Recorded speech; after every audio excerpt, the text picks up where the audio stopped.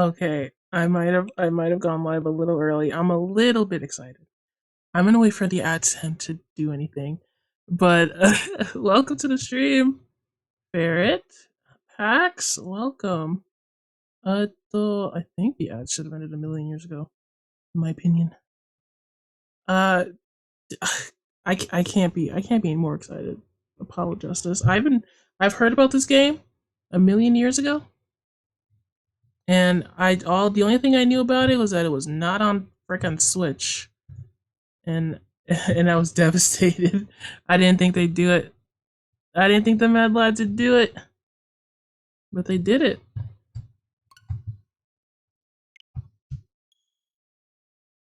I pre-ordered it and everything. I was ready.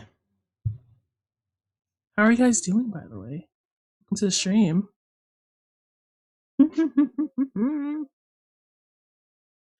Like, health warning. What? I that's the. I'm sorry. What? Okay, it's an autosave feature. Okay, when that is on screen, don't turn it off. Okay. Oh, the classic print sound. It has that. That's crazy. Click the view button to read our privacy policy. No thanks. An Apollo a day apparently brings more doctors to you. The music is so good already. Oh my god. Apollo is so cool. Let me know how the audio is. If it's too loud, if it's too quiet. Let's go with screen flashes. I mean, thank you for giving me the option, but I'm already used to it. Text skip. I would like to skip text if I can. Let's go with hi. Wait time for what? Hide UI mode.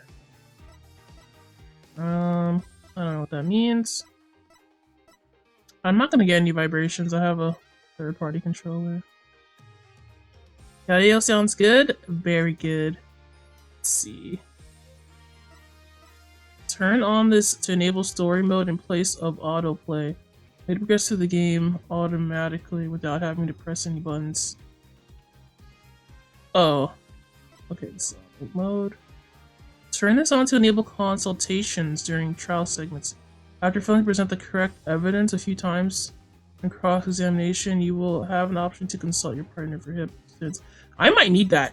Let's be so for real. I will probably need that, so that's good that's on. Let's game selection and museum. Oh, Phoenix looks so good in this.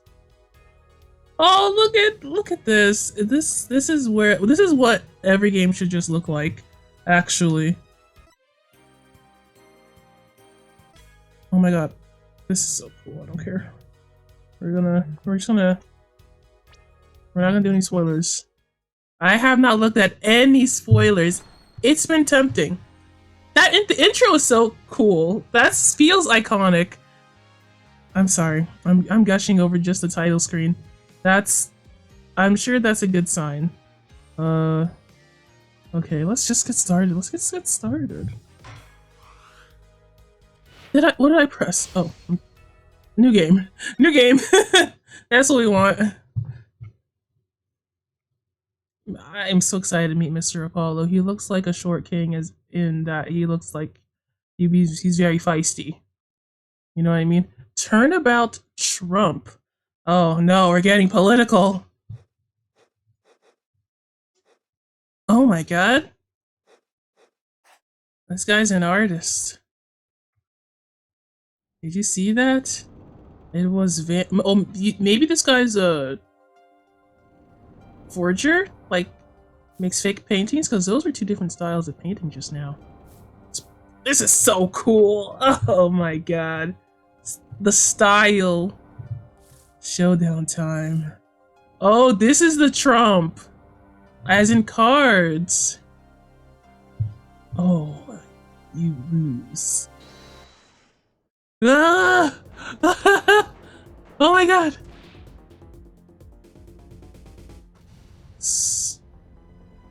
Oh my god. A loser went and killed somebody.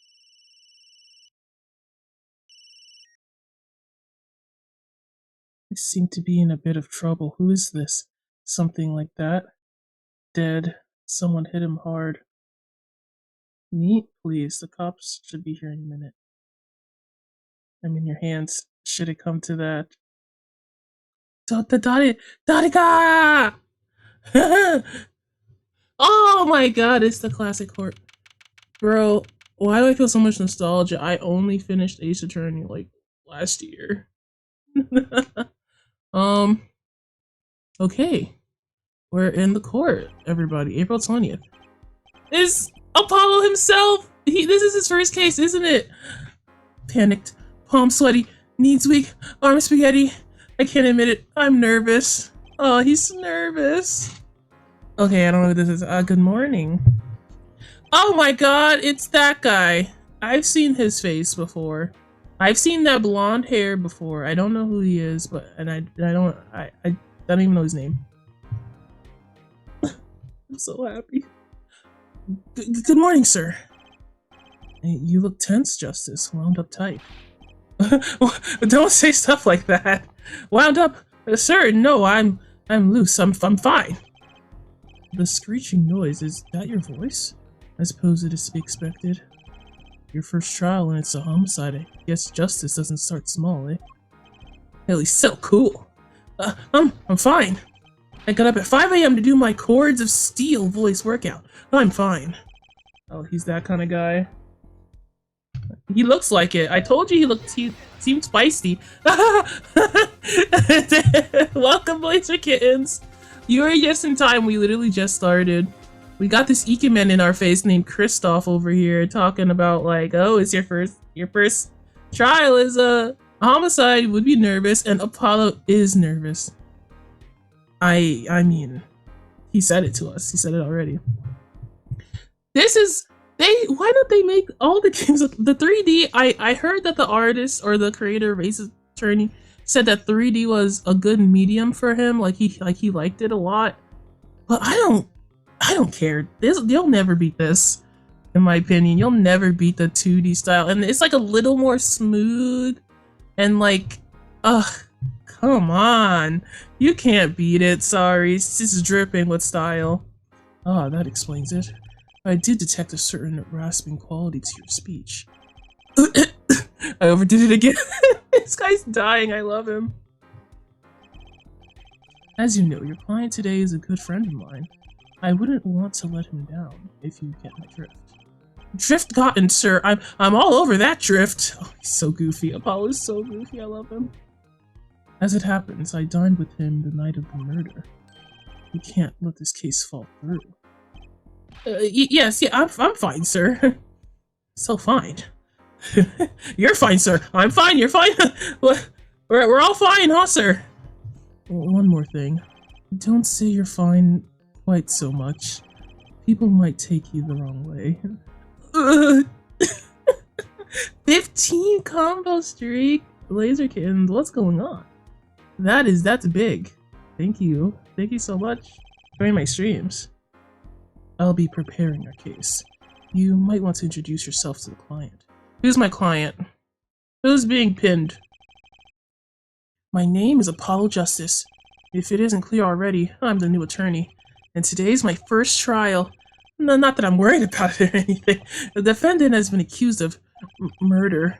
My boss wants to help him out, of course. And so do I. I mean, there's no way he did it. Not him. No way. No way. Wow, Phoenix! Mr. Phoenix! Neo Eva, welcome to the stream. Thank you for coming in. And thank you for the follow. I hope you're here for a romping good time, because I am. Jesus, Phoenix, what happened? I've seen this Phoenix a lot, but I literally don't know anything about him. I just know that he's hot now. and a lot more laid back. What happened, Phoenix? Why are you like this? Whoa. Good morning. I never got a voice since we were Phoenix before. I've never like given him a voice before. He's cool now though. Good morning. It's all up to you today. First trial. Nervous. Meeting him. Cardiac arrest. Girl, we are the same. Like, is Phoenix now a DJ? Bro, I don't know. He's like got the Parappa the Rapper hat on and stuff. I don't know, but I love it. It's a good look for you, Phoenix. It's pretty good. I think I'm supposed to say something. The hell? So you're fine? I'm fine. Everyone's fine. You're fine. I'm fine. Mr. Fine, is it? Did I remember you? I did remember you having an odd name. Well, we're off to a great start. Are you sure you're okay? I mean, with me. At this point in the story, I guess Mr. Phoenix Wright is like a really well-known attorney, having lost no cases thanks to me. You know how it is. Mr. Gavin is a top-notch defense attorney, and he's your friend. So why? You'll see. You can do it. Be confident. I'm really sorry this happened to you. It's time, shall we? Yes, sir. Phoenix never looked so cool in his entire life. I swear. Okay, I need to focus. First trial. Here comes justice! My little man! My little man I know nothing about, except that I love him. Oh, look at him. Not Mr. Payne. Is that Payne with like a little more hair on his head? The court is now in session.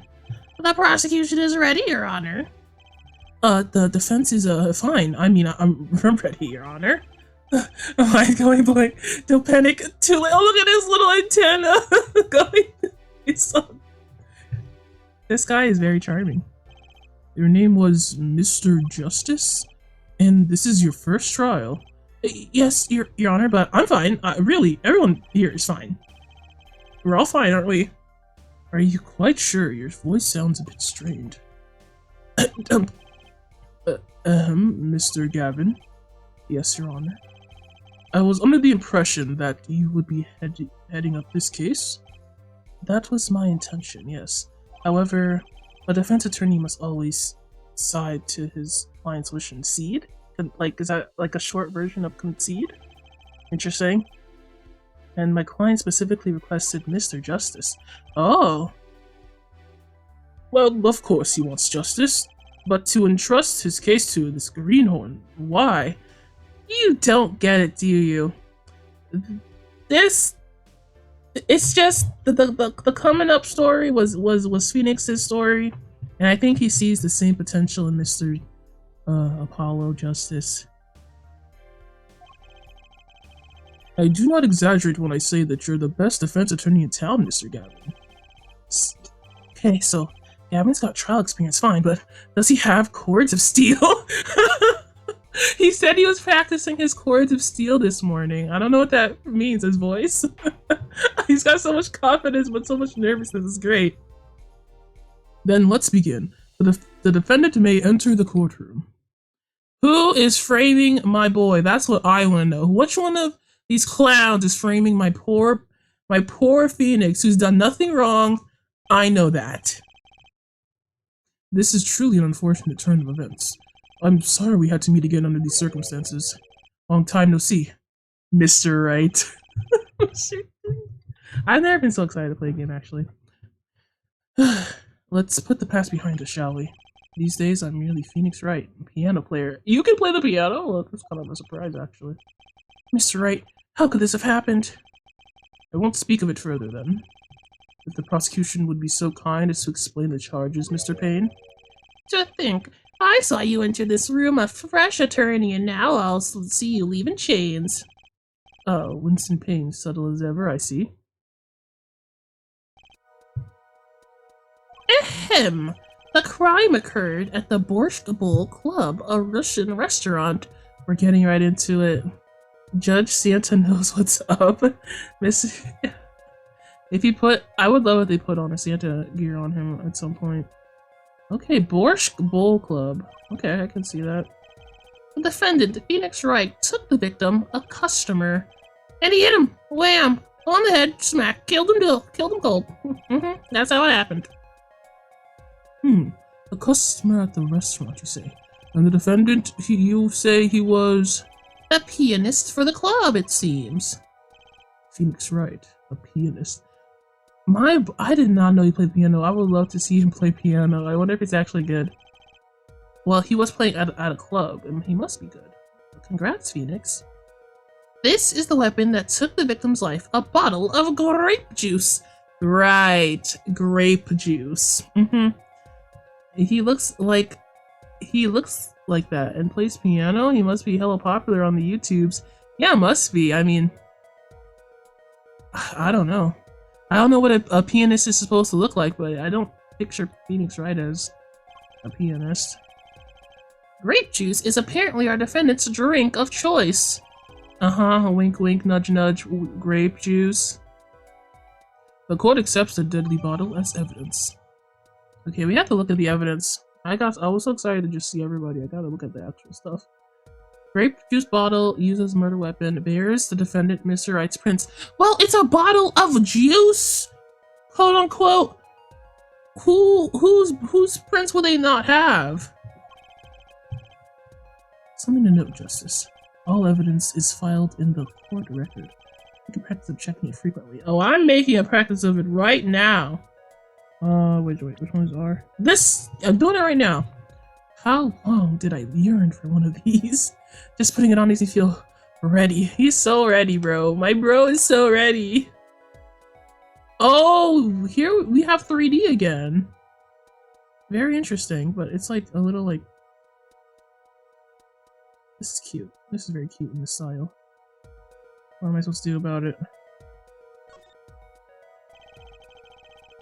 There's a number inscribed on the back of the badge. There are many numbers like this, but this one's mine. Proof that I'm an attorney. Oh, he's so proud of himself. To tell the truth, I get a happy feeling inside just looking at it. He's like the complete opposite of a Phoenix who just stumbled his way into being an attorney, honestly. Smith's autopsy report. The time of death was around 2 a.m. April 17th. Death caused by a single blow to the forehead. Okay.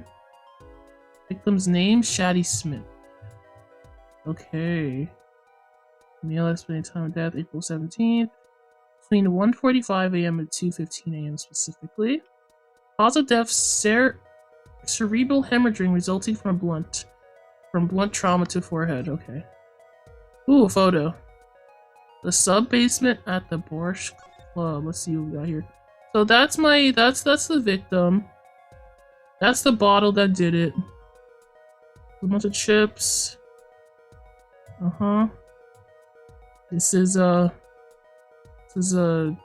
pretty bad scene, eh?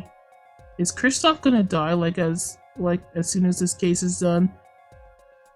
If Ace Attorney has a pattern, I mean, hopefully not. They always have like this super cool, a mentor on your side that always dies. I don't know. It's only happened twice in both the games we played. The Great Ace, but I hope that's not the case here. You know, he's too. I thought Mia had too good of a design to die, but I was wrong. Okay. The court record. Right, I've heard of that. What do you mean you've heard of that? Don't you study law? Use R to look at the evidence so far. I'm confident you're in the real ability to handle this. Right, use R. Sounds like it's time for some hands-on action. So the victim was a customer at this restaurant. But just who was this Shady Smith fellow? We believe he was a traveler, Your Honor. A traveler? On a forlorn journey? According to his passport, he had been out of the country for a number of years. He had only returned to this country recently through his place of residence is unclear. Oh, that was said. Okay. And he has some sort of connection with the defendant? That too is unclear at present, Your Honor. We believe they first met at the Borscht Bowl Club on the night of the crime. If they had only just met, then why murder? Perhaps the victim slighted the defendant's piano playing. No way! Not Phoenix's legendary piano playing that we all know that he does. That doesn't appear to have been the case. No, the motive had nothing to do with the defendant's lack of playing skill. At least not piano playing. I'll let this photo explain what I mean. As we can see, a game of poker was in progress at the scene of the crime. Wait a second. Isn't poker gambling? That's a crime in and of itself. Oh no, Phoenix, I can't defend you on that one. Indeed, it appears our defendant has fallen to become the basest sort of criminal. It is true that the defendant was engaged in a game of poker with the victim, yet it was only that game, a game in the purest sense, a competition, Your Honor. A competition? Yes, a test of wits, a silent clash of passions. Only the cards, their backs are wreathed in blue flame, know its final outcome. Come again? The cards on the table had blue backs, Your Honor. I believe the defense was waxing poetic in an attempt to mystify those present and impress women. Yeah, I don't think he has trouble with that.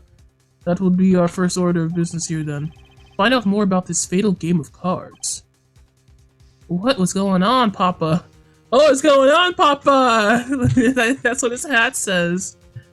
If I had a nickel for every time my cool mentor died right after my case, I would have 2 nickels. It's not a lot, but it's weird that it happened twice. Yeah, that's exactly how I feel. Could it happen a 3rd time? Very well, defendant.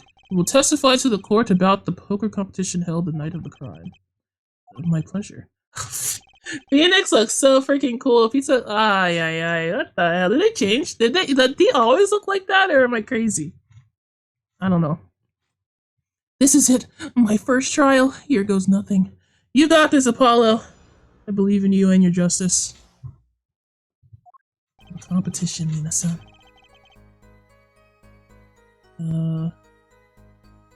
I am a pianist by trade, yet I can hardly play at all. My real job is to take on interested customers over at the poker table. The room where we play and all the competition in there are the club's main attractions. The rules are simple. Play a game of poker using 2 decks of cards. That is all. A game. And customers are happy. Alright. Not the gamba. A pianist who can't play piano. Better than a defense attorney who can't defend. Very well. The defense may begin its cross-examination. Right, Your Honor. My first cross-examination. Don't blow it. Are you alright? You're sweating bullets. Bullets? Where? It's a figure of speech, Justice. Your voice sounds strained and raspy, too. My brain feels strained and raspy, sir. You've watched me perform cross-examinations many times, though you've never done one yourself, have you? Care for a refresher? What to do? Practice again for a refresher course on cross-examination? No thank you. I know what the hell I'm doing.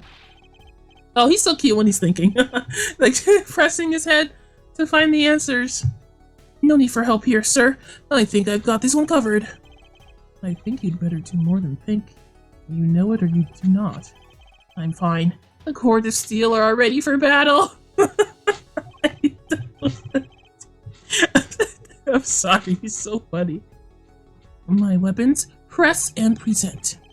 Girl, they're giving me the tutorial anyway. Wow. Find any inconsistencies, any lies in the testimony, reveal them to the court. That is cross-examination. Learn it and know it and do it. Inconsistencies, lies. Phoenix, right? He would never lie. He's just because he's a gambling addict and a grape juice drinker, doesn't mean he's lying. As if Phoenix Wright would never lie, and it's up to me to prove it. The defense may begin the cross-examination. You can tell me now.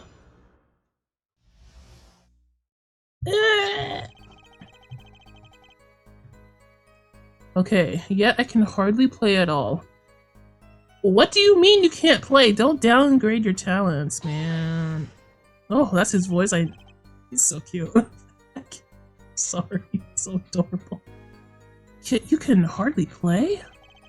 Oh, I play sometimes when customers demand it. So I play them one song, that's usually all they want. Oh, was that supposed to be a boast just now? The title of penis is just a mask, or respectable face I wear for the world at large. Girl, well, shut up. I swear, Phoenix. Then why were you really at the Borscht Bowl Club? My real job is to take interested customers over at the poker table. Okay. Tell me more. I'm supposed to find lies. They pay you just to play poker? That would seem to be the case. I am a professional after all. Ah, do I detect pride in that statement? It's hard. It's just hard for an honest, hard-working member of society like me to imagine. Yeah, your imagination was always a little bit limited, Winston. Yeah, get him. What? I played poker for 7 years in that little town. 7 years?! Phoenix, what the hell are you talking about? You played poker for 7 years? I feel like that's longer than your freaking... Yeah, your freaking attorneying days. Phoenix hit his second puberty, the one where you get at middle age with a great luck unlocks even more hotness. I see. That makes a lot of sense to me somehow. He invoked second puberty. And we've seen Phoenix when he was much younger and like super innocent baby time, little cheeks and everything. We've seen him when he was like the sarcastic attorney.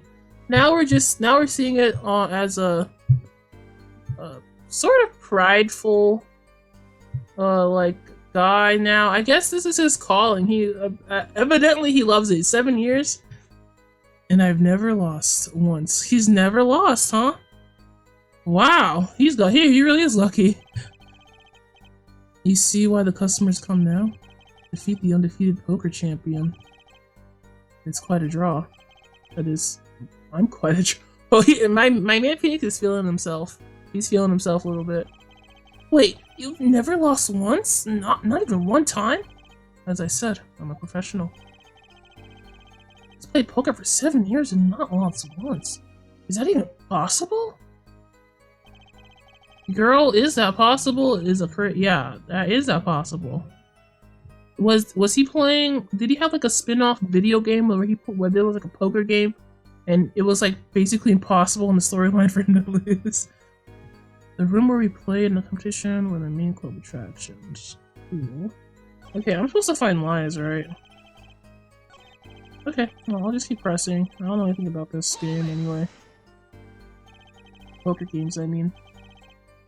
The room in the crime scene photo is an attraction? There's quite a history, actually. The Borscht Bowl Club used to be a gathering spot for black market type back in the day. Black market? That doesn't sound very justice. Well, in the past, things like the black market are only on silver screens nowadays. Suffice to say, there were a lot of deals being made under the table.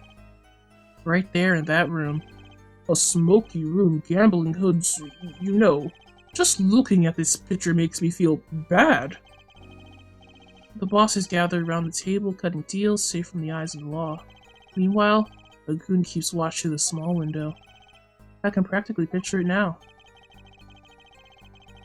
That window does look like it could be good for keeping a lookout for little else. The room had a few other tricks to it, though it was common knowledge to our regulars. At any rate, they come to play poker in a room steeped in history. Despite the dark past, it was all just good, clean fun. Yeah, sure it was. Yeah, okay. Phoenix, you know that sounds stupid to celebrate. Phoenix Wright Poker Champ, get it today on Steam. Bro, what has he been doing? He's been not gambling, not drinking, not piano playing. You know, Phoenix, why are you so obtuse? But he has been playing poker. Over the over the freaking, I forgot the phrase. He's been doing it very legally, that's what I'm trying to say. Rules are simply play game using 2 decks of cards. Let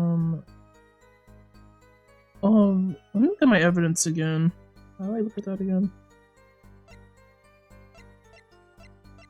That's all I have.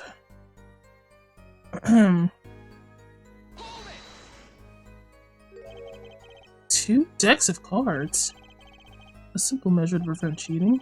If you alternate 2 decks, no one can slip in cards. There's something else I noticed. In addition to cards on the table, there are some lying scattered on the floor. Precisely.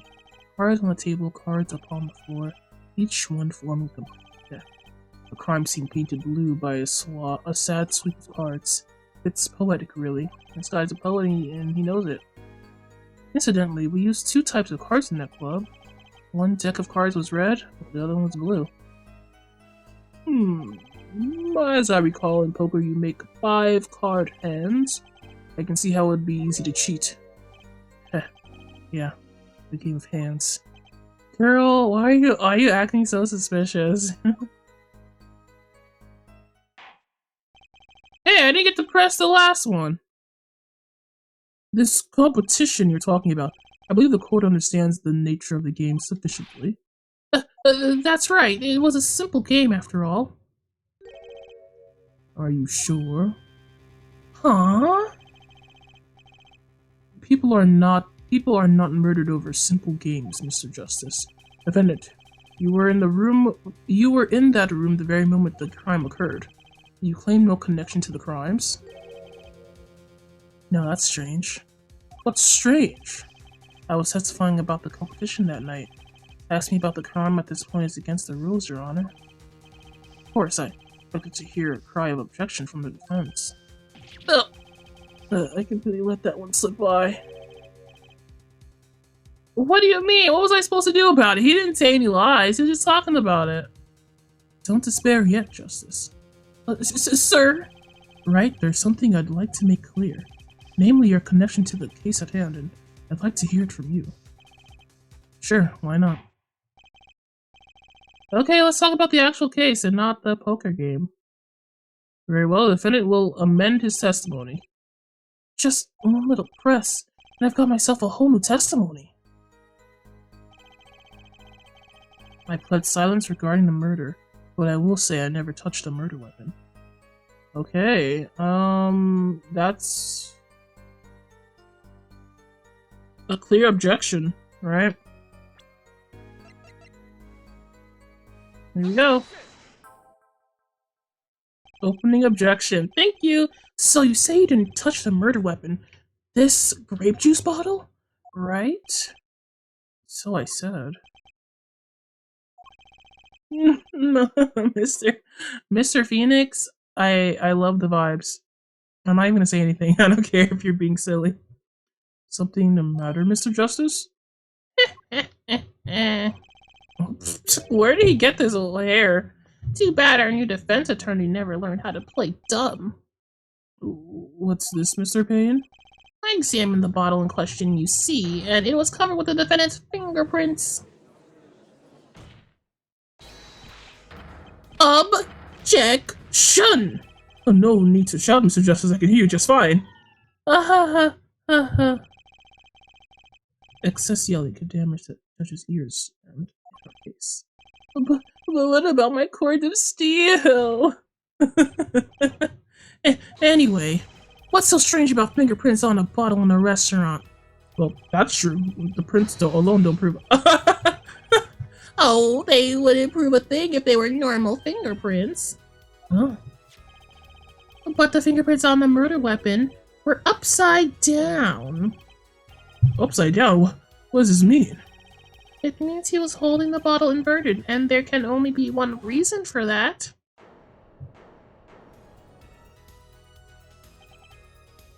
Yes. His like little smug face. Yes, to the brain, to brain some with the bottle. What? Oh my god, Apollo's face. Mr. Gavin, I think things just took a turn for the worst. Oh? don't see a problem, Justice. Huh? Only thing that matters is the truth. There's a good reason for everything. You'll see. Defendant, can you explain your fingerprints on the bottle to the court? I stand by my plea of silence regarding the murder. For now. Not very cooperative, are you? This could hurt your case. I'm sure he's uncooperative because he's hiding something. There must be some reason. Your Honor, you seem to have forgotten something. And what might that be, Mr. Gavin? On the night of the crime, who was it who reported the murder to the police? Reported? Well, that would be the defendant, Mr. Wright, but still, that... Oh, really? I didn't know anything about this case, actually. I just got here. Yes, well, according to the case file, the murder was reported from near the scene by a call from the defendant's cell phone. Near the scene? Let's take a look at the diagram of the murder scene, shall we? Oh! Nice diagram. The victim was murdered in a small room in the basement 2 floors down from the ground level. Of course, cell phones can't get reception so far down. The defendant used the stairs in the hallway to go to above ground. The call came from the first floor of the restaurant. I see. And this is the phone that made the call. Let's go. The defendant could have just fled the scene of the crime if he so chose. Yet he fulfilled his duty as a citizen and reported it to the authorities. And you claim he is being uncooperative? Nice save, Mr. Gavin. Better not waste this. Hope I don't freaking waste it. I think the prosecution has toyed with our client enough for the time being. Toyed? I assure you no one is more serious about... What was it you said? The defendant was in the room the very moment the crime occurred. How can you possibly know this? That's a good question. How indeed? The answer is simple, Your Honor. The prosecution has decisive witness. You're as good as they say you are. So someone else is in the room the night of the crime. And that must mean they witnessed the crime. His name is Christoph Gavin, or Gavin Christoph. Which one is it? Everything up till now has been a warm-up, Justice. Are you ready? Those are both names. Those are both his first names. Very well. The prosecution may call the first witness to the stand. Yay! First witness! Oh! Oh, little baby. I'm sorry. I'm just very excited to just get straight into the case. In the previous game, the Great Ace Attorney, it was a lot of meandering. The witness will state her name and profession. Hold on just a moment. Where's the witness? I can't see her. Why? Is he playing games? She's right there. I surmise that she has been frightened by a defense's demonic-looking horns. Those are clearly little bubble cameras. Shut up. So I used a little hair gel. Relax, people. Have no fear. If any horns point in your direction, the court will cut them off. You're sure? She must be Russian. She's wearing a hat. I'm sure that's what they want to imply here. I swear on my gavel, please come out. Isn't violence against hair crime, Your Honor?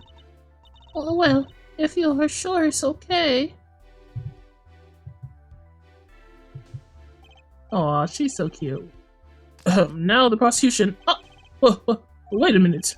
Would the prosecution care to explain the witness's, paraphernalia? Yes. She's a professional, Your Honor. Those are merely the tools of her trade. And that would be?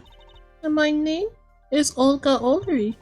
I am employed as waitress in Borscht Bowl Club Restaurant. Then why the camera? Of course, it is my pride to serve borscht. That is naming restaurant. But I also perform, how is said, other service. I take it as one of other service is taking customers' pictures. Like for example, this one. Oh, thank you for. Oh wow, a person who takes pictures. Yeah, keep them coming. Let's take a look at this. Wow, that is a very themed restaurant indeed.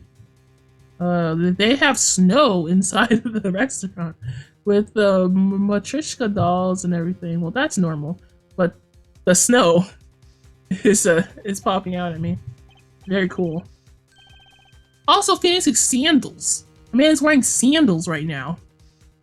That's the defendant? Indeed, on the night of the murder, man in white is one who has gone kaput. Indeed, that is the victim. Oh man, Phoenix, what'd you do? Play a game with this guy? Probably. Order, order! This is quite a piece of evidence to casually drop into our laps. It is same way as I drop cold bowls of borscht on lap of customers, casually. Then the court will casually accept this new evidence. We have to look at that. We have to look at his... We have to, like... Look at Mr. Phoenix's slides, everybody. That is... I mean, what are those? What?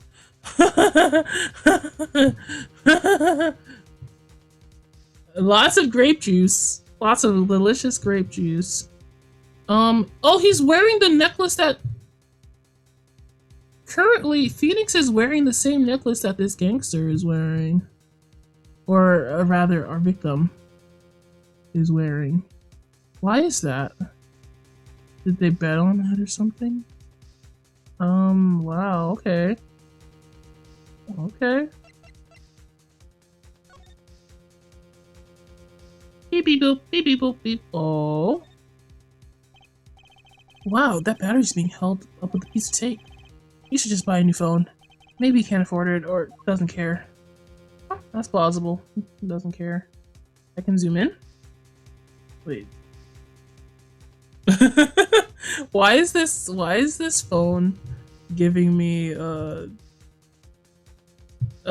bombastic side eye energy like the Rock?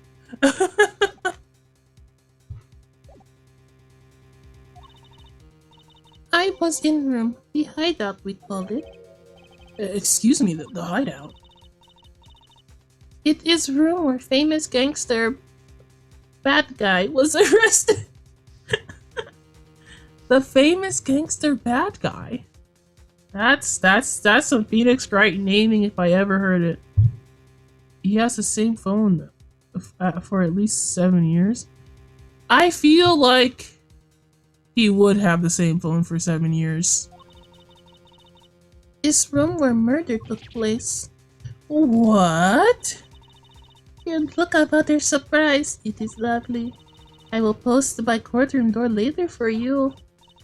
The photos will be numbered, and you will write which ones you want copy of. So there were 3 people in the room at the time of the crime. The victim, Shotty Smith, and Mr. Wright, and Olga Olery, our witness. Oh, Olga. You're my only... You're not only my witness, but my only suspect.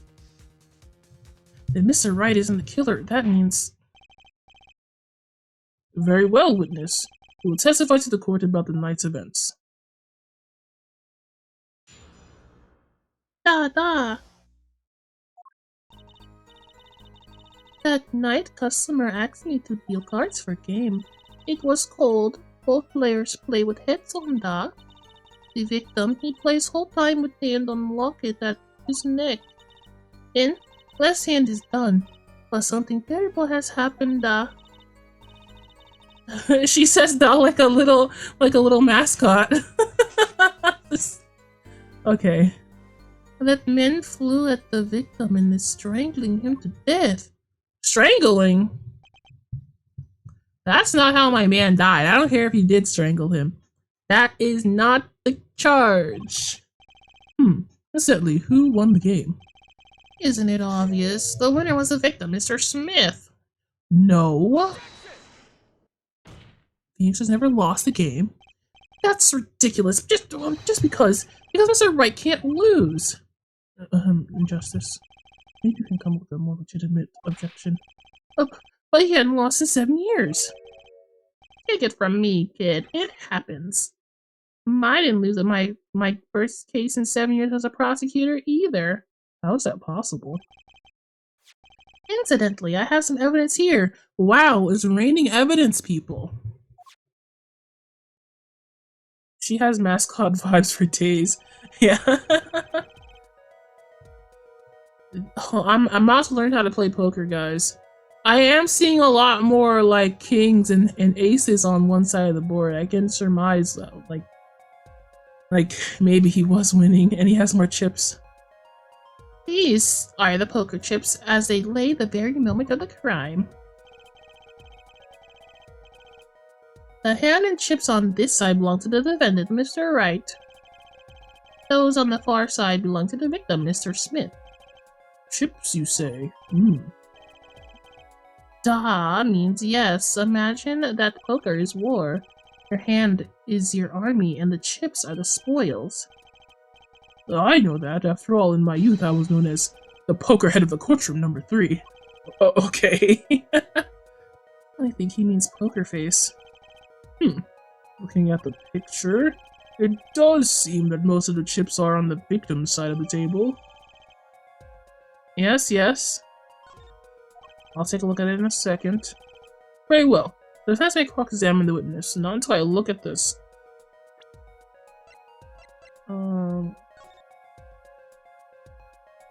Let's see what else we got here. Yeah, so it's just cards, chips. I don't know anything about poker, so I don't really know what's going on, but I do know big number chips on one side, little number chips on the other side. Maybe the type of playing cards they're playing matters. I don't know. We're also using the blue deck. You need to remember that, I feel. Oh, shoot! I was looking for that, actually. Wait. There. Oh, there we go. Boss at Gavin Law Office is a first-rate defense attorney and my trusted mentor. Doesn't he feel like a prosecutor? He feels like has prosecution energy. Pianist at Borscht Bowl Club, formerly the ace defense attorney of some renown. Just a little renown. The victim in the case, a traveler only recently back in country. Prosecution. For all his experience, he lacks certain presence. The witness in the case, a Russian waitress at the Borscht Bowl Club. Okay, let's go. Let's hear it. Payne lost this first case ever after 7 years of winning. Then one day, a rookie defeated him, and he never won again. The rookie was none other than Phoenix Wright. Thank you for touting our great ace attorney, Mr. Phoenix Wright. Hey, that fateful night. Okay, we have the press. Let's see. The only thing I know to press her on, or to object her on, was the strangling, because that's not how he died. And but I want to get more information about this case on the press anyway. You were dealing cards. Do you do this often? I am doing this. If customer wishes it, I serve anything. Borscht, cards, more borscht. It is my work. It's good to hear of a place that hasn't forgotten the meaning of service. Welcome to Borscht Bowl Club, where borscht is as warm as the waitress. Thank you for not handing out flyers during the cross-examination. Okay. Both players play with hats on? Okay. I don't remember her saying that, but... It's already April, how could it be cold? At the Borscht Club, we have pride in authentic Russian restaurant theme. Outside is the city in spring, but inside it is always as cold as Mother Russia. No way am I going there. Okay, we found out Apollo hates the cold. This is very important information. When it comes to hot borscht, cold is best seasoning, da. The victim he plays the whole time with... Okay, walk it in on his hand. Okay. I'm gonna pre-press him because I like to. I just want to hang out with these guys a little longer. I believe it was good luck charm, da. He gripped it many times as he played that night. I guess it must have felt it was a as though it might carry him to the moon and the stars. Though if it were small enough to fit around his neck, it wouldn't have much lift. The defense would like the clarification. This locket we're talking about? I mean, a pendant with a picture in it, right? Not a rocket? Of course, I knew that. It was probably a pendant shaped like a rocket. That's why it was called that. No, a locket is a locket. It doesn't. Why did that interaction feel like one of the memes that people would put on the internet? Like water is not wet like that one. Why did it feel like that? I don't know. That's pretty funny. Considered bad form to poke fun at the hard of hearing in our society. Hard of hearing or hard of understanding? So what happened next? Then, last hand is done, but something terrible has happened, Yeah, something terrible. How terrible? Something terrible? The defense will refrain from needless shouting. Sorry. I need to seriously reconsider this vocal training thing. He got vocal training for this? That's so real. You're so real for that. Now, Miss Early, can you tell us what happened? Oh, I was so frightened. I tremble with fear.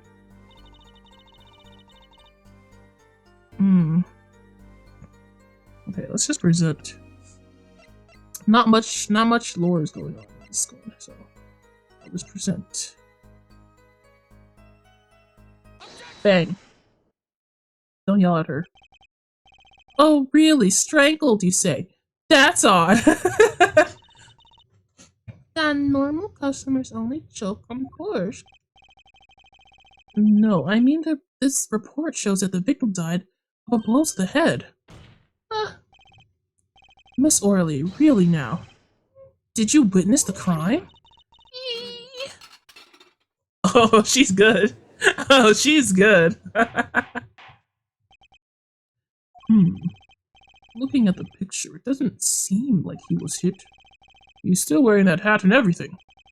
Yet it is fact that he was hit, Your Honor. Oh. Here's a photo we took of the victim with his hat off during our investigation. Yeah, not quite the Avatar, is he? Well, this is quite shocking, isn't it? This head certainly was hit. And his locket is gone. Oh my god, they stole it from my mans. But I have seen it happen. The defendant, he lunged at the victim, his neck. Oh, really? Miss O'Reilly? Oh, I just finally figured out what her name is supposed to be. Oh, really, Miss O'Reilly? I think I've caught you in your own lie this time. Bang, bang, bang, bang, bang. Apollo's so happy. Yeah, that locket is gone. That's so crazy. Justice, I admire your enthusiasm, but perhaps you should think this through once more. What do you mean? I found a contradiction. I did it. I won. There's one thing in her testimony that troubles me. Oh god, was I paying attention good enough? I don't think so. Very well. It seems we should continue the cross-examination.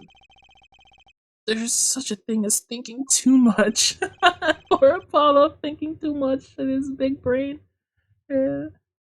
This horse is dead. Let's stop beating it. There's such a thing as thinking out loud too much, too. Okay. What else is troubling us?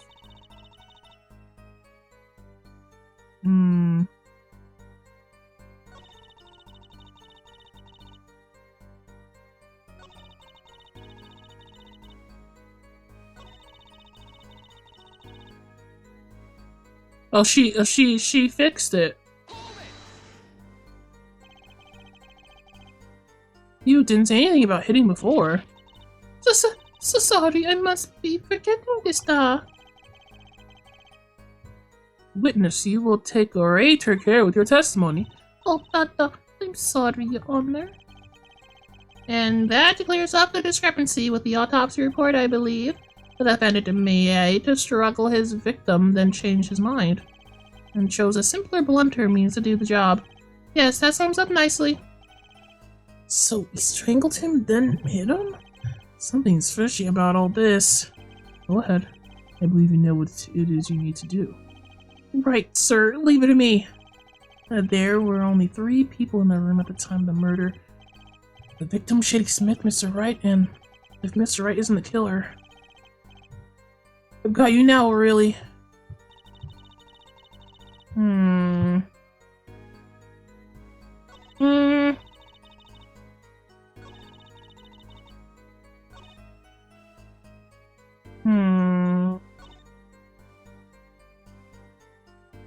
Okay. This is the point where I show the picture of the man dead without the locket. Okay. You know, there was one curious part in her testimony, just like Mr. Gavin said. But what does it mean? Mr. Justice, would you care to explain what you're thinking so intensely about? Recall the testimony, Your Honor. The victim played with his hand on the locket on his neck, I believe she said. I hope you aren't about to raise objection about the witness's grammar. No, but look at this photograph. You see a locket on this victim's neck? Well done, Justice. I'm impressed. I need to be able to handle this. But what does it mean? I just objected to it. I don't know what it actually means. If we are to believe this witness's testimony as is, the locket disappeared following the victim's death. Lockets don't just disappear, Your Honor. It's quite simple when you think about it. If the locket is gone, someone must have taken it off, no? Taken it off? Wait, you don't mean... The defendant wasn't strangling the victim at all. He was taking off his locket. Wouldn't that explain it? Oh. Okay.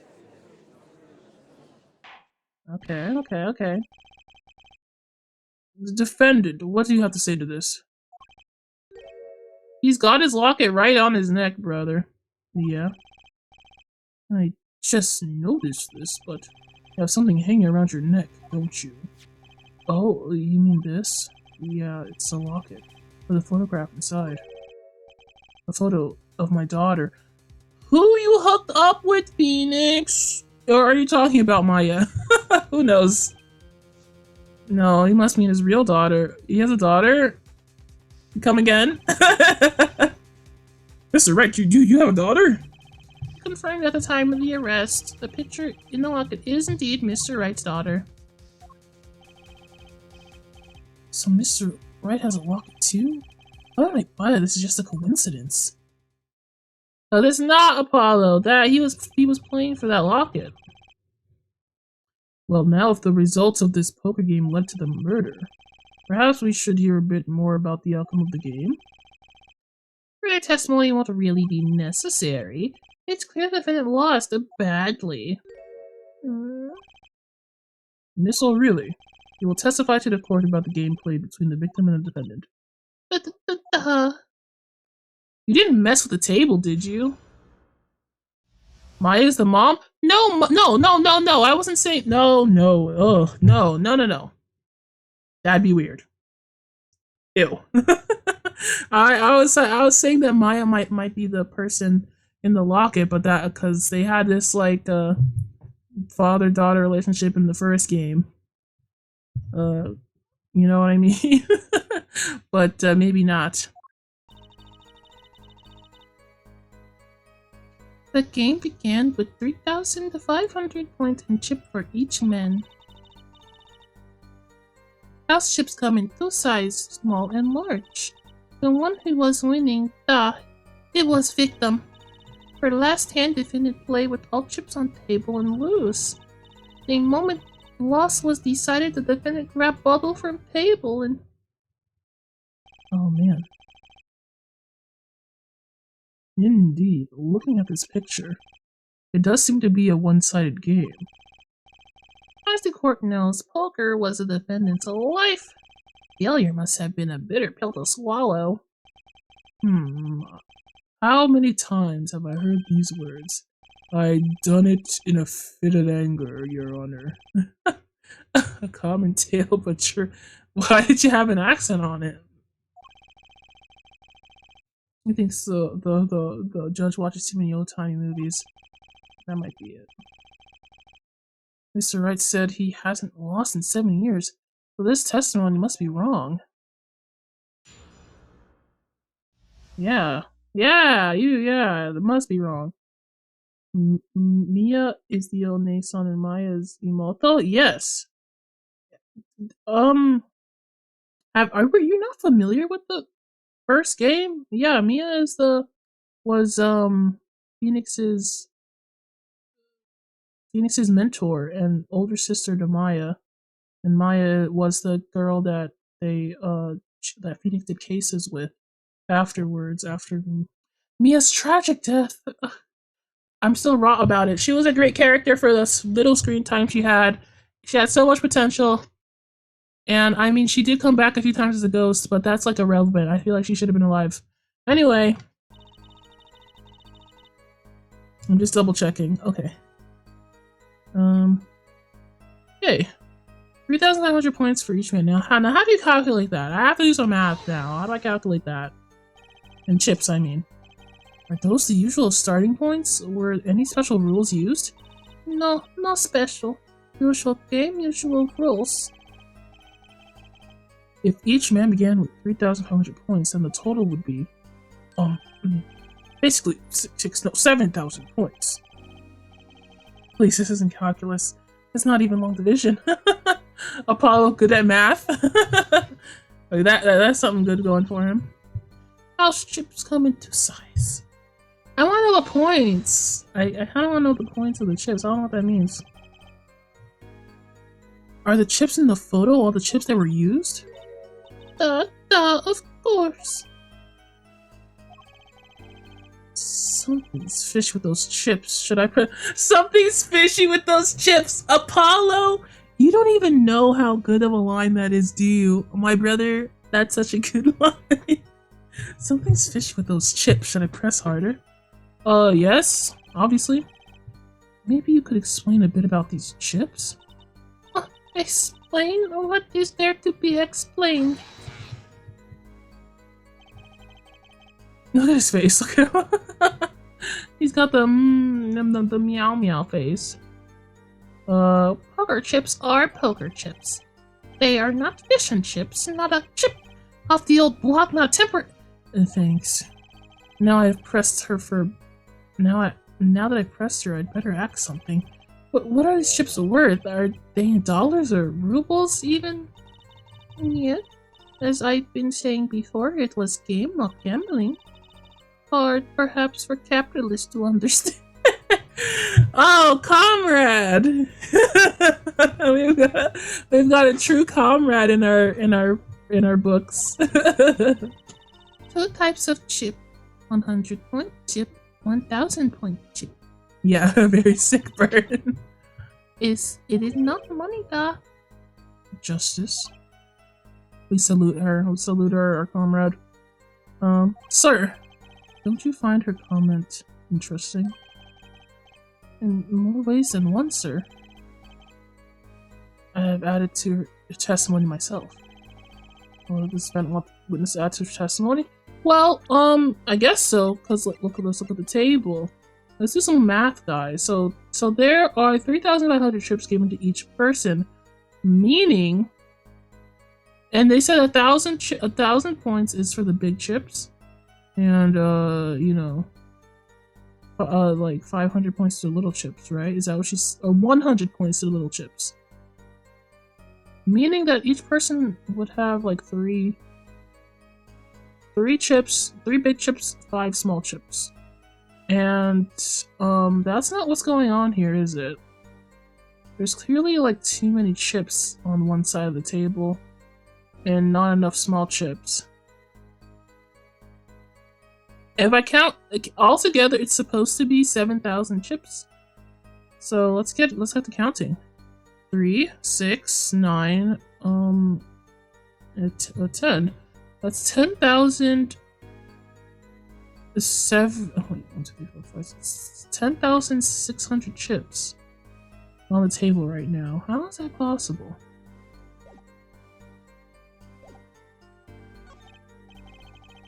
Yes, I do think this deserves further scrutiny. Add it to the testimony. Wish I knew where I was going with this. Very well witness, if you would be so kind. Your Honor. I'm trying to know.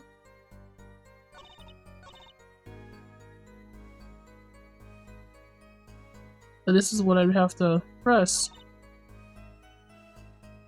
I'll press her on this, but I'll also put some evidence on the first thing.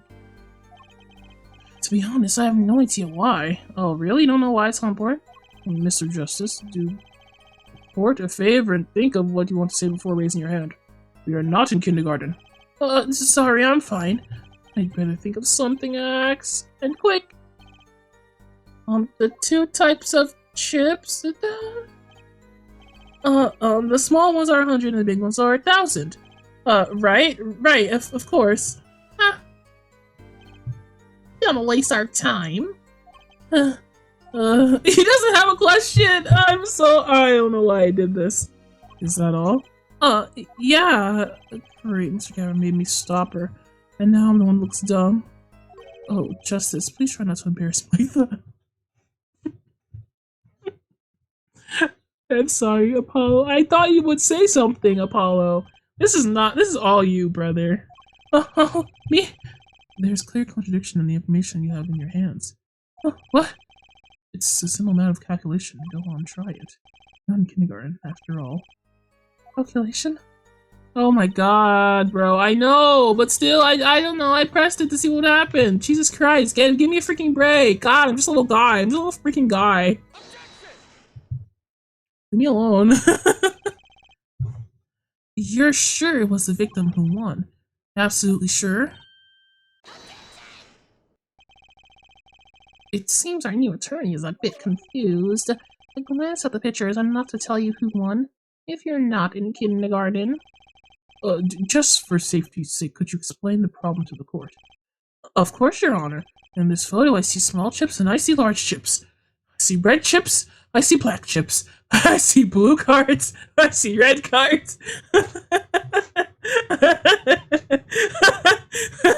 I'm sorry, it's so funny to me. Tell me, which were worth 1,000 points? Why, the big ones, of course. Duh. Or so, I thought so. But then the totals don't add up. The totals? Let's review what the witness told us. Each man started with 3,500 points in chips, and the combined total value of the chips was 7,000 points. Yes, if my calculations are correct, let's see, 3 plus 1 carry 5. They are, Your Honor. Now, look at this photo, and it allegedly shows all the chips. The big chips are worth 1,000 points, the small chips are worth 100. And you add them all up. How much is it? Do it yourself, you're only in kindergarten, aren't you? Oh boy, we love math, and 10,600 points, the chips don't add up. It clearly contradicts the witness's testimony. You tell him, Apollo. You tell him, little suit wearing little. How could this be? Exactly, Justice. You know the what, you must determine the why. Correct, there's only one possible way to explain the contradiction. Starting points were wrong, chip count was wrong, both were right. This, ooh, what are you talking about? Starting points were wrong, chip count was wrong. Both are right. Girl, I hate when they say this to me. Can't have been right. Something had to be wrong.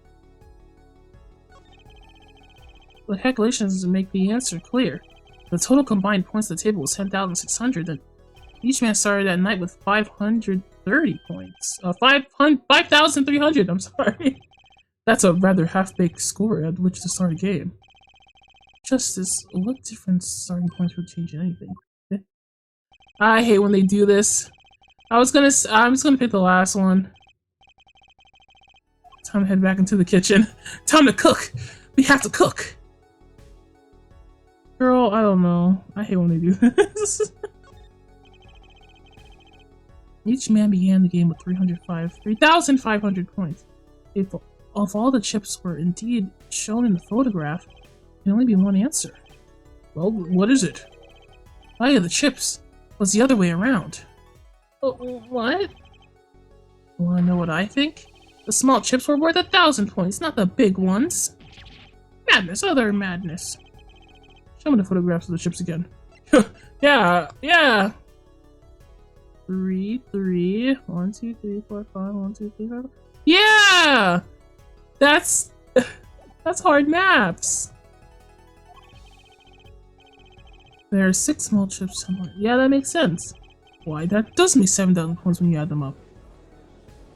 Man, Apollo's great at math. I would not notice that. Excellent work, Justice. It's almost as though you figured it out by yourself.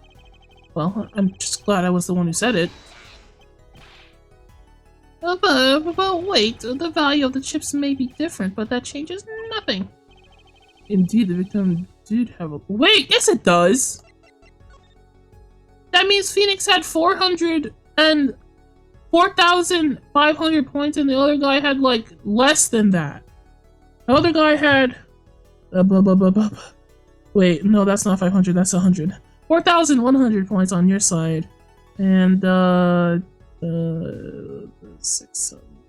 290 on the other side.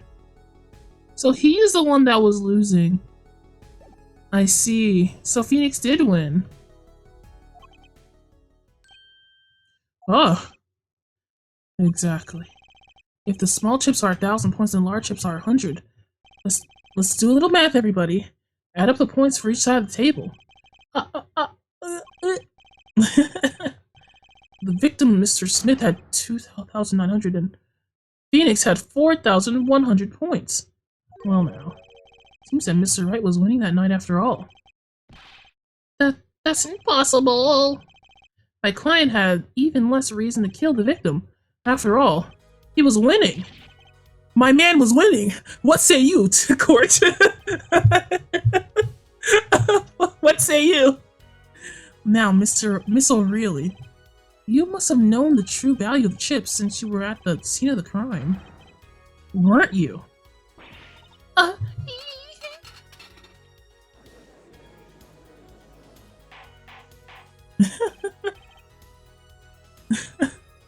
Order, order.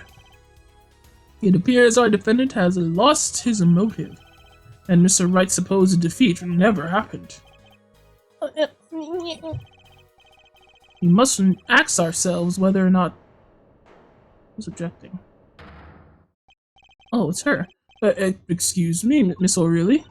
I did not want to be saying this, but actually, you see, See what, Miss O'Reilly? What do we see? in the last hand, there was cheat. Oh my goodness.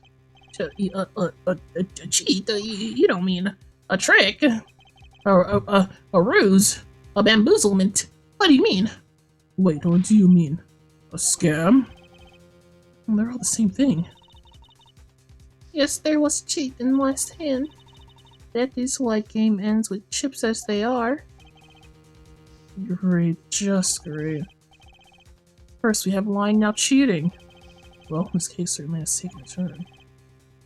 For the interesting. I agree. Although I don't know what this means. I already assumed there was cheating.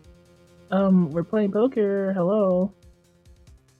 Witness, you will please testify to the court. Tell us about this cheating in the final hand.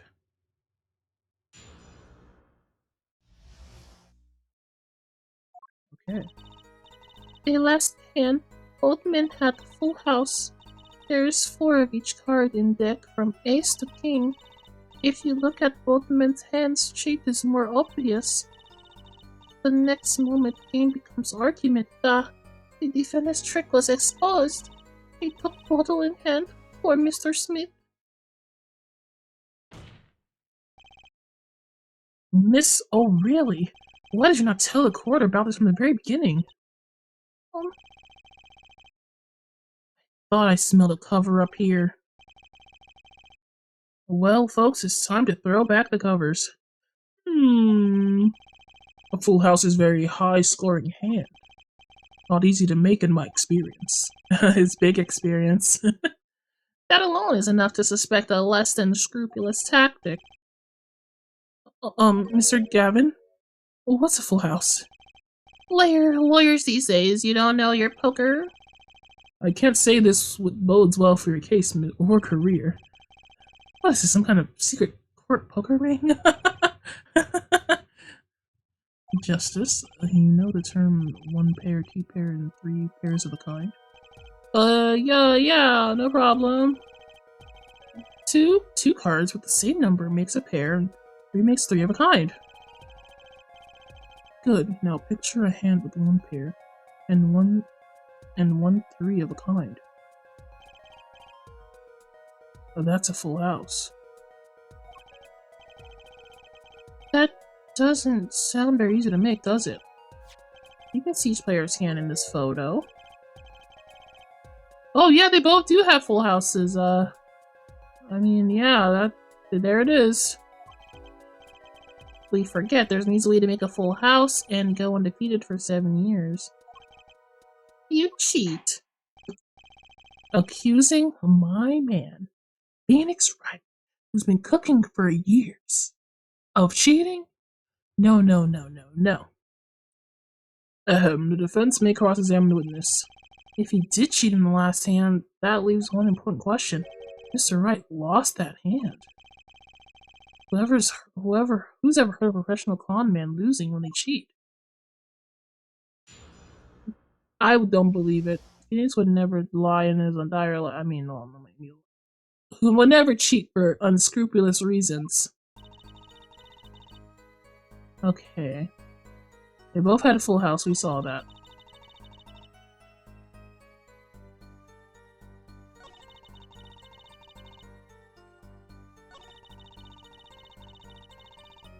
Okay, explain it anyway. How was it clear? Well, the defendant, he played a fifth ace. A fifth ace? I still remember both hands very well. Mr. Smith's hand has 3 aces, and Mr. Wright has 2. Obviously, cheating was a footer, perhaps I should say a hand. Your Honor, perhaps this can be added to the testimony without Mr. Payne's joke. Very well. The witness will add this detail to her testimony, please. Okay, I got it. Mr. Smith's hand has 3 aces and Mr. Wright has 2. It's 5 in all. No? That's not true. They both have 2. It appears the witness is mistaken. Mistaken, but my name. Look at this piece of evidence. It clearly contradicts what you said in your testimony. That's the photo of the chips, is it not? Justice, perhaps you ought to explain your point in a way that the judge can comprehend. In other words, use your finger to point out your point. Yes, please point out the contradiction in this photo. What particular point does it contradict the testimony?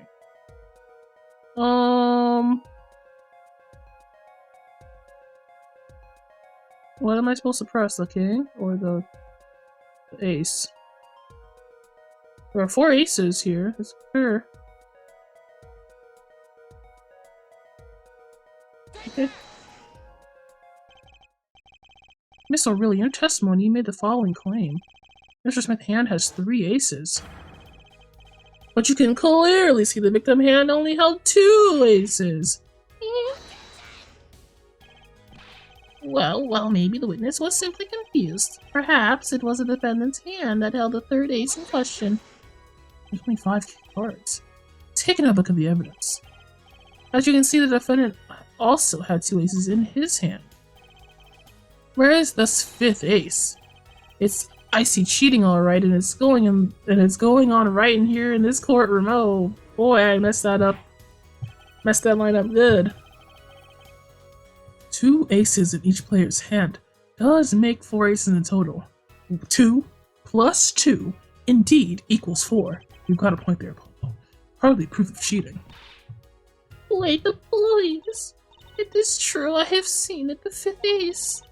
There was cheating, I swear to you. That's odd. She must be lying, yet she's the most sincere I've seen her all day. You're right to trust your instincts. Mr. Gavin! Who knows what lies in store for us in this trial ahead? Your Honor, if I may, I have a suggestion. Well, what might that be, Mr. Gavin?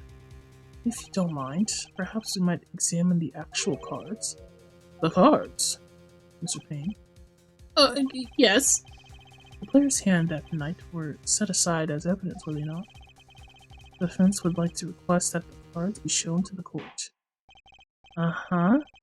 It must be, one of the aces must be from the red deck, because they were playing from the blue deck. That's the only way another ace would get in there. Very well, the prosecution will submit this evidence. Which will you examine? The victim's cards or the defendant's cards? If these cards don't prove cheating was going on, nothing will. Which one of these hands is more suspicious? The victim's hand, please. It was the victim's hand that changed over the course of the witness testimony. The defense requests time to examine Mr. Smith's cards. Very well, Mr. Payne, if you would. Very well. Okay. Well, time's a wasting. Get to it, Justice. Yes, sir. Let's take a freaking look. When examining evidence, be sure to view it from all sides and angles. Try using R to turn every which way, and X and Y to zoom in and out. Keep a better perspective on the case. Okay, let's do it. I knew it! Whoa, wait a second, this changes. They're all red cards. Whoa! They're all red cards except for the blue card. That's not what I expected. Oh, wow. Okay, sorry. Sorry. The card backs are all red. For some reason I thought that they were using the blue cards in that final hand. Didn't you, Mr. Gavin? Oh, which was it now? That's all. That's it. That's all I got. This is the blue one. What? Your Honor, look at this. Look at the victim's cards. The back is a different color. That's impossible. But I put that card in right hand. Oh. What was that, Miss O'Reilly? He said that I have... Your Honor. Mr. Gavin, yes? Tell me, what is the easiest way to cheat at poker? To cheat? I'll tell you. One really needs a friend. A comrade, shall we say. Oh, shoot. She's the comrade. The dealer. Oh. Wait, so you mean... This witness, Miss O'Reilly? She's the cheater. A professional, I'd wager.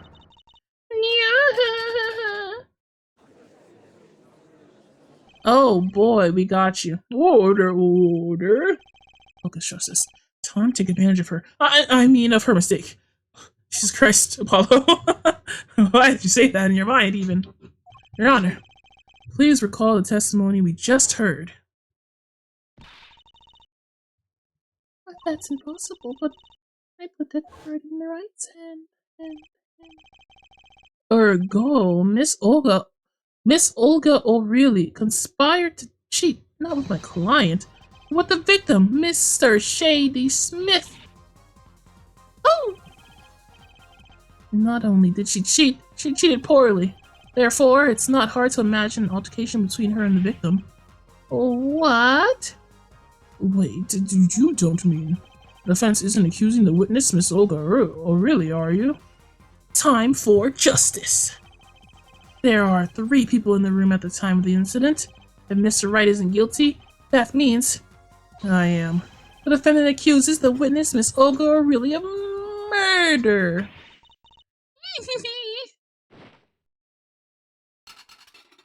Oh.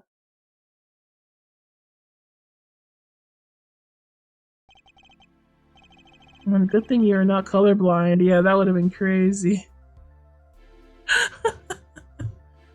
Mr. Payne, where is your witness, Miss Olga Aurelia? It appears she has lost consciousness, Your Honor. Justice. Your Honor, it seems you have presented a new possibility to the court, one suggesting a connection between the witness and the victim, Mr. Smith. And that means this court cannot pronounce a verdict for the defendant at this time. What? Oh, we're gonna investigate this one? I'm glad. We get to talk to Phoenix off the courtroom. That's exciting. I did it. I held out. I see no point in prolonging the trial this day. The prosecution will need to make further inquiries. Oh, I know that objection. Mr. Phoenix! Mr. Wright? You can't end the trial here, Your Honor. Not yet. What nonsense is the defendant spewing now? Think. If one of the cards had a different colored back, don't you wonder what it means? Oh, what are you doing, Mr. Wright? Raising objections right when you're about to get off the hook? Ridiculous! Mr. Payne, you of all people should know Mr. Wright has a talent. For the ridiculous. Yeah, he does. Perhaps we should get to the bottom of things. Let's look up the facts about the key in that faithful night. Yeah, as was said before, we alternated between 2 decks of cards that night. That was said before. The 2 decks of the club have different colored backs, blue and red. 1 color per deck. Why use different colored backs, Mr. Wright? If we use the same color, the 2 decks might get mixed. Oh, you used 2 different colors and they still got mixed up. Use a red deck for the last game. I see, but that's odd. For some reason, I had this impression that you were using blue cards. It's because they were using blue cards. Look, I guess I don't know. Maybe I don't know. Yeah, me too. I'm sure someone said something about blue cards. Whatever. In the end of the one card of the wrong color got into the mix, which means there was cheating. Yeah, card slipped into the deck would seem to indicate cheating, yet this card raises 2 serious questions. Apollo? Yes. Let's consider the first question, shall we? Think. In the last game, when was the card swapped? When? Mr. Phoenix, what? Who cares? There were 3 board possibilities there. Could have been swapped before the murder, during the murder, or after the murder. Oh. Interesting. Well, yeah, thanks for the news bulletin, Mr. Wright. Of course it was swapped. Oh. It might be as simple as you... It might... Oh, he's being annoying. It might be as simple as you think, Mr. Payne, or it might not be. Yeah. I'd like to hear what Apollo thinks first. When do you think the cards were swapped? When the cards swapped into the deck. Mr. Wright, why are you doing this to me? I just got you off.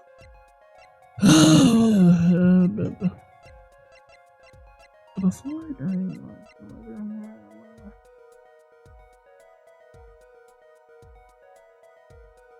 okay. It must be.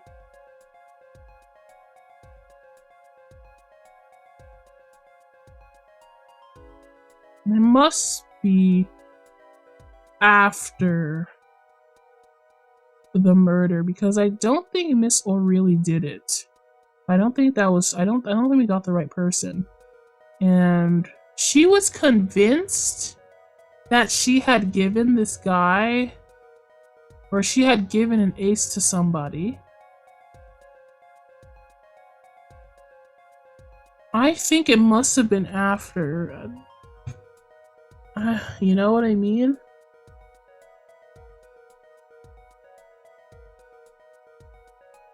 Okay. Perhaps it happened after the murder? What's that? Ridiculous. What's the point of cheating after the hands have been shown? That's silly. Yes, but tell me, how do you swap cards during the game? I'll take silly over impossible. Take it from me, son. There's a lot of silly in this world, but very little impossible. Oh, when the backs of the cards are a different color? If you pulled that during the game, you'd be caught in no time. Oh, quite true. That would mean that the blue card in question was swapped after the hands were shown. After the murder. I didn't think about impossibility, I just don't think Olga did it. Okay, this is going past silly and straight into crazy. I ask again, what's the point of cheating after the game's over? Who would do that? Who indeed? That's one of the mysteries before us. There's another? Yes, a simple yet decisive question must be asked.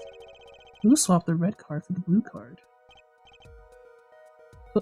Who? The game, the murder. The game and the murder is done. The victim is dead. Only two remain in the room. Alive, that is.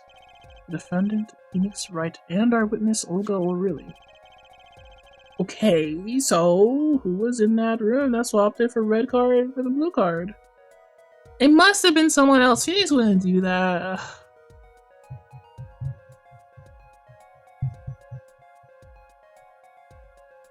No, it must have been Olga. Olga said she did it. She said she gave a card. I'm gonna say it's Olga.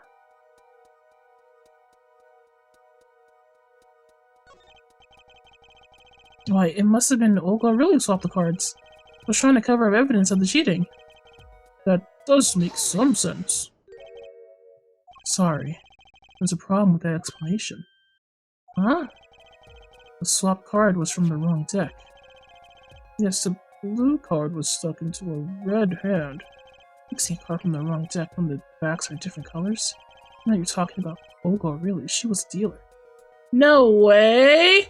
Bro, you came in at a good time, Angela. Well, I don't know if it's the perfect time. Thanks to the raid, we got into this awesome... Mr. Phoenix Wright, everybody! Everybody, say hello to Mr. Phoenix Wright! My defendant for a poker game murder. Yeah! Woohoo! Welcome, guys. Kev, Mark. What happened to my sound effect for raids? I have to fix that. Well, yeah, here we go. You missed the cute little Russian girl again. How sad. But yeah, okay. So here's what we got. Here, let me show you guys the court record. Yeah, this is Mr. Phoenix Wright. Oh my god, right? It looks very different. Welcome, Raiders. Yay, indeed. So here's what we got going on. Oh, let me show you. So yeah, they were at playing with the poker. Yeah, his hat says Pop.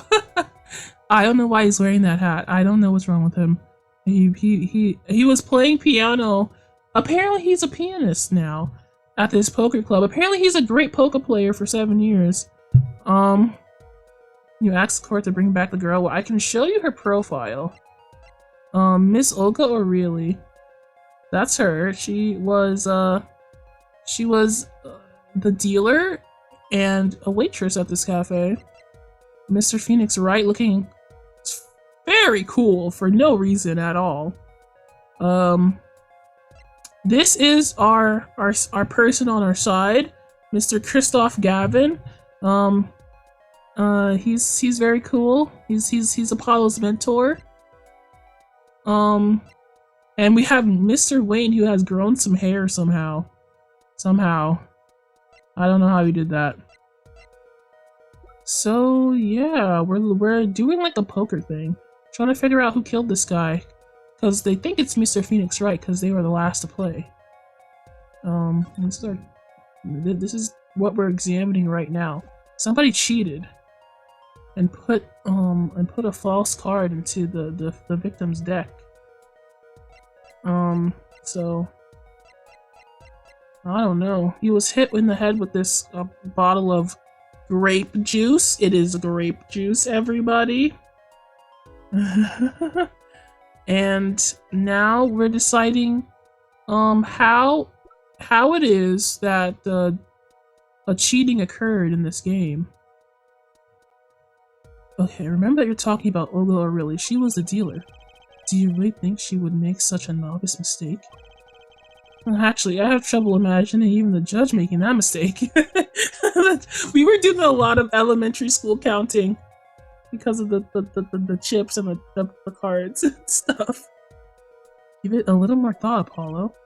Right. Okay, so who was it that swapped the red card for the blue? I don't know. I don't know. I don't know. I don't know. If it's a third party, I don't know them.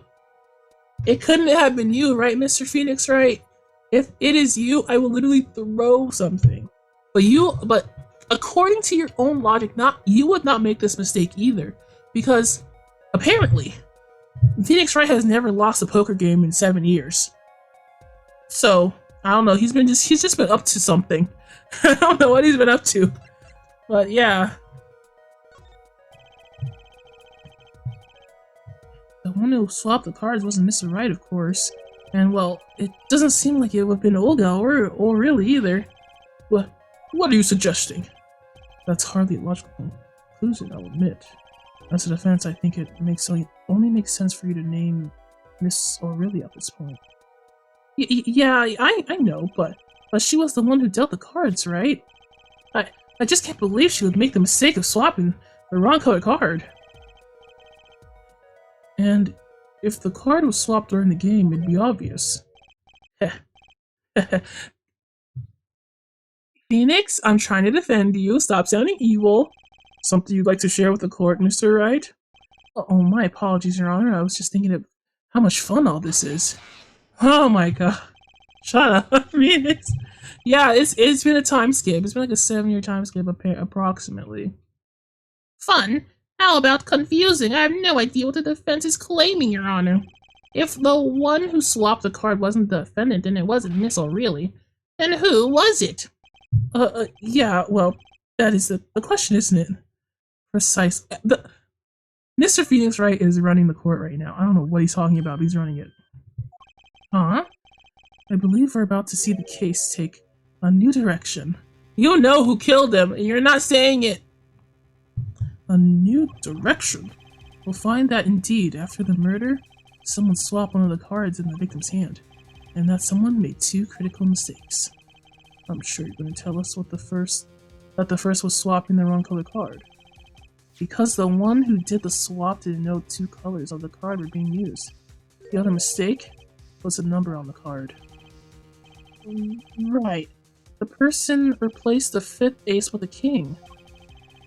I'm sure whoever swapped it was expecting there to be a 5th ace. Wasn't expecting there to be a 5th ace after all. All they knew was that the game had been won with the full house. So, I don't know what's going on here, bro. Olga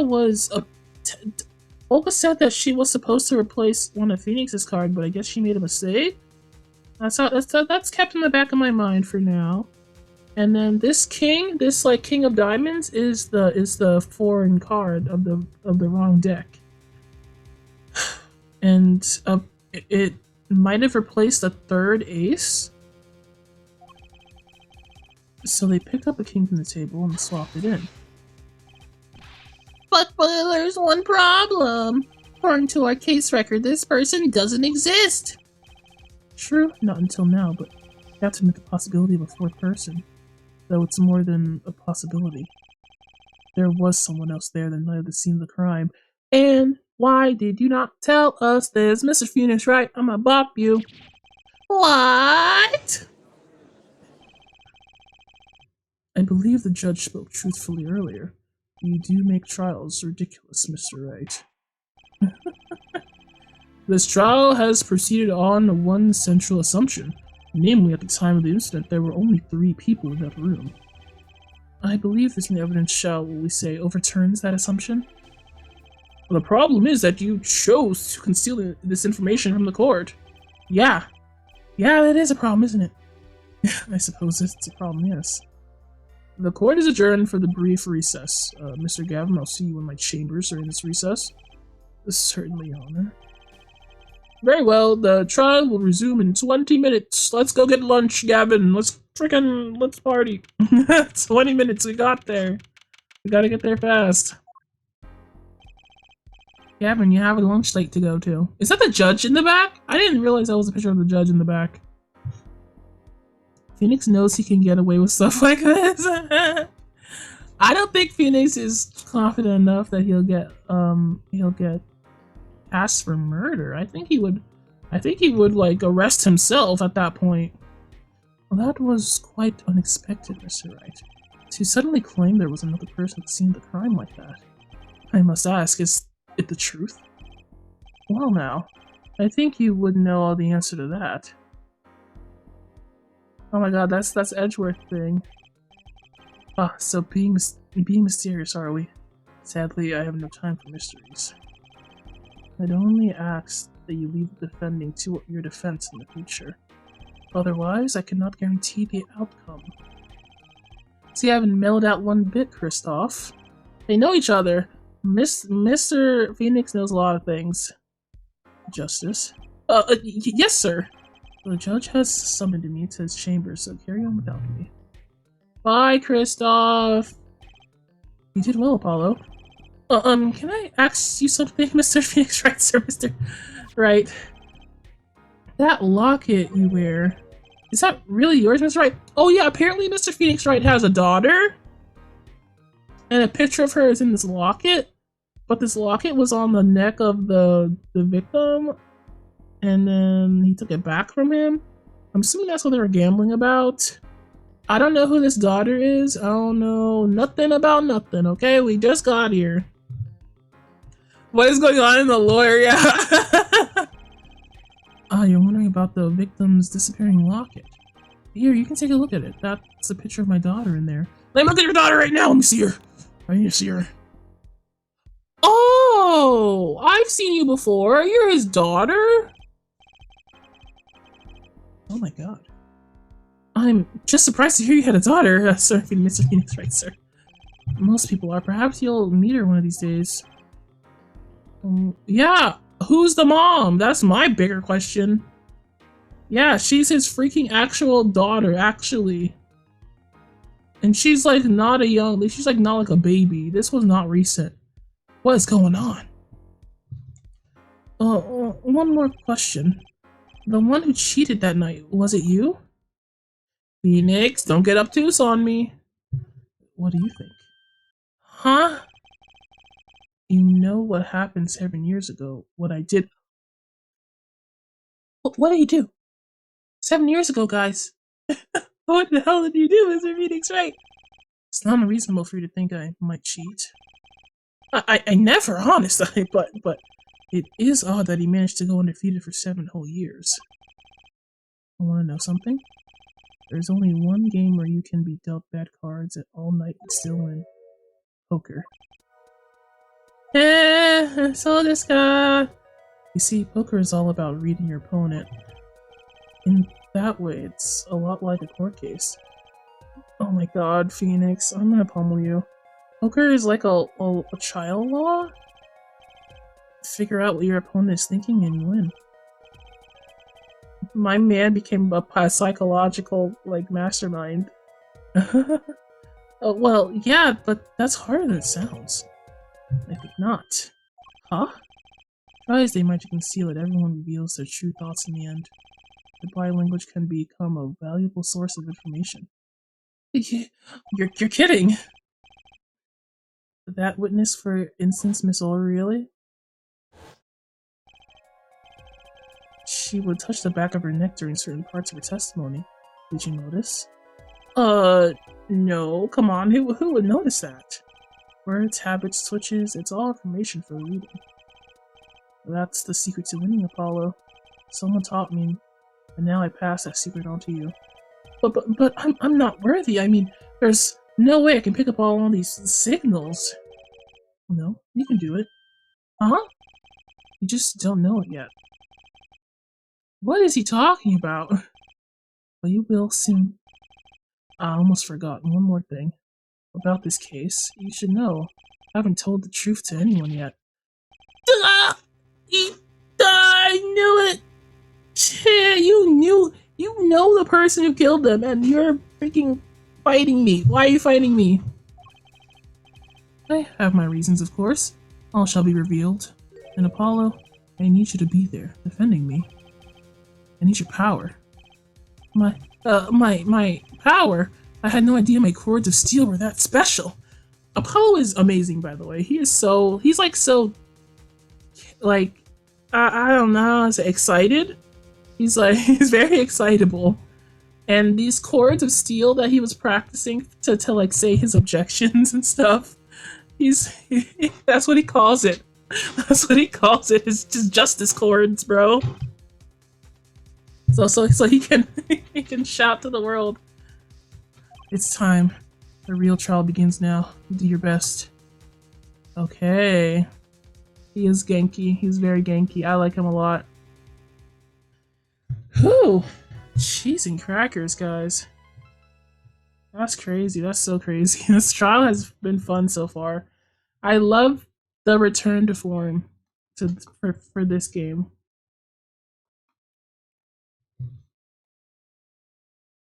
I love that Phoenix is some guy that's been not gambling, not drinking, and not piano playing. Did you know that he is a great piano player now as well? He plays the piano for the club as his job, and he also plays people in poker if they want them to it because he's never lost. They want to it's like a big draw to try to beat him. And he says he can beat them because he's like he can read their minds. Oh my god, okay. Whatever. My first save. Let's go. Return to next chapter? Yes. Piano Poker Phoenix. That's what they call him.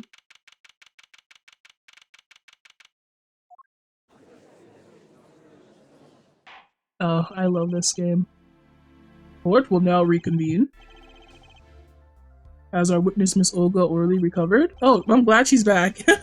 Yes, Your Honor. Well, she's regained consciousness. After we said that she was the murderer, she passed out.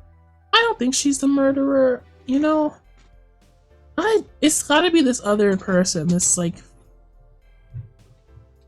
fourth person. She seemed a little too like sweet. She's a cheater, but she's not a murderer. Perhaps we can hear her version of the events again. That's the thing, you see. She's quite fatigued. You're looking a bit fatigued yourself, Mr. Crane. Sadly, fatigue is insufficient grounds for refusing to testify or prosecute. This guy, I thought he was like a wild guy. I thought he was like I saw him and I saw his blonde hair and I was like, this is a typical like loose unit, you know? But he's not at all. He's like very to the books. Oh, hey Kev, you can type now. Hi. Who's the twink? This is our mentor. It's Apollo's mentor. The defense would like to request that Miss O'Reilly take the stand. Very well. Witness will take the stand. Ah, there she is. She's back. You guys didn't miss her after all. Perhaps you could repeat your name and profession. Or perhaps you rather admit that you're a poor liar and a poor loser. No. She's also Russian. Not. Oh! Name's Olga, really? That's the truth. I'm a pro dealer. Oh, gosh darn it. Of course you took off your freak. Don't yay this. Gosh darn it. Oh my, she was that little lady this entire gosh darn it. People call me Olga Cork Fingers, oh really? I'm so tired of this. Oh, really? Want to know something else? I'm not really Russian, and my last name really sounds like last name sounds like, oh, really? There. That's the truth. I hope you're satisfied. Oh my god. Witness, you will tell the court what you're really up to that night. Fine, I'll talk. We had a plan, see? Oh my god. She was Russian this entire time. She's Russian. Who would have guessed the Russian hat? I have one like that too, and her name. It was made up. Fake. She's a faker. Oh my god. This whole time she was just like this timid little Russian girl who just so happened to be cheating for her boss. Oh, god. Hey, Nonato. Nonato. Wait, no, that's the wrong button, right? No. We don't need Kev! Kev! Kev? Buddy? We don't we can talk about this. Why are you putting all this stuff on me? No, that's a lawyer I trust. I see. Well, okay. What's the point of this tie anymore? It's just here. Ade. Ade. It's not funny. What am I supposed to do with this tie? I'm gonna put it back where it belongs. Hey. Come on. Why would you do that? Okay. It's not exactly going back. You found it. You found it. Wow, good for you. Shut. Oh my god. Hell. I am crying. I'm crying big tears about it. It sucks, but I'm gonna reload this tie so that it can. Oh, hey Mo Perry. I'm committed to wearing the tie, even if it's a little bit crazy. Okay, we'll just put it right back on. It's gonna be a little there. Yeah, I'm committed to wearing it. Surely, I can make it work. There. Yeah. Surely I can make it work. Well, very sure to help you with the case. I see. I look like a lawyer. You guys have really helped me out. I really. Chickshaw. Fine. The tie doesn't even suit me anymore. Sadness. Okay. No, I got it. I fixed it. Okay. Your Honor, the strap didn't do it for real. What is that? Schwarp? I don't even know what that is. Can we just go back to the case? Why would you do this to me? Give Mull the tie. There's no place for the tie to be even on, like put on her head or something. Let me remind you that you're currently under oath. Any further fabrications will have serious consequences. Fine. Oh, brother. Like I said, I'm a pro. That guy Smith hired me to do what I do best. I was planted at the Borscht Bowl Club several days prior to the night of the game, as a waitress. So you were in cahoots with the victim? How could you not be completely honest with me? Apollo Justice. Not that he needed my help. Smith is a well-known poker player in some circles, but winning wasn't the main purpose of this game. It was about destroying a legend, the unbeatable Phoenix Wright. The plan was simple, elegant really. You see, we set up a trap of sorts. I was to plant a card in Wright's pocket beforehand, and then deal 5 aces during one of the games. When the hands were revealed, Smith could call him out and search Mr. Wright. He would then pull out the planted card and the trap would snap shut. Oh wow, crooked. You swapped the cards, somebody said. Exposed as a cheater and losing on top of it, I would have made a great double pay. Just like that, the legend would be dashed to pieces. Indeed. Getting caught red-handed at cheating would cast doubt on all his prior wins. This is very topical. There was a poker cheating scandal recently.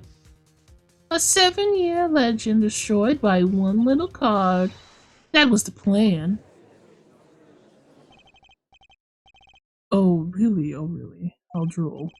But it appears you made quite the mistake. A mistake? I agree the trap was elegant. Yet what happened to that planted card? Hey, that's right. Yeah, you're right. He's lucky I gave him that. I'll give him that. You'll have to be. You'd have to be. You'd have to be to slip. Yeah, you'd have to be to slip from a quick trap laid by Ola Quick Fingers O'Reilly. Oh, really? The witness would be much cuter if she dispensed with the evil mastermind stick. Judge, I'm gonna personally cancel you for saying that before Twitter does. You'll be happy I did. Cute? Who wants to be cute? I'm not cute. I'm bad. You hear me? Bad. I wonder what her Japanese name is. Yeah, I do. Sometimes I wonder that, but then also sometimes I don't because Ace Attorney is very good with, like, the translators are very good, and I like their interpretation of things. When you're through being bad, perhaps you could testify to the court. No point canceling the judge. Brother has max 3 months.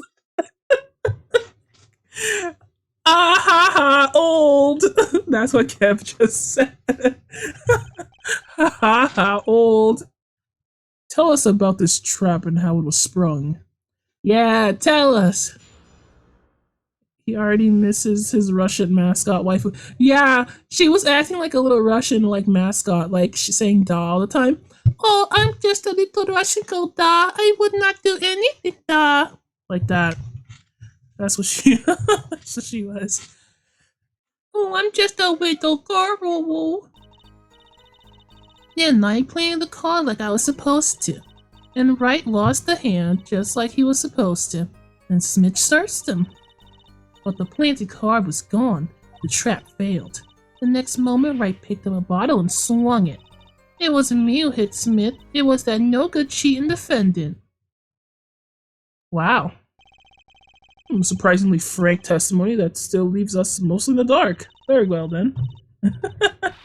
The trap was perfect, I tell you. Perfect. If that rotten cheater hadn't messed it up. Look who's talking. Her JP name is Masaka Sakai. Masaka. She couldn't have done it. It must be built up from other jokes. Masakama. Phoenix Wright names are always ridiculous. They don't translate it to these names for no reason. Oh really? And Masaka? I understand. And her name was Olga, which was the whole like Russian point of the thing, the fake Russian name. Well, the testimony for what it's worth is all yours, Mr. Justice. With witnesses like her, who needs criminals? And the defendant like Mr. Wright, who needs prosecutors? I love my little Gen Z Apollo. I love him so much. He's so funny. The best laid traps. Okay. You were supposed to plant this card, huh? They translate the names keep punny? Yes. The names in both languages are punny. And I'm glad they kept the style. Mr. Wright's actual, like... Mr. Wright's name in Japan is Naruhodo. They gave that name, they like kept his name in like... translated like that in the Great Ace Attorney, but it's so iconic. Phoenix Wright is so iconic. I guess they couldn't do it. Gen Z judge, Your Honor, she's capping for real, for real. Send her to Ohio and have her skibbidied. Well, that's good. I like that. Donnie, hello. I've got to go to work, unfortunately. I just want to say hello, goodbye. Thanks for stopping by, I appreciate it. I hope to see you in another stream, perhaps. And have a good day at work. Oh yeah. Freaking hold it. This planted card, which card was it exactly? The trump card, the 5 of hearts. Let me guess, Mr. Wright was to have switched the 5 with the ace to make a full house. At least that's what we were going to accuse him of doing, thereby ruining his legend. I slid into Wright's pocket. When was this? Why, before the match, of course, while he was eating. Uh-huh. At the Borscht Bowl Club, we served borscht and suckers. Remind me never to go there. Of course, the card was to make its grand debut during the game. Like a good borscht, a good plot must be cooked up early and allowed to thicken. Okay. Okay, Smitch searched him. So everything went according to plan. Exactly. The 5th ace came up, so it's obviously the switch went off without a hitch. Once the extra card was found in his pocket, Wright will be forever known as a cheat and a fraud. There are worse things to be known as, I suppose. Tell us what happened to the search. Okay, the planted card was gone. Right. What isn't it? The card disappeared. Yeah, my trump card, the 5 of hearts, gone. Without a trace. Poof. Zippo. We searched every nook and cranny. Even inside his cute little hat. Even inside his cute little hat. His hat is cute! But the card was nowhere to be found. Is this correct? Never in my long, storied career. Never has quick fingers or really been so readily duped. Oh, really? He's gonna keep saying that, isn't he? He thinks it's so funny. You think this is funny, Judge? My man is being accused of murder when I know that's not the case. So what did happen to that 5 of hearts? Don't look at me. Why don't you ask the cheating, lying, two-faced defendant? So the 5 of hearts is still missing in action. Okay, where is that card? That's what we have to ask ourselves. Where is that card and why isn't it right here in my hands? In my evidence locker. Swung it, huh? Swung it at him? Really? I have a hard time, even after this long, I have a hard time believing that. Wait, isn't that a little odd? What's odd? He searched Mr. Wright thoroughly and found nothing?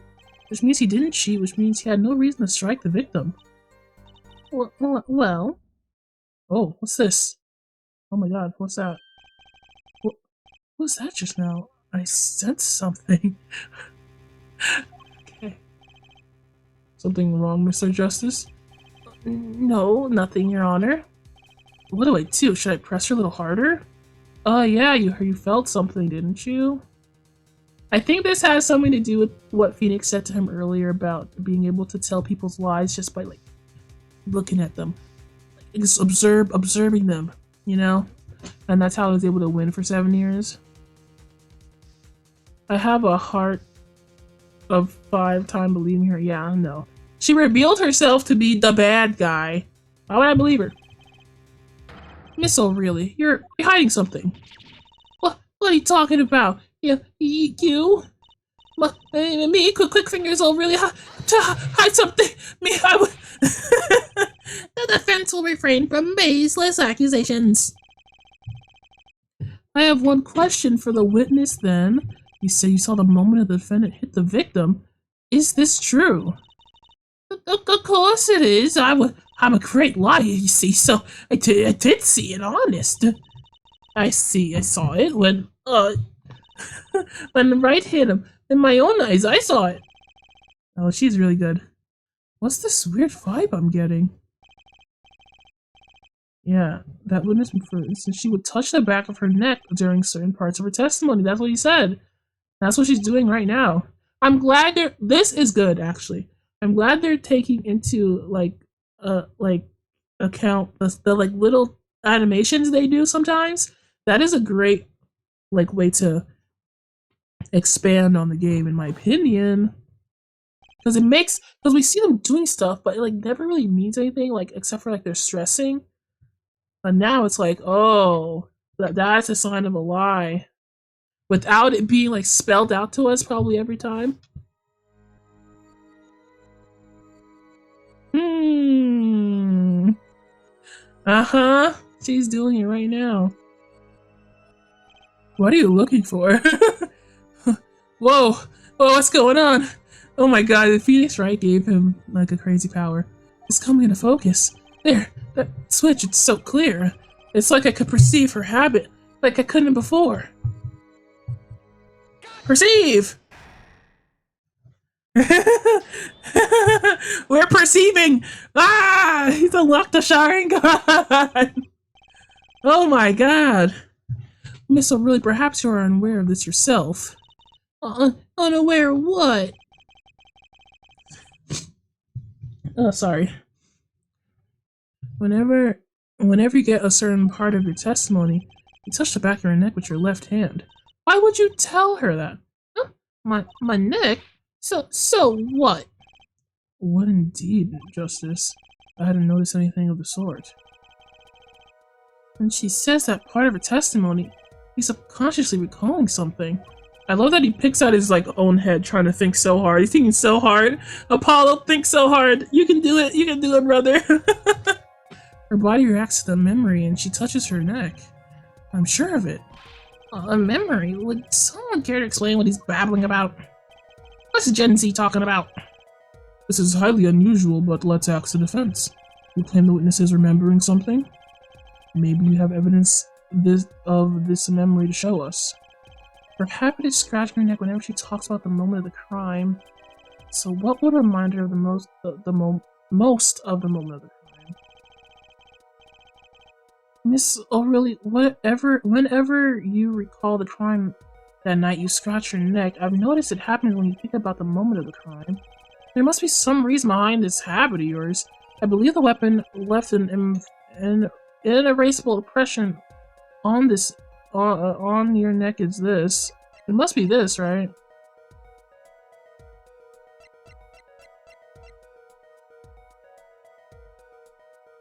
Okay.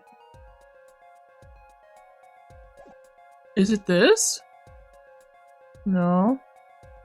This was the hat removed during the investigation, not when she was there. It must be this. Right? So someone someone lock up Apollo's hairdresser. Leave his little. They called the freaking guys what his Miss Payne called them demon horns. They're antennas because he's a little bug boy, and you will leave him alone. He's a little guy. Leave him alone. He's the littlest little guy, and you will leave him be. Okay, this is the only picture of the crime I have. No. Sorry to disappoint, but I don't have any particular memories of that. Oh, that must all have been it. Oh, of course not. You want a habit, Mr. Justice? I'll show you a habit. Ha ha ha. Oh, yeah, he's just messing with his hair. Okay.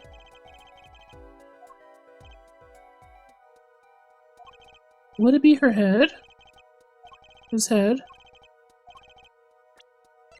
But his hat was taken off after the investigation. Oh, is she the one that put the hat back on his head? And she must have been the one to cover it up. Because if he was hit, that hat would not have stayed, right? Is that what they're going for? Oh, yeah. Oh, gosh darn it. Oh, I don't know then. I don't know what you're talking about. Oh my god, hell. A moment?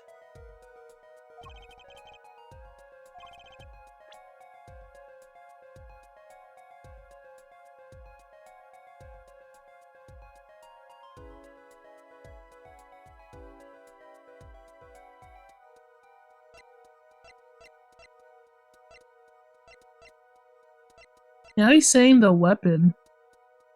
Are they trying to guide me into what the answer is? Because I don't know why it would be the bottle. I've never examined this bottle, actually. Uh-oh. Well, that was my mistake. Grape juice. How long has it been since I drank grape juice? How long has it been since I drank innocent, non-alcoholic grape juice? The antennas allow him to sense who the F asked. Shut up, bro. It's true, though. Those are his vibe-seeking antennas. Apparently, if Mr. Wright's favorite drink, I wonder how it goes well with borscht. Oh, it's his favorite drink, is he? Yeah, that's a very normal thing to have a favorite drink. Just a bottle of non-alcoholic grape juice. Very cool. Where are these fingerprints I see? Bottle completely empty. Okay. Anything else? Nothing else at the bottom? How about nothing at the top? What? What am I missing, you sons of guns? Enhance zoom. What am I missing?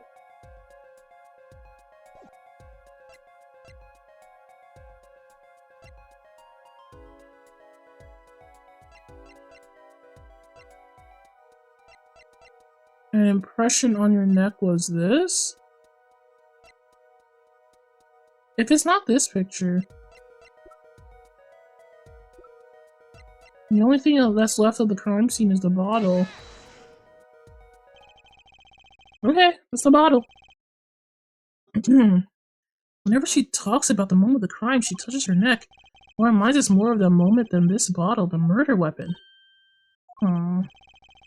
But something doesn't fit.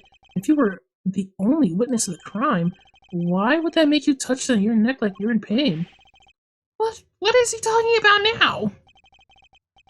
It was Mr. Smith, the victim, who was hit, not you. This is a cross-examination, not a cross-wild conjecture. The witnesses' habits, they're completely irrelevant. Justice? I'll admit I'm a bit confused myself. This is certainly a unique cross-examination. At some point, he said, when I was like cross-examining, he said, Justice, don't embarrass me. Don't embarrass me, Justice. I'll explain later. Just trust me. Now is our only chance to break her. Wipe that bottle over somebody's head. Miss O'Reilly, please testify in detail about the moment of the crime, the very moment. Yet I am knowing nothing.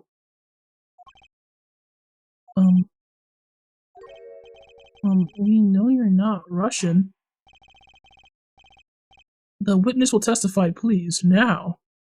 Yourself after hearing the most out-of-pocket stuff ever.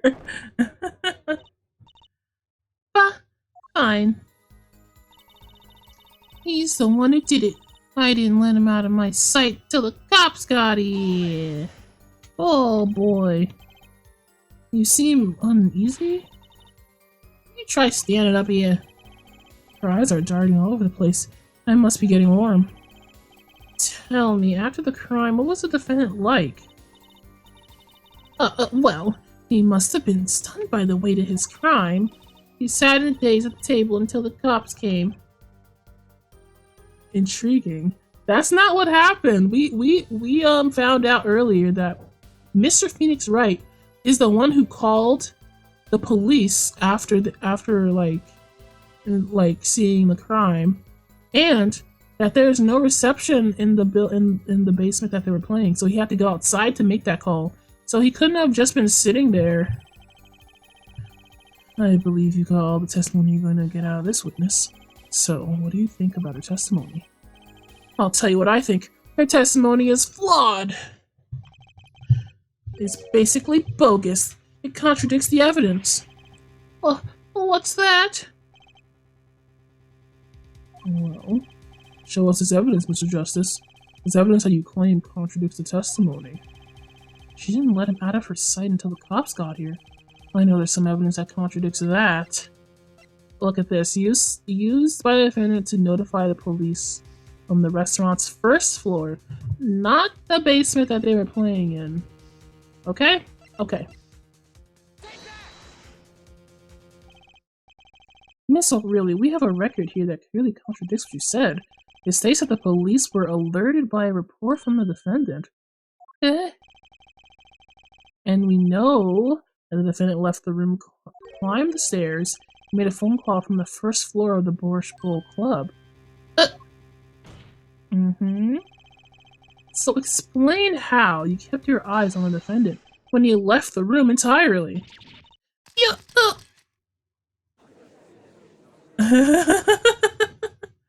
Who's falling? Pass out again? the man who picked up a bottle and swung it that night wasn't the defendant.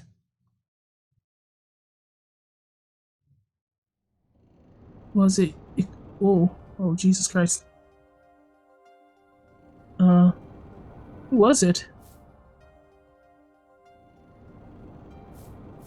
This is the scene we saw at the beginning. Showdown time. That's Mr. Wright. He's got this goofy little hat. You dirty cheat. Check his pockets now. What in the doggone ropa is this? It's gone. The card's gone. You lose. Oh my goodness. Just then, Smith grabbed the bottle from next to Wright, and he hit me. Oh! Violence! You, some master of cheating you turned out to be! Bang! Bang, bang, bang, bang, bang! Oh my god. Violence. When I came to, the victim was already dead, is that it? That's why I couldn't reveal who I really was. If it came out that I was in leagues with Smith, I'd be suspect for sure. Well, where does this leave us? Madness, this is madness. I'm dreaming.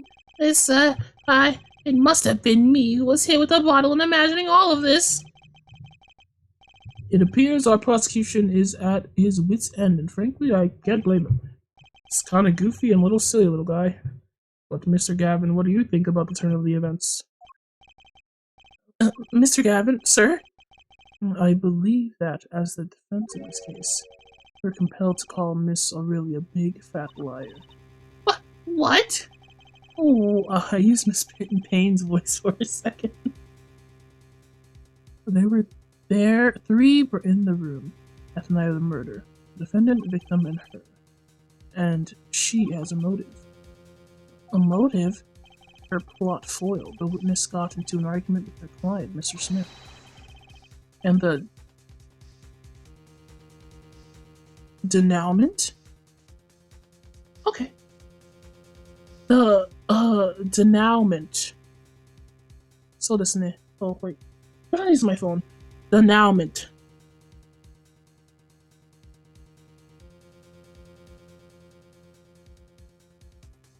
Hold on. We're gonna look that up.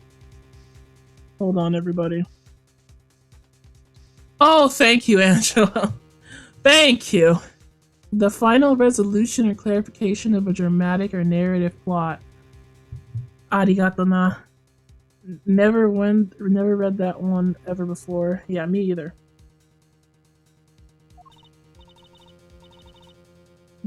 So what happened was murder. Okay. What? I didn't. I'm no killer. It's a trap. Someone's trying to frame me. Oh, Phoenix. Oh, Phoenix, you hanging on the side. What tangled webs we weave when we practice to deceive. I'm literally gonna punch you if you don't stop waxing poetic. I'm gonna. You got enlightened on the poker table, my friend. What the hell is happening? I swear. By the way, when the court case of Angelo being declared a war crime, yeah, we need to have a court case for Mr. Angelo. So tangled we catch ourselves in the process. Mr. Wright. Such a hasty conclusion. It's not like you, Kristoff. What are you saying? Why not consider the other possibility that there was another person in the room at the time of the murder? Like he's been saying this entire time. Right, like Mr. Wright was saying before recess. A single card was swapped into the victim's hand after the murder. The one who swapped the card didn't know two colors of the card were being used. A fourth person. Aha, this theory again. Your fourth person doesn't exist. Indeed. That's why I decided to bring this case to court. Here, where there's no escape and no chance for deception. Perfect place to catch the real criminal. The real criminal? Oh, gee. And we're in luck. A clue to the real criminal's identity was kindly provided for us. If you tell me that you've had it the entire time, I don't know what I'm gonna do. I'm gonna snatch that hat off your head. And right in the beginning of the trial, no less. What? Apollo, perhaps you know what I'm talking about. What is up, Eli? Welcome to the stream. We're getting down to this case. We're getting to the bottom of it. It's so close I can taste it. Sorry, I'm like not following. Me either, Apollo. Remember what I said. The fourth person who swapped the cards made one critical error. He or she wasn't considering the color on the back of the cards? Right, but how could such an obvious mistake occur? The cards being used for last night's game was red. Yet there's only one person here in our court who thought those cards were blue. Is he trying to say that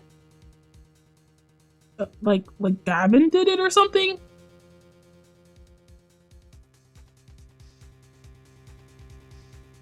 Bro, wait a second. Wait, who thought they were blue? Did I notice that?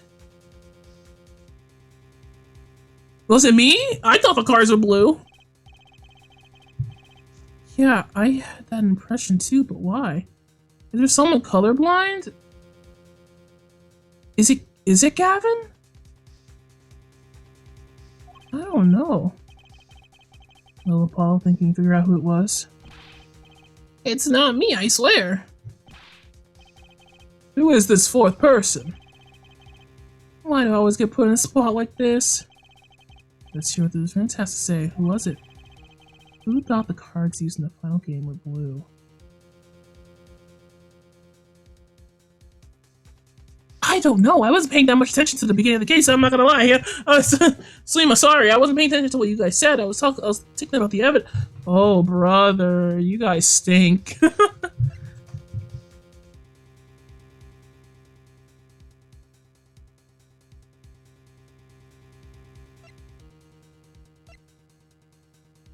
Who said it? Who said it? Yo, this sucks. This sucks. Did he hit his own freaking head? Did he kill his own self? No, because his prints were not on the bottle.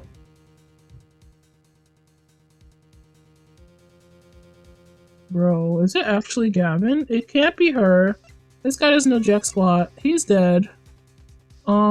Oh yeah, you're right, I should save. Wait, I can't save at this point. Oh no! Ah! I'm screwed. I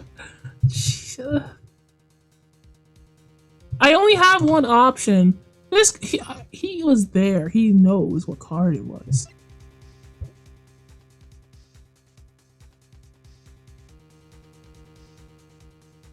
Seriously?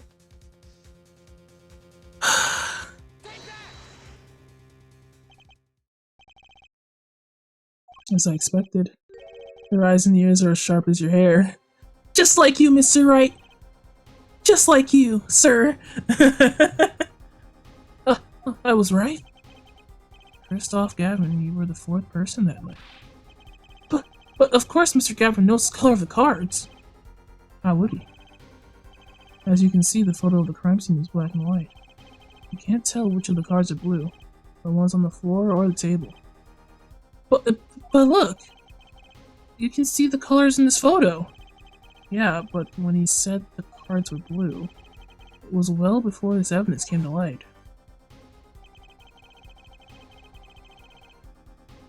Yeah, he said it. He said it. A competition, Your Honor. Yeah, he was talking about it earlier. I didn't even realize. My own protege is the guy. Guys, that's insane. Instead of dying, he's just probably gonna go to jail. Wow, that's new. A test of wish, a silent clash of passions. Only the cards, their backs wreathed in a blue frame. Blue flame know its final outcome. Bro, he said it right there. I would have never picked that up. Oh my god. Well, Kristoff? Mr. Gavin? Mr. Gavin, is something the matter? 69 says gonna get shanked in jail. Still dead. Yeah, no, he'll be fine.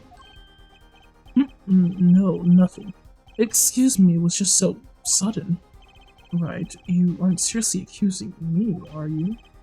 Oh, Kristoff, you know, even if I were to take a joke this far, even I wouldn't take a joke this far. This has gone beyond ridiculous, beyond dumb. This is insanity. The defendant accusing his own defense attorney of murder? I assure you I'm quite sane. But what possible connection would Mr. Gavin have to the victim? I wasn't aware that a connection to I wasn't aware that I had a connection to Mr. Smith either. Yes, but Mr. Gavin and the victim have never even met. Well, what if they have? Uh-huh.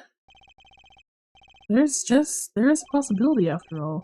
They may have met that night before the game started. What are you suggesting? Phoenix, if you don't just say it, say your words right now. Is this the truth Mr. Wright was silent about? Well, only one thing to do. Mr. Wright, the defense would like to request you testify to the court. The defense would like to request no such thing. Mr. Gavin? Testimonies must relate to the case. How would anything happening before that game appropriately related? Okay. I'm not sure I follow, Gavin. As I explained before, the defense believes that Mr. O'Reilly. Am I to assume you speak for Mr. Justice in this? He is the defense, not you. True. Mr. Justice, a matter of Mr. Wright's testimony is up to you. Oh, okay. Does the court, in your opinion, need to hear Mr. Wright's testimony? Yes, please. This was Mr. Wright's strategy. He was planning this all along. And I intend to see it through. The defense would like to request that Mr. Wright testify to the court. It too, Justice. You would betray me, your teacher. I'm sorry, Mr. Gavin. This isn't about loyalty. This is about the truth. Man, those voices are cold. Thanks. Thank you. Very well. The defendant, Mr. Wright, will take the stand, please. It too, Mr. Wright. That evening, Kristoff and I had dinner. We sat at the table in this photograph. Shady Smith. Shady Smith is quite the name. It's just Shady Smith. Walked in 5 minutes after Kristoff left. When the trap failed, Smith hit the waitress. Oof! I hate to hear it. The girl was knocked out cold, and Smith was uncontrollable. I left to call the police. When I returned, he was dead, blood streaming from a cut on his forehead. That's when I made another phone call to defense attorney Gavin. Oh, and he... I see. Mr. Gavin, you were at the Borscht Bowl Club at the night of the murder? I dined with him quite frequently. Oh my goodness! Oh wow, really? You guys were close. You guys talk like you're not close.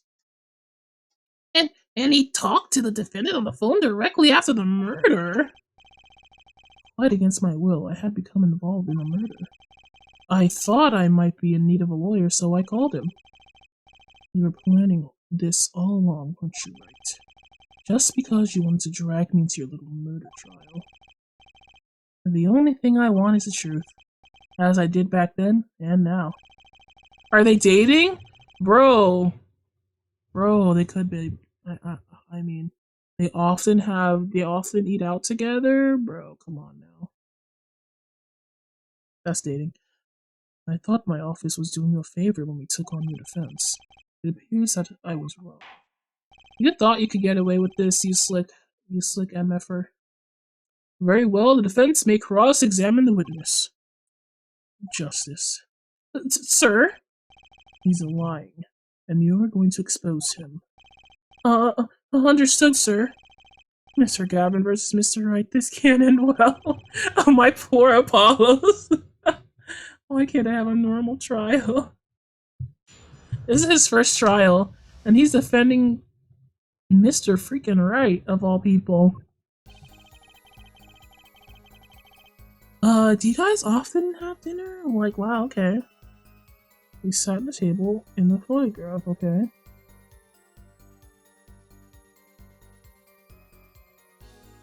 Was that before or at, like that was before, right? You were already there? Kristoff was there the whole time or something? I don't know. Right, it's definitely a bot. Huh. I don't know. I don't think so, actually. If I'm going to mention it, people often ship Wright with Edgeworth. And in that situation, Edgeworth is definitely a bottom, so I don't know. And Mr. Wright is giving daddy energy today. Yes, he dines with me at the Borch Bowl Club quite frequently. You guys go there specifically frequently? Okay. We cross-examining if you top or bottom now? I already gave you the answer. Not up for debate. You're enjoying a usual dinner at a usual spot as usual. Usual? My boss and my idol are dating and this is the usual? I didn't know that. I always be at the table closest to the piano. I see. Where Mr. Smith was sitting.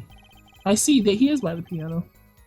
So the plates and such on the table were from your dinner? Indeed. Remains of my meal with Kristoff. We dined for 2 hours and Kristoff left after that. 2 hours? Okay, what are you guys talking about? Do you want to tell me? I'm kind of curious about that more than anything. Shady walked after 5 minutes. Okay. 5 minutes, huh? That is a short interval. So the two of them could have passed in the restaurant during that time. That would have been a fateful encounter to be sure. Oh, Mr. Wright. What was it you said? First off, Gavin and Shady Smith may have met? I believe I did say that. Here I was nervous about this meeting, and now we hear they just passed in the hall? That does seem a little weak as a pretense for murder. Or what would be if that were all that really happened? Come on, Mr. Wright. What are we hiding this time?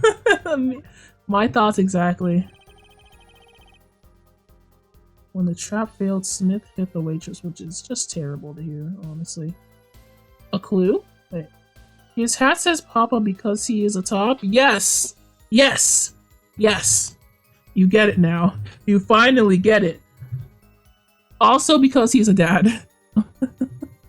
Apparently he's actually a father. So, I mean, my conclusion is apt. About this failed trap. This is the same trap that Miss Olga or really mentioned. Yeah, the plan was simple. Elegant, really, you see? We set up a trap of sorts. It was to plant a card in Wright's pocket beforehand, and then deal 5 aces during one of their games. The hands were revealed, Smith would call him out and search Wright. He would then pull out the planted card and the trap would snap shut. She said evilly. Just like that, the legend would be dashed to pieces. And it didn't work. It did not work. Yeah, it's a harmless prank in essence. It was by a quirk of fate that I happened to discover it. A quirk? I happened to put my hand in my pocket and found a card. Yeah, he's always putting his hand in his pockets, it seems. He even had his hand in his pocket while he was calling the phone. He got the Papa hat as a prize for graduating from Daddy College. Or from winning a Parappa the Rapper contest or something, I don't know. But before he turned his head, I thought it was a Parappa the Rapper hat. The cards he planted. Yes, I snuck a peek of it and found it was a 5 of hearts. I had a feeling something might happen, so I disposed the card before the game. Disposed of it? Disposed? Where? There was an empty bottle of grape juice I had been drinking right beside me. An empty bottle of non-alcoholic children's grade grape juice that comes in a bottle just perchance. Just, you know, just for funsies. I threw the card inside the bottle. An empty bottle of grape juice? A murder weapon? Oh, that's why his prints were on it? Like that? Yes, I rolled it up and shoved it in. The colored glass makes it hard to see. A battle of wits between the deceiver and the would-be deceived. That sounds like a terrific drama. You know what? I'll put up my tunes later today. I have to keep up with those. Goodness gracious. Right equals Parappa confirmed. That's what I'm putting forth in this courtroom today. Maybe he had a brief Parappa the Rapper like obsession and he got that hat and he's out of it. Who knows? This Phoenix Wright has a history that we just don't know about. A bottle at a restaurant. No, you have to. No, they said that this bottle was special, not because it was a murder weapon, because his handprints were upside down on it, rather than how a regular bottle would be held. It's like implying that he hit him across the head, but he just like put the card in it. Card inside the murder weapon. That's strange. Police missed it in their investigation. Maybe I'll take a look. Yeah, there's no. I saw this bottle. There's nothing in it. It's empty. We looked at this bottle left and right, up and down, in and out. Woo woo. That is an empty bottle. I can shake it. Ain't nothing in there. Come on now. There's nothing there. Mr. Wright, the pokerhead of courtroom number 3 approves of this battle of wits. Please provide your testimony with this new information. Okay, should I object to him now? Because, I mean, that's what I have. But did you click on it? Yes, I did click on it. It shows whether or not you can click on it as well. See, the check mark says that you checked it already, and there's no more indication. That's it. There's no new information when it's that way. So I guess I'll present the bottle. Mr. Wright, sir, if I may. Yes. I've examined the bottle and I don't see any card in there. No? What, Mr. Wright, surely isn't all you have to say for yourself.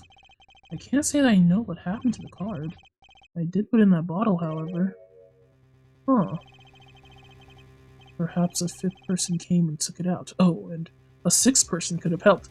Why you gotta be a petty little... Shut up! You stay on the side where you belong, and I'm gonna say things, okay? Mr. Gavin, Mr. Wright is your client. My apologies, Your Honor. I won't have you disparaging our investigation either. We looked inside that bottle, there wasn't nothing. So what's going on? Is Mr. Wright hoodwinking us again? Hoodwinking? Or did the card just disappear? A timely jest. I move to notion that we investigate the mysterious 5th and 6th individuals. Garrett might be onto something. That's what you're trying to say? Welcome to the stream, by the way. Everyone in the courtroom was in on it but Apollo. Yeah, apparently everybody in this courtroom was at that club and they were all gambling. I mean, not gambling, playing a fair game with non-alcoholic grape juice and having just a swell time. That's what was happening. It was Payne. His hair committed the crime. It's committed some crime, but maybe not this one. No gambling, just fair games of poker in a shady little basement of a shady little club with gangsters coming in and out. It was all fine and legal, and nobody was drinking alcoholic beverages. And how? In any case, please continue the cross-examination. I'm afraid decisive contradictions call for decisive evidence. Oh. Push him harder, Justice. Break him. Kristoff! Kristoff! Can we calm down? Okay? That's enough talking from you. I okay? That's enough. That's enough. It's just you and the witness in the ring. Go for the KO. Why do I get the feeling we're not on our client's side anymore? Kristoff!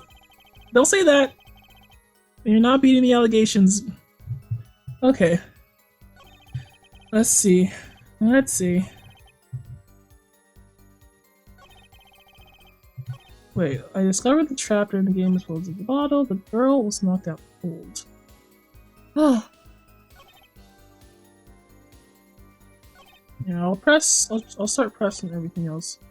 I made another phone call to defense attorney Gavin. So this alcohol isn't okay, but dual destinies is allowed to be rated M.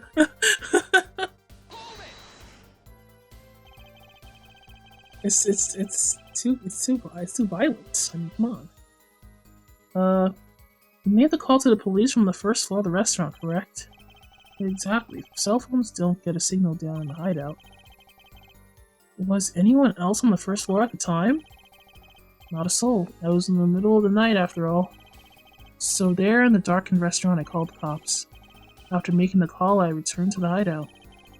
It didn't seem right to leave the injured waitress alone. My man still has his spirit of justice, you know what I'm saying? I want to out Kristoff in my pocket. I want to put Kristoff in my pocket and forget him there whilst I do my laundry. He does seem a little silly. He seems a little silly.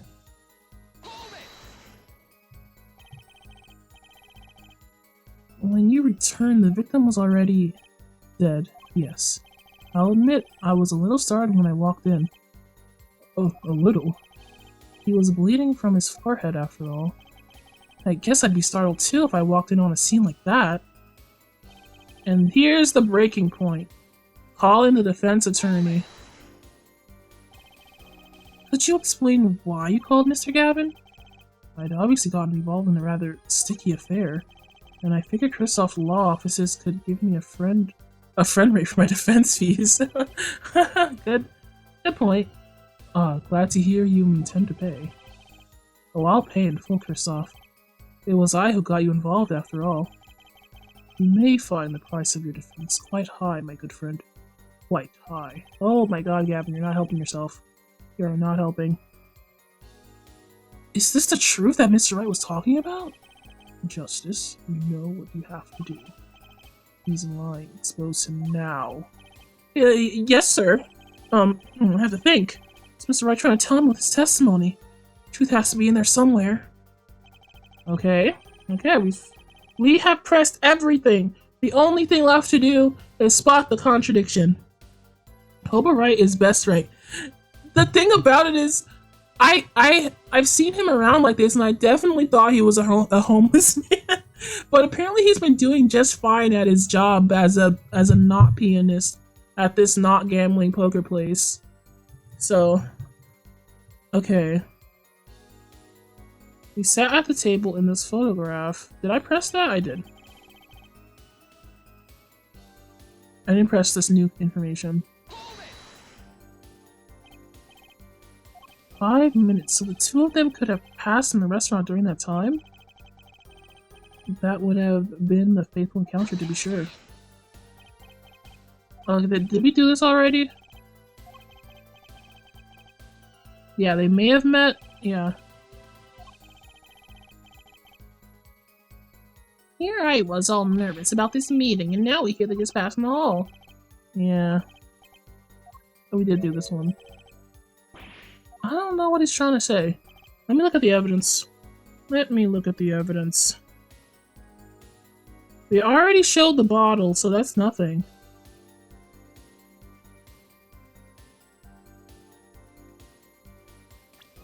This one.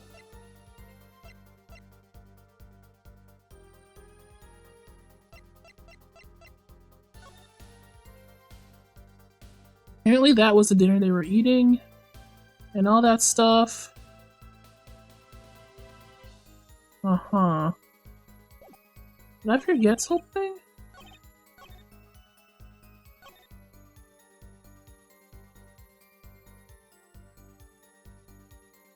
I didn't press this case, I just objected to it. Why in the bottle? I perceived my opponent's intent immediately. I'm just that cool. Mr. Wright has been feeling himself this entire case, talking about how great he is at poker. You know, how, oh, he's just a novice at playing piano, but people want to hear it anyway. My god. I'm used to entrapment, you see. I knew this, I knew it was coming. Oh ho, so you struck first, I like that. I know every trick in the book. They don't work on me. I'm just too cool. I'm Phoenix Wright. I'm cool now. I have this hat. Have you seen my hat? Oh my god. At least when you get lucky and stick your hand in your pocket, they don't. Okay, that's it? Oh, that's it? I left to call the police. I returned, he was dead. That's when I made another phone call.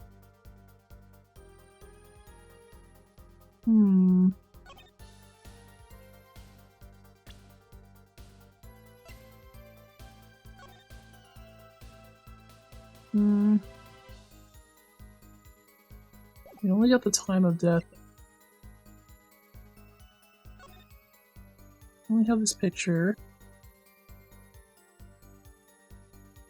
of a bottle that presumably hit his head, and all the chips. Oh, that's the precise location of the chips. So that's that. It's a grape juice that has nothing in it.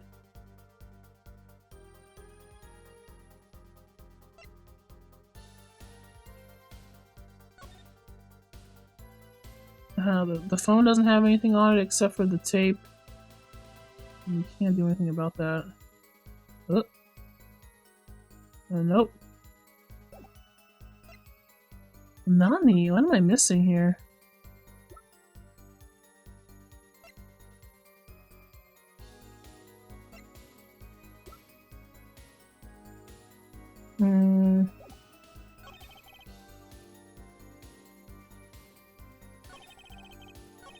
What am I missing?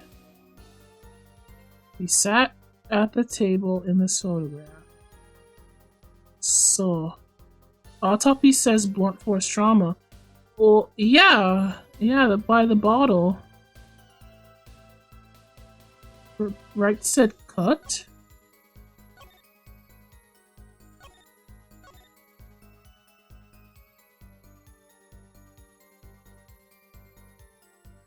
That's true. It's a bottle, so I just assumed that, you know. I mean, we've seen the picture of him bleeding.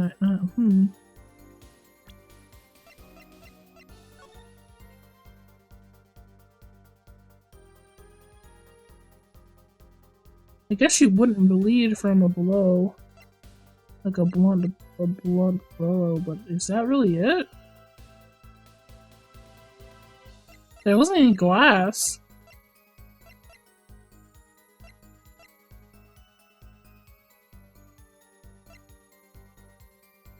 I guess there would be blood on the bottle if they... Yeah, maybe. Okay, we'll test that theory out. That's the only lead I've got, honestly. But what to present is the question. Because it's not a contradiction that he's bleeding from the head. But it does contradict.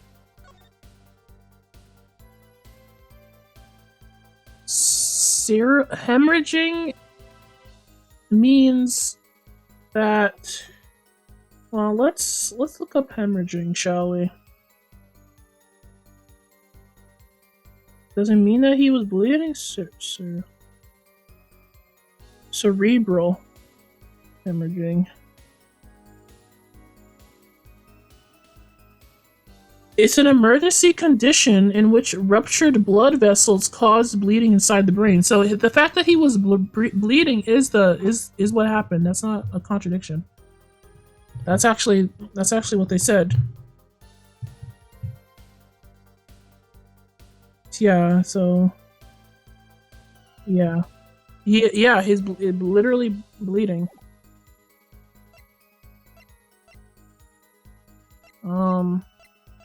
Okay, how about I take a little break, my short 5 to 10 minute break. We can all think about it. We can all like refresh ourselves, have a little stretch, get a snack, whatever it is you guys need, and we'll come right back to the case. How does that sound?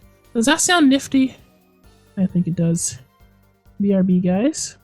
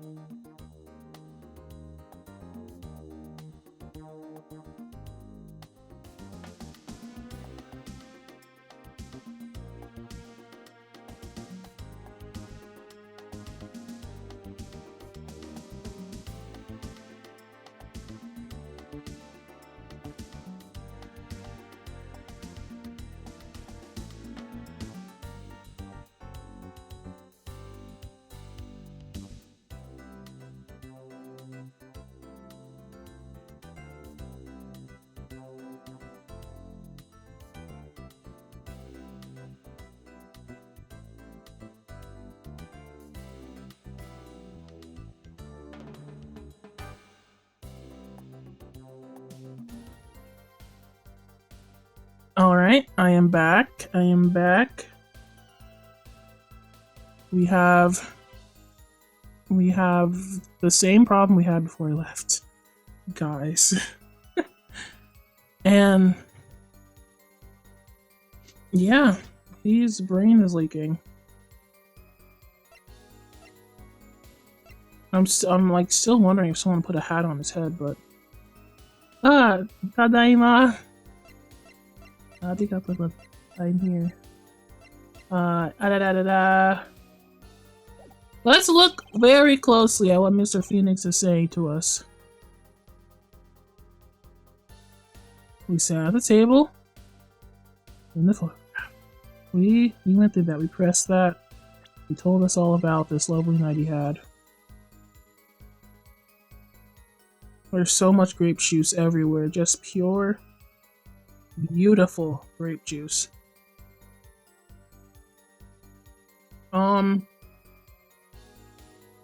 That's it. I don't see nothing else in this image that could cause alarm. We already talked about the locket. Grape juice for grown-ups.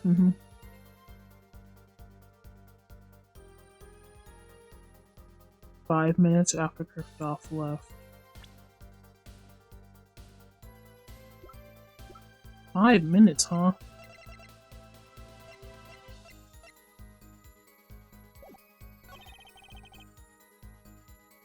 Let's go to the chapter in the game. Dispose the card in the bottle. We press them about why the bottle. Did I? Am I crazy? Did I get an answer for why the bottle? I used to it. I saw it coming.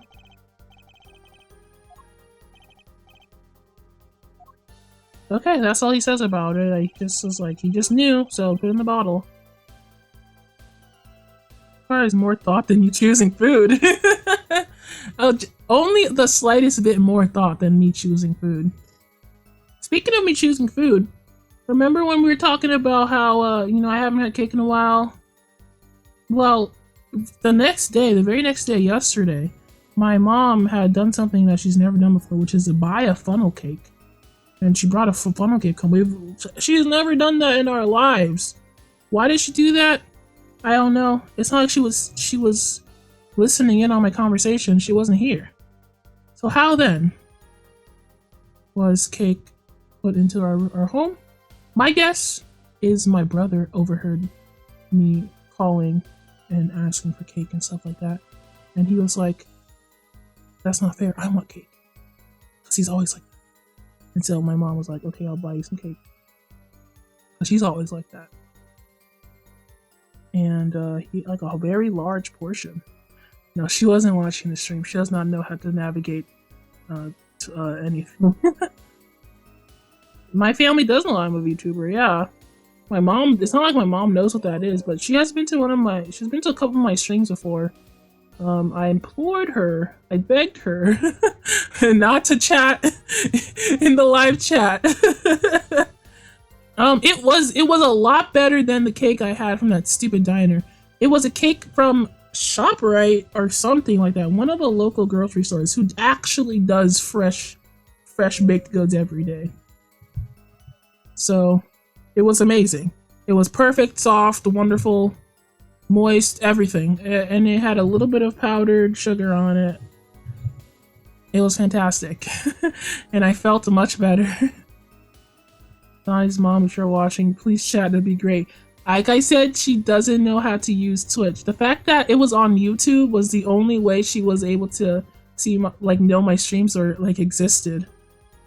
My mom is not navigating Twitch anytime soon. She only knows about YouTube. Okay, knockout code. Let's call the police. I don't know if I pressed this one. So, let me just see what happened. Yeah. Yeah, I remember now. He said that there was no cell reception in the basement. Yeah. No one else on the first floor at the time, not a soul. Middle of the night. Right. After making the call, I returned to the hideout. It didn't seem right to leave the injured waitress alone. Okay.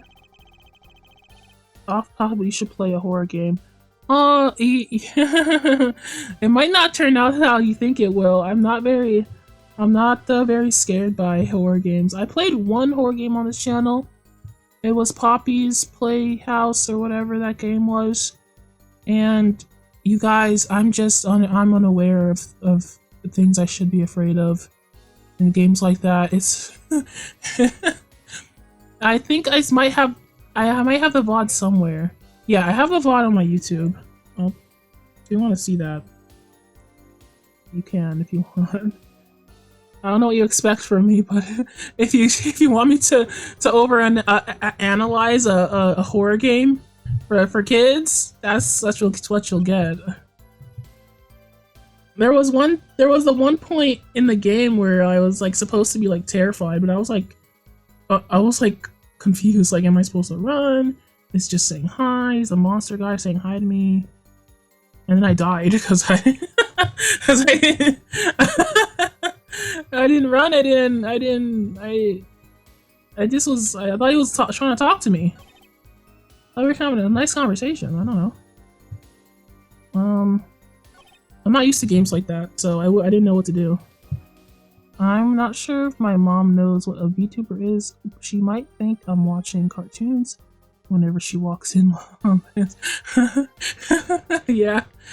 Barbie has a streaming channel.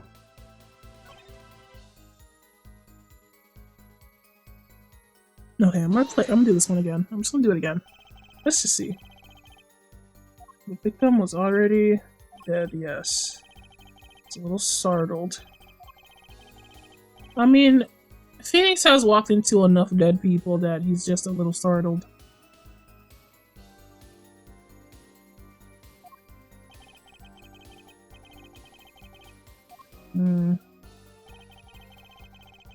Oh! I just thought of something. Okay. This has to do with the thing you said about the head being cut, but if you return to the crime scene like this, you would not have seen the blood on his head, because the blood was like underneath his hat. Right? You would not have seen the blood on his head. So is Phoenix the one that put the hat back on his head? Because this is a picture we took. But how would he have seen the blood? Bang. Bang! Bang! Yes! Yes! Let's freaking go. Sorry. Mr. Wright, if I may. Yes? Take a look at this photograph of the crime scene. See the victim here? He's wearing a hat. I wouldn't think you could see blood on his forehead. Oh, good point. Oh, I got him. I freaking got him. Thank you. I'm a reasonable person. Justice. The next time you point out an inconsistency, put a little more oomph into it.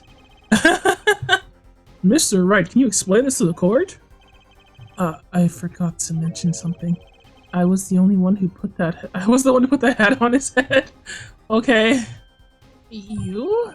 You put the hat on the dead man's head? He wore it through our entire poker game. After calling the police when I returned to the scene, his head was in full view, shining bright just like in his photograph. And his hat up off the floor and put it on his head. My man is tampering in a crime scene. I'm so upset.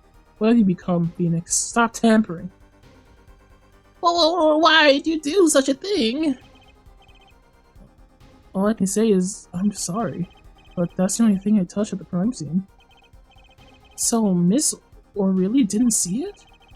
It being the victim's head? I think not. She was out cold. I believe I was the only one who witnessed his head. Here we go again. Mr. Gavin? Pardon. It just seems that our client is determined to lie his way through this case. Oh my goodness, it's getting catty in here, ladies. Are we fighting? Hey, he's still our client, isn't he? I believe that's enough of that. Mr. Gavin? This witness's testimony is more like a travesty. It's riddled with lies. I'm beginning to see how you came to lose your attorney's badge 7 years ago. Well, you certainly have a unique way of treating your clients, Kristoff. I never knew. I believe it was you who threw the first stone. Mom! Dad! Stop! You're tearing this family apart! Mr. Wright, if you intend to ever tell the truth about this case, it's now or never.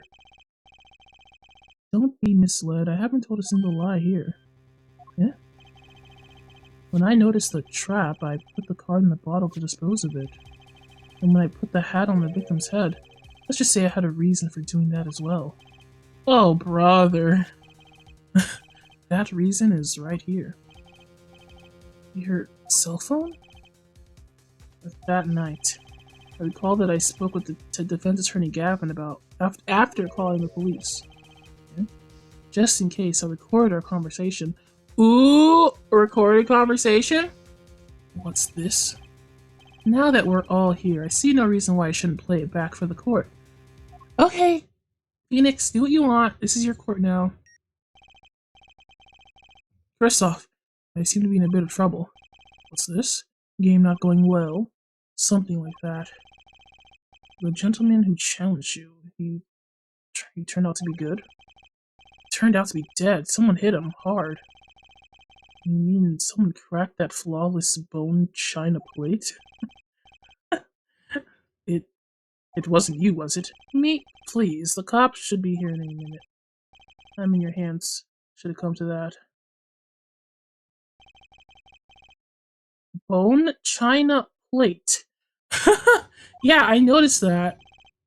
A kind of porcelain, very smooth and shiny and not plate, but picked. I believe he was referring to the gentleman's balding forehead. The court appreciates the defendant's discretion in not indicating my forehead. Wait a second, something's not right about that phone call. So, after Mr. Gavin ate dinner with you, he left the Borscht Bowl Club? Most certainly. Then how did he know? When did he see his bone china plate? Oh, that's right. Yeah, I was gonna ask that. Certainly. Yes. That's when I began to see my good friend in a different light. I'm not seeing how the timeline is adding up, though. Troubled, I returned to the crime scene. When I spotted Mr. Smith's head again, I realized exactly what was going on. Well, Mr. Gavin, the stage has been set. Perhaps you would like to explain this to the court. Exactly how did you come by your privileged knowledge of the victim's head? True. Why would he know that at all? He met him I mean, the brief moment there is the out. There's an out for him. The brief moment they met in the hallway. So this is your reason. The reason why you put the victim's hat back on. Your point, Mr. Gavin? It's come down to this, has it, Phoenix Wright? Bro, you guys had dinner together for years. And this how you treat him, Phoenix? Justice indeed. Order! I will have my order, Mr. Payne. Yes, Your Honor. I believe this court has been left with no other choice. Are you prepared to hear Defense Attorney Gavin's testimony? Well, as the prosecutor, Very well, we'll break for 10 minutes. I just got a text from my Uber Eats driver. He won't come into the court. I have to go out and get it. After which Mr. Gavin will take the stand for the cross-examination. Are we all clear on that? Crystal clear, Your Honor. Very well. This will be the final recess for today. Yeah, we've all had that experience, Judge. He won't come into the court. Gotta go outside. Mr. Gavin and Mr. Wright are both in the judge's chamber. Who'd have thought that today would turn out like this? May I? Oh my god, please be Maya. Jesus Christ. Daughter? That's Phoenix's daughter, right? She was wearing purple before, so I don't know. It looks like her. This recess. Can I go to the swing set? You'll find the judge there. Plot twist. It was the Uber driver. I mean, could have been. Huh? What? Hello, sir. Please pick a card. What's this all about? Is this one okay? Excellent. I have a message for you. The last hand is about to be played. You'll need a trump card to make it. A trump card? The card you have chosen is magical. Use it wisely and the game is yours. That's all. We got an Uber driver to show up. Oh! An ace. Where do I remember the card from? Mr. Smith's hand has 3 aces, and Mr. Wright's too. It is 5 aces in all. It is true. I have seen it. The 5th ace. This is the 5th ace, guys. The 5th ace has been uncovered. There was cheating, I swear to you. Because I was the one that was cheating. Oh my god, we found it, the missing 5th ace. Wait, this blotch of red, is this blood? Or is this tomato juice? I'll have to look to make sure. JK. Apollo would never. I'm sure Apollo will not do that, surely. Yeah. You have your trump card. Now it's all up to you to cut the deck and draw the truth. My father's fate is in your hands. I know you can do it. Oh my god. Oh my god. Phoenix's daughter stepped in and gave us a card. Bang, bang. She looks like a magician. She looks like a magician. Is she a magician? Yeah. The card is a murder weapon? It's possible. Have you seen Hunter x Hunter? In Hunter x Hunter, there is a character named Hisoka who has a power called bungee gum. It has the properties of both bungee and gum, and he uses that to fling cards across to people and end their lives.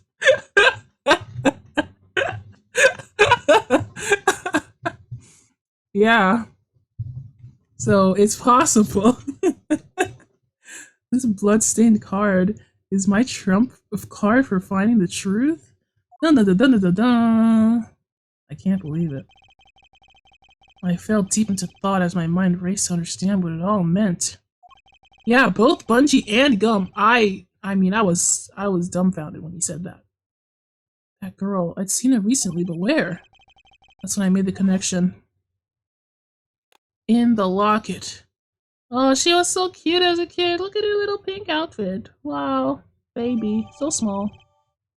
Here we go. The bloody ace. Oh, that's such a cool way to talk about the card. What a cool visual. This game, I like it. I like it. It's epic.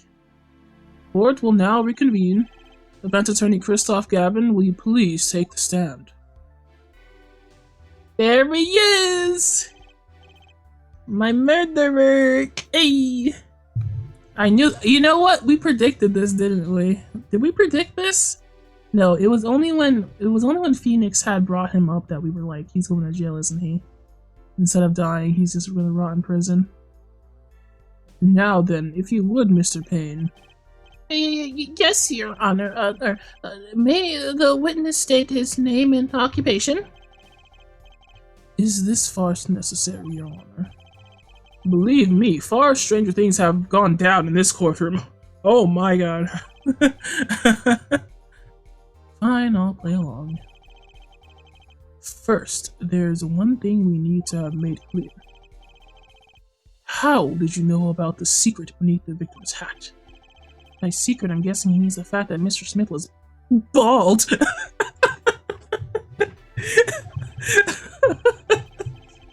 Bald. Gavin has 2 expressions, facing you and facing the left. Yeah, I feel like we're gonna see a few different expressions from him now that he's in the, line of fire here. Forgive my curiosity, but what is it about this fellow's head? Your Honor seems to have an inordinate interest in it. Oh, that was our precious. Oh, stop! Stop, bro! Stop with the music! Oh my, they know exactly what they're doing, bro! Bro, we love the Phoenix! In my corner? Yo!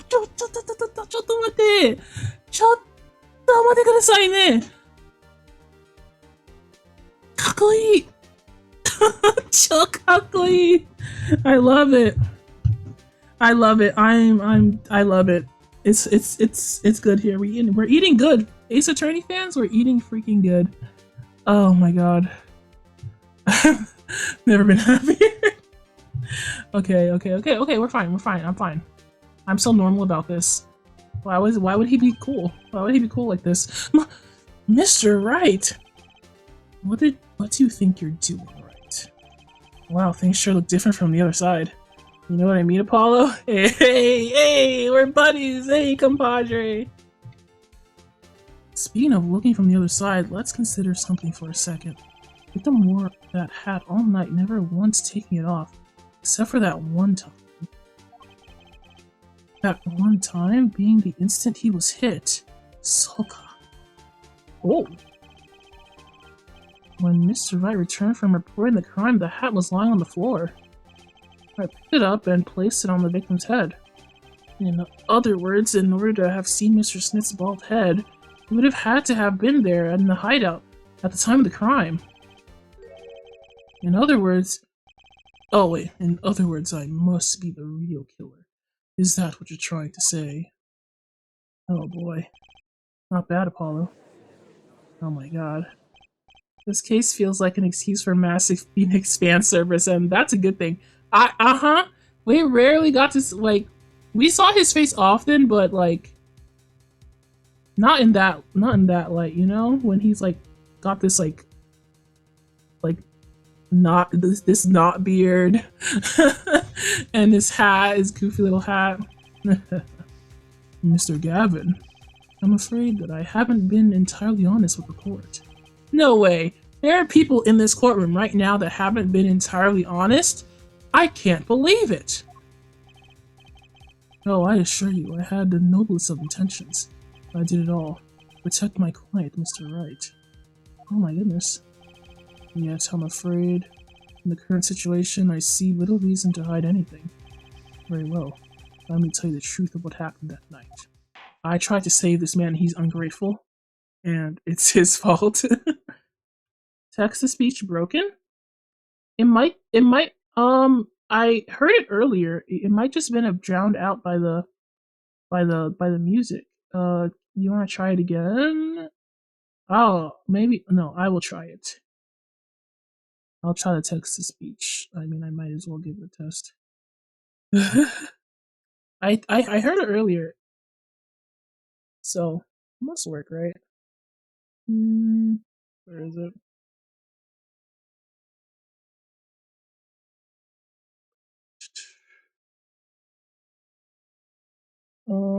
Did I press it? Yeah. Oh, dang it! No, I got there.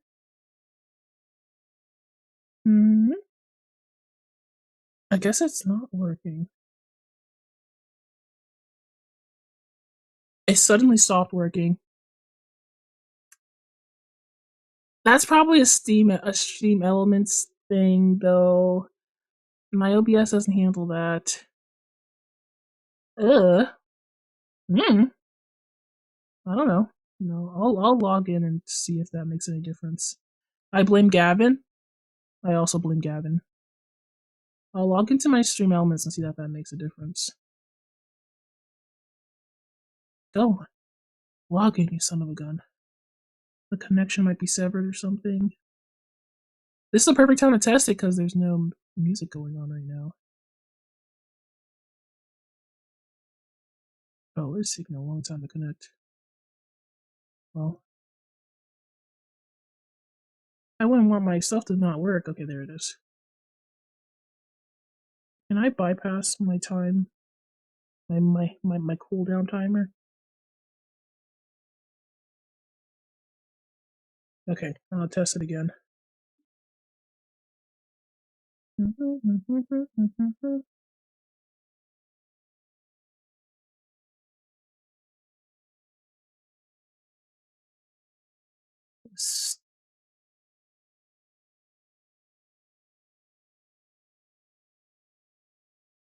Connecting the chat, girl. What was my cooldown time? I thought I didn't think I set it to that long.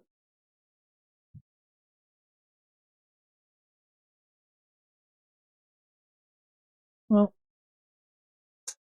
I I I mean,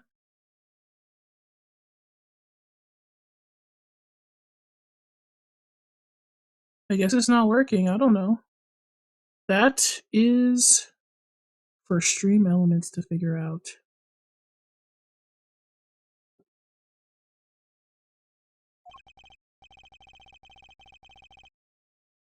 Tell us, how were you involved with the events of that fateful night? Okay, we're getting to the real deal, guys. This is so freaking important. Oh, the rage I sensed in that man that night troubled me, so I returned to the club. I went down to the basement and peeked through the little window to the hideout. It must have been right after the murder took place.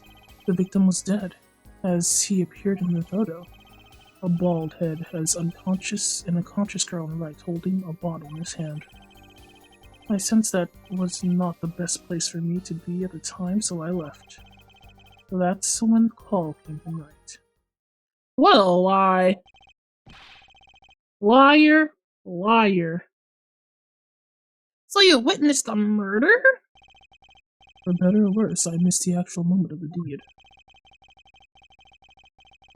Mr. Gavin, may I remind you that you are Mr. Wright's defense team.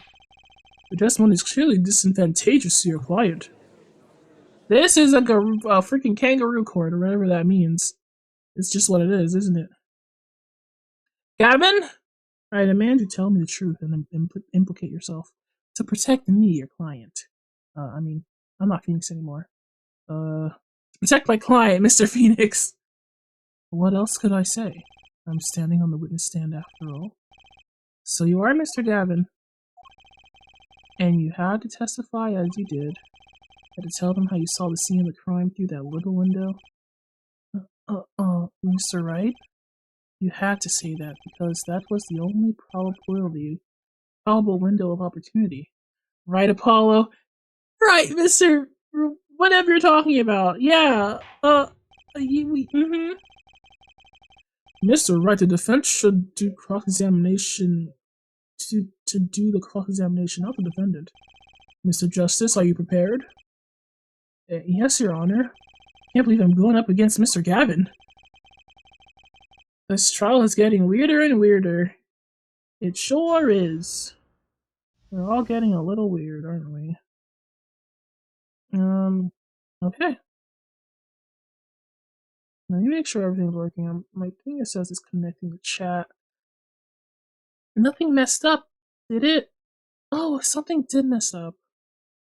Oh, bye, Eli. I'm sorry, I didn't see your chat. My little chat is not working.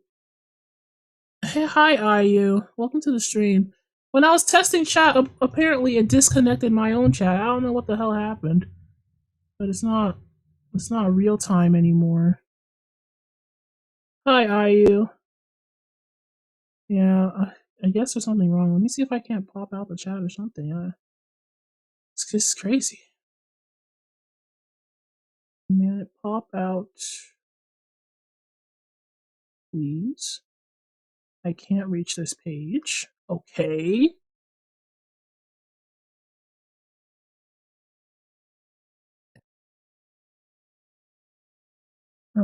Yeah. I don't even know if you guys can hear me. Connection is down.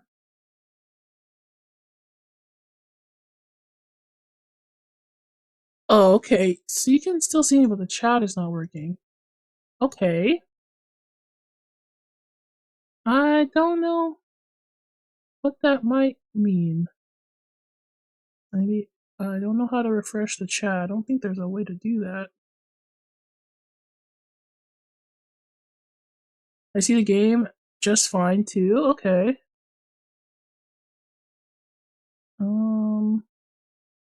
Refresh. Okay, there's a refresh button. Okay, I think I got it to work. Say something, please.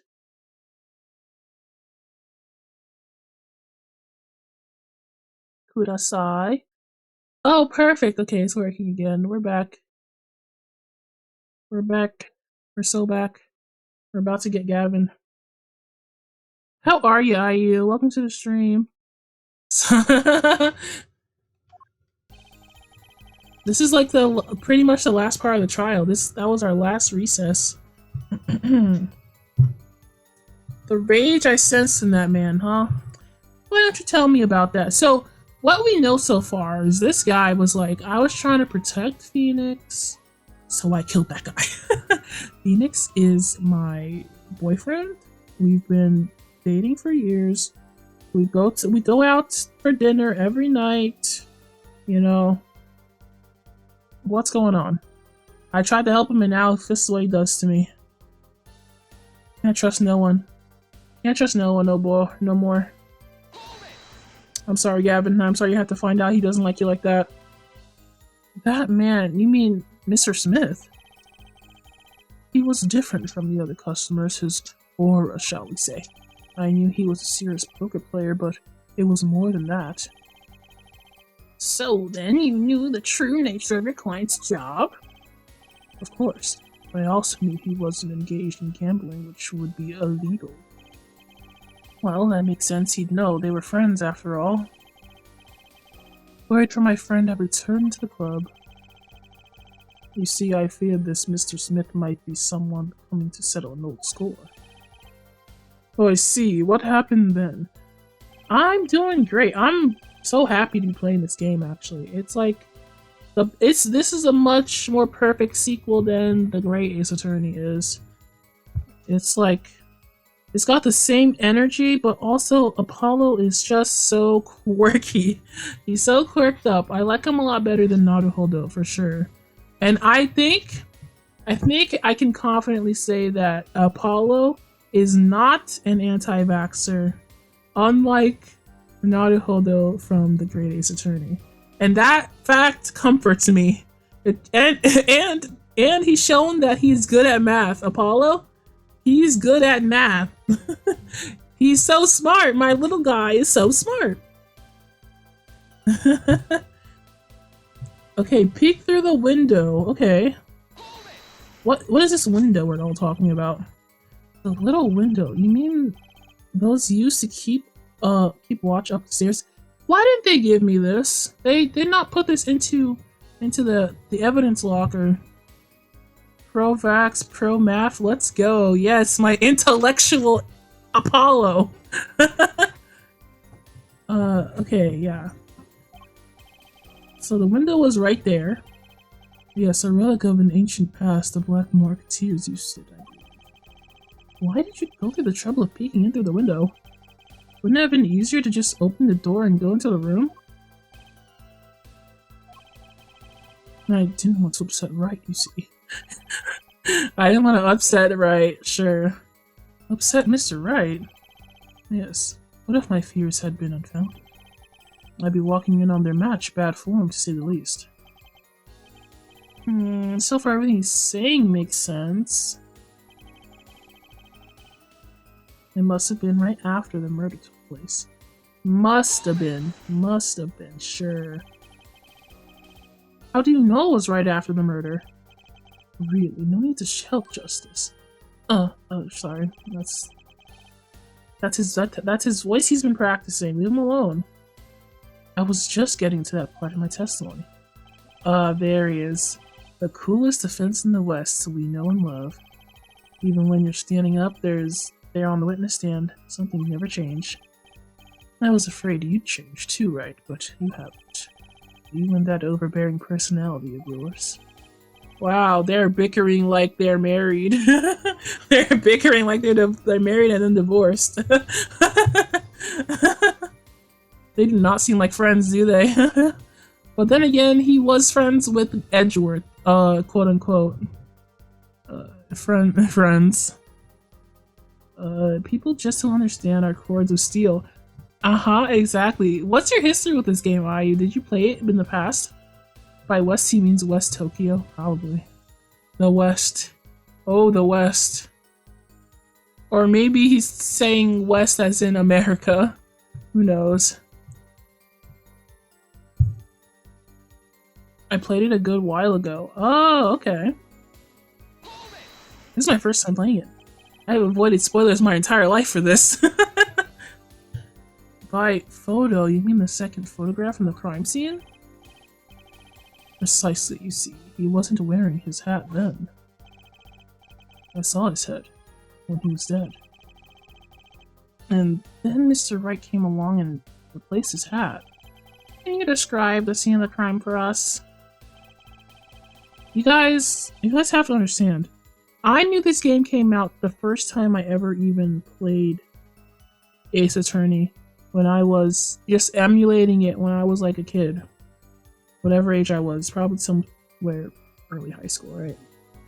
And I never finished that trilogy, which is why I wanted to play it on stream. And then I knew there was a game with Apollo in it, but that game was not emulatable. And I thought all the way back then that one day it would become available and I would be able to play it. And I was right. And I waited, and I didn't engage with any Apollo Justice art, fandom, nothing. And I have been rewarded for my patience. It's beautiful. It's quite beautiful.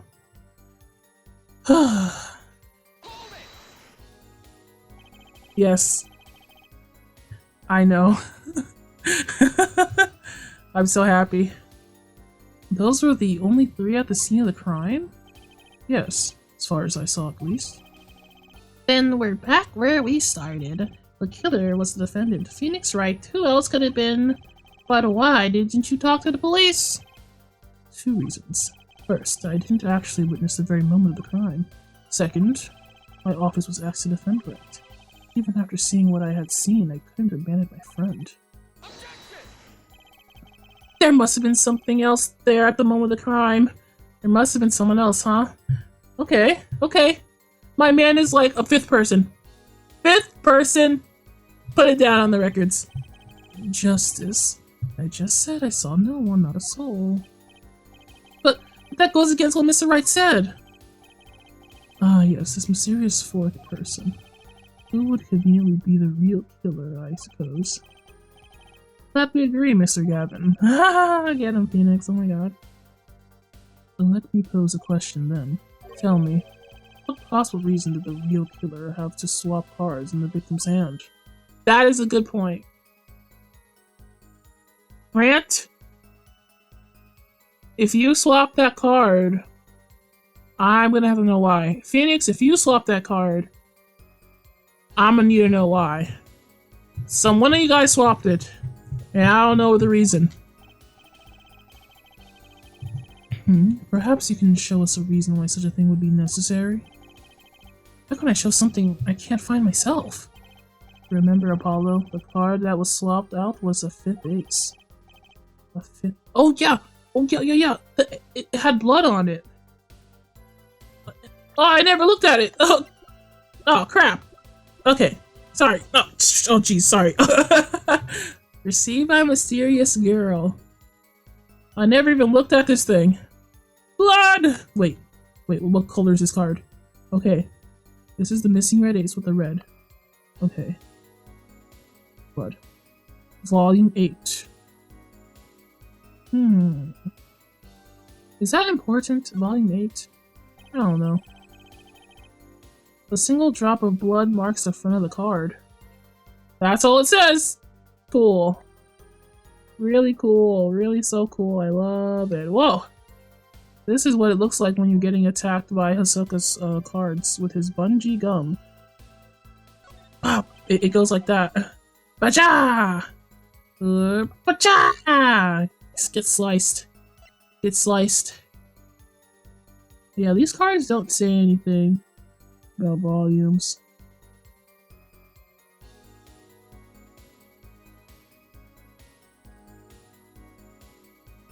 I'm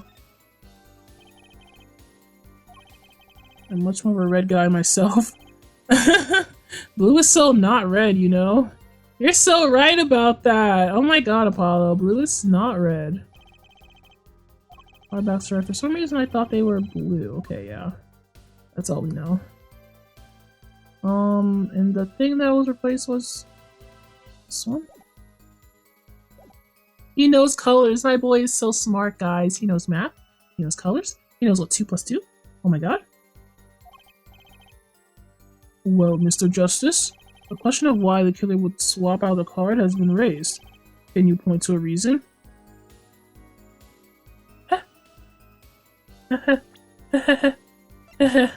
No. Yes. Yes, no.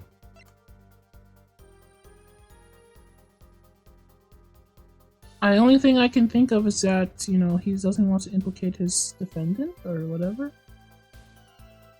He wants to win his case, maybe? No. He died before. The timeline is that he died before Phoenix called him. Obviously, he had to be dead before Phoenix called anybody. But when did he have time to kill him? Wasn't Phoenix there the whole time? I'm missing something. I'm missing something.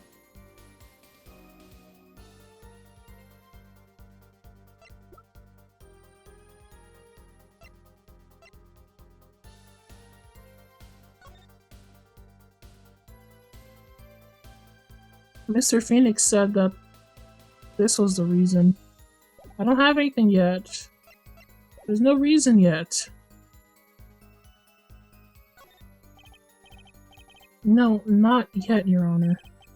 Not yet, huh? Pathetic. Not yet, try, not even, ever. Well, Mr. Gavin? Oh, I'm willing to wait as long as it takes. Great, I don't even know what the heck I'm looking for! me and Apollo share a brain cell. Apollo? Yes, sir. Don't forget, you already know the answer. Oh, I know the answer already, Mr. Phoenix, right? Oh, that's great. How convenient for me that I know the answer. That's so crazy. You just don't realize it yet. Aw, man.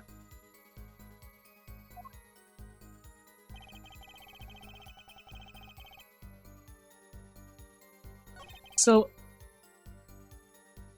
I know the answer. I'll keep going. I'll just keep pressing.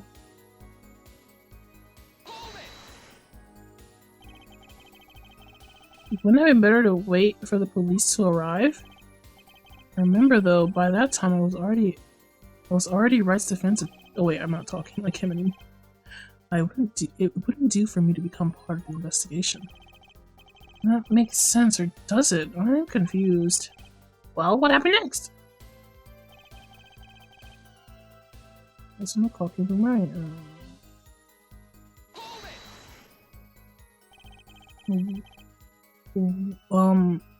Where were you when the phone call came? I had already left the Borscht Bowl Club by that time. On the phone, he asked me to defend him, naturally. I was surprised. I accepted, however. I couldn't abandon him. So kind of you. So far, everything jives with what Mr. Wright's testimony, I think. Is it gonna be a problem for you to cross-examine your own boss? I'm fine, I'm fine. Who was it that taught me never to pull punches in cross-examination? It was you, Mr. Gavin. I learned from watching you! I learned from you, Dad! I learned it from you! Okay. Okay, so let's try this again.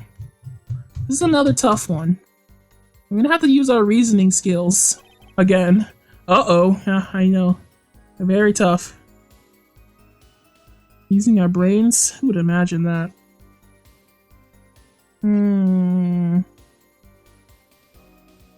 What reason would... What is his motive?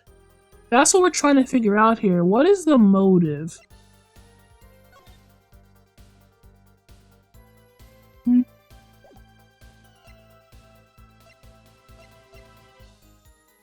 Might have something to do with this phone, but I really can't imagine what.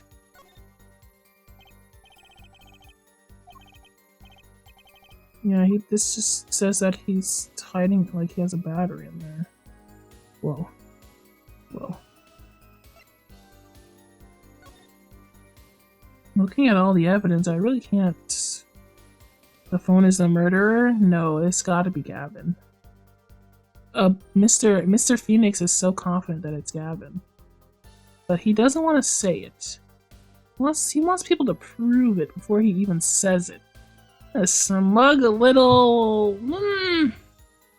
Phoenix?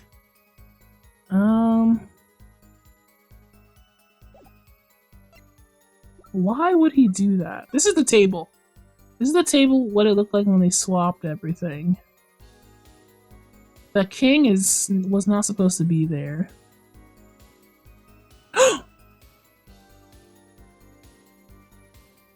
Wait. No.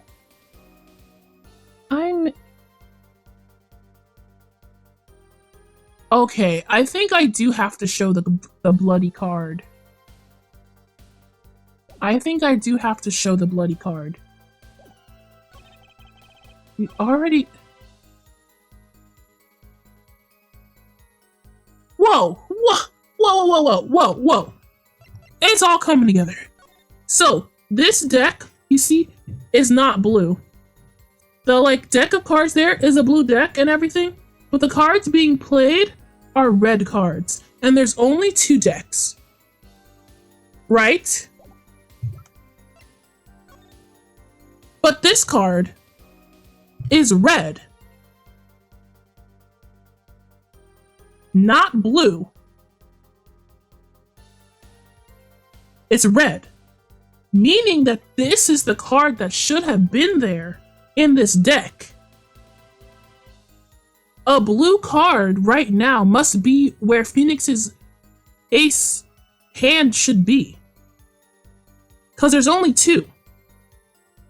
And this is the one that should be there, but it's not. What's going on? What's going on?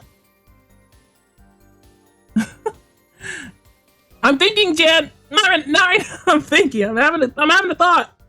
Why a blue deck on the table if they were playing the red one? I don't know. I have no idea. Dude, I'm going crazy right now.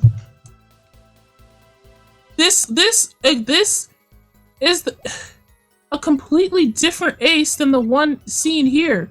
This ace clearly doesn't have blood on it, right? I think Gavin switched them out. Gavin must have switched those particular ones out or something. Or I don't know his angle, man. I don't know it. Your Honor, I believe my lawyer is serving. Jan, you just come in here, derail my arguments. Girl, oh my god. Oh, okay.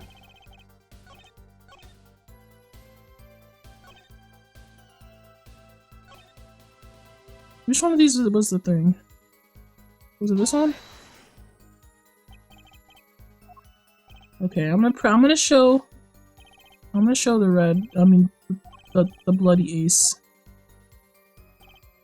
It's one of these things. Yeah, I'm gonna play the card. I'm not even gonna save. I've made no mistakes. Well, I mean, not any detrimental mistakes that would actually harm me. Okay, I don't know what his motive is exactly, but I do know that something is odd. He's my favorite he, him lesbian. Yeah. Hmm.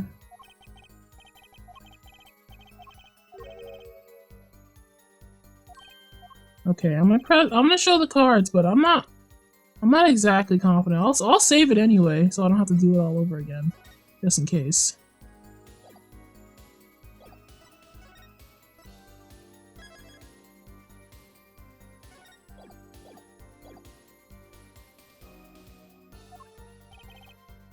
Okay.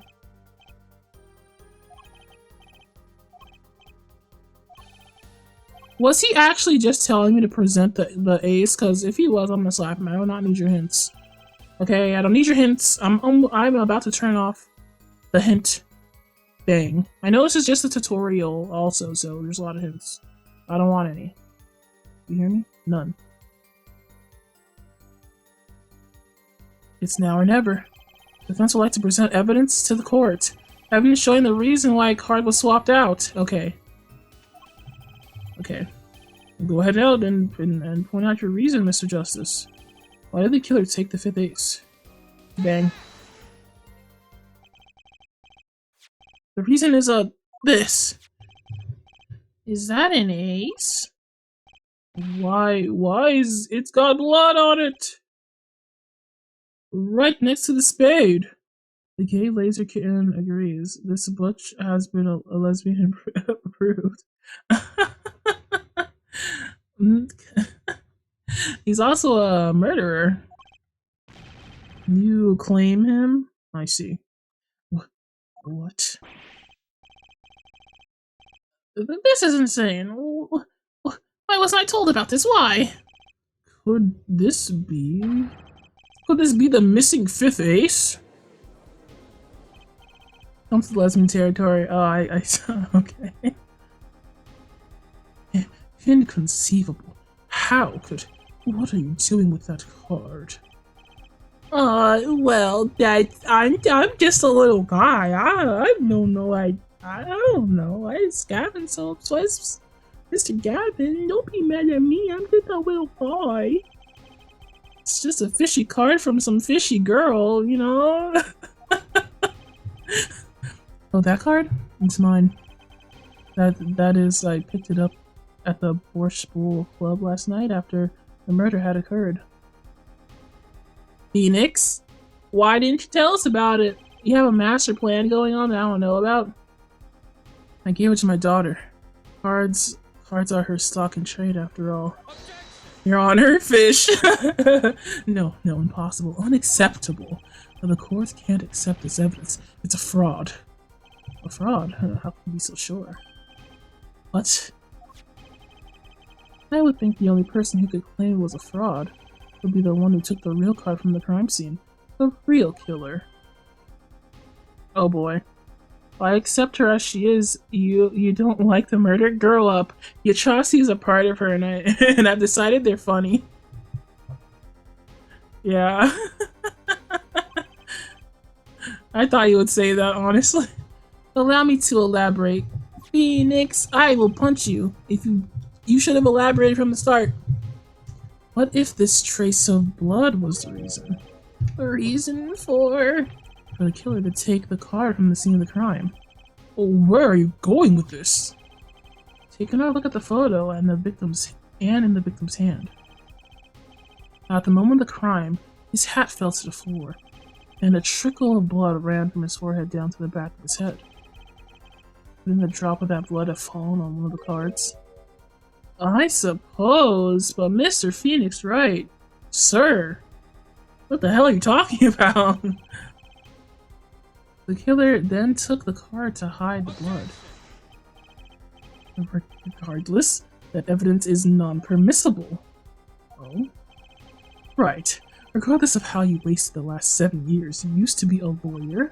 You know what a serious crime is to conceal evidence. Well, we can discuss the finer points of our legal system later. What's important now is that I've answered your question. What are you talking about? You wanted to know why the killer would have taken a card from the scene of the crime, and now I've told you. That one drop of blood would have been decisive evidence, you see. This is baseless conjecture. Baseless! Hey, I'm the defense attorney. I'm the little guy. Oh, I assure you, it's quite based. It's quite based, Your Honor. Your Honor, Your Honor, I am based. Phoenix, I'm gonna kill you, bro. What the hell? I'm gonna destroy you with these bare hands. It's amazing, really, how a single drop of blood on a single card can lead us to the truth. It's quite simple. Well, Apollo? Me, I'm still here. Try picturing the scene of the crime. Your Honor? I am based, and therefore, this is what happened. Try picturing the scene of the crime in your head. Okay, here I go. Oh my god! Oh my god, we're getting 3D! Oh, crap!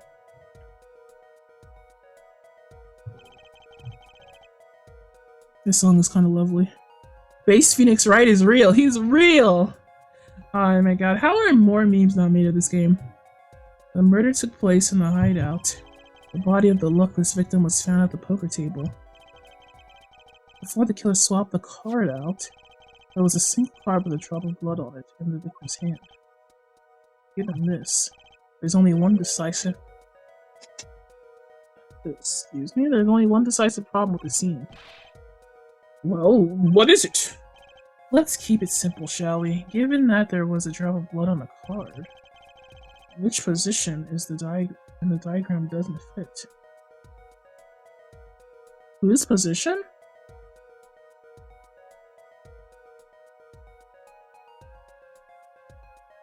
I guess it might be the victim, because I mean, to have a piece of blood on the card, his head would have to be down, like that, like...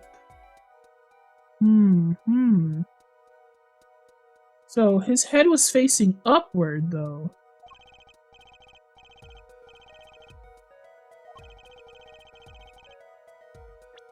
It's the victim, isn't it?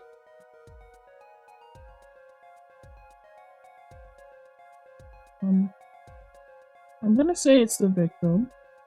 His head should have been down instead of up, yes? Well, if it isn't the victim's position, that's the problem? I don't follow your logic, Justice. Well, look, the victim was struck in the head, sending him back in his chair. Do you think any blood would fall behind the body onto the table in front of him? Thank you, Apollo, for explaining to a silly little judge. Take a look at the photo again. If he bled in this position, the blood will fall onto the floor, not the cards. Why, that's right. So what does this mean? Incidentally, we are sitting in swivel chairs. Oh! Wow, Mr. Wright, you have so much information that I could have known. Would love to have known. So swivel chairs, oh man. Oh jeez, Mr. Wright. Why did you just say that now? Recreate the crime scene? What do you mean recreate the Sorry. What do you mean by that, Mr. Wright? Recreate the crime scene? Excuse me? Try turning the chair around. How do I do that?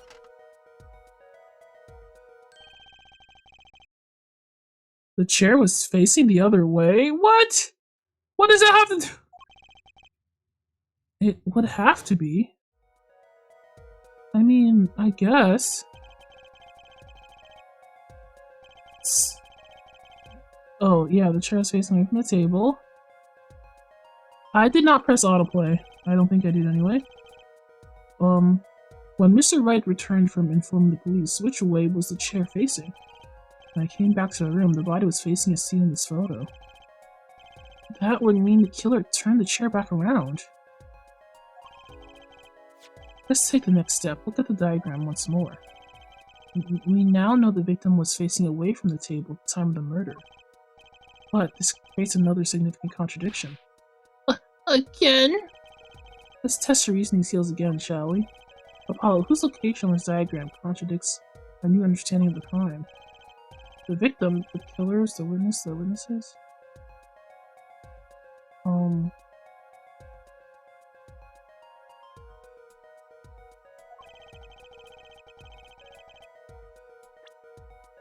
If the victim is facing away, I guess the killer?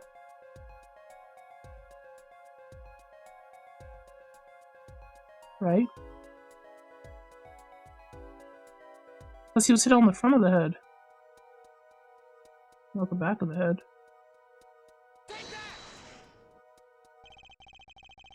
The victim was struck from the front, correct? Indeed. Well, wouldn't it be hard for the killer to hit from the front? Sitting where the indicator currently is? I would think it would be quite hard, yes. Yes, but what you're saying makes no sense. Why would the victim suddenly turn to face the wall in the middle of the game? I believe a sufficient reason will come to light soon. Oh my god! Oh, I'm sure it'll come to light, Mr. Phoenix, right? Because you're gonna just wait and tell us. Something in this diagram that makes far less sense, actually. Looking at the diagram, Apollo, if the victim was struck while he was sitting as shown here, where would his assailant be standing? I'm marking on the diagram. Well, what? But there's no room to put a mark. There's where the killer should be. Don't worry, let's think it through and see what we find. We know the victim was facing toward the wall at the time of the crime. It's the only thing we know for sure. Try to forget about everything else. Where would the killer have to be standing to strike the victim? Here?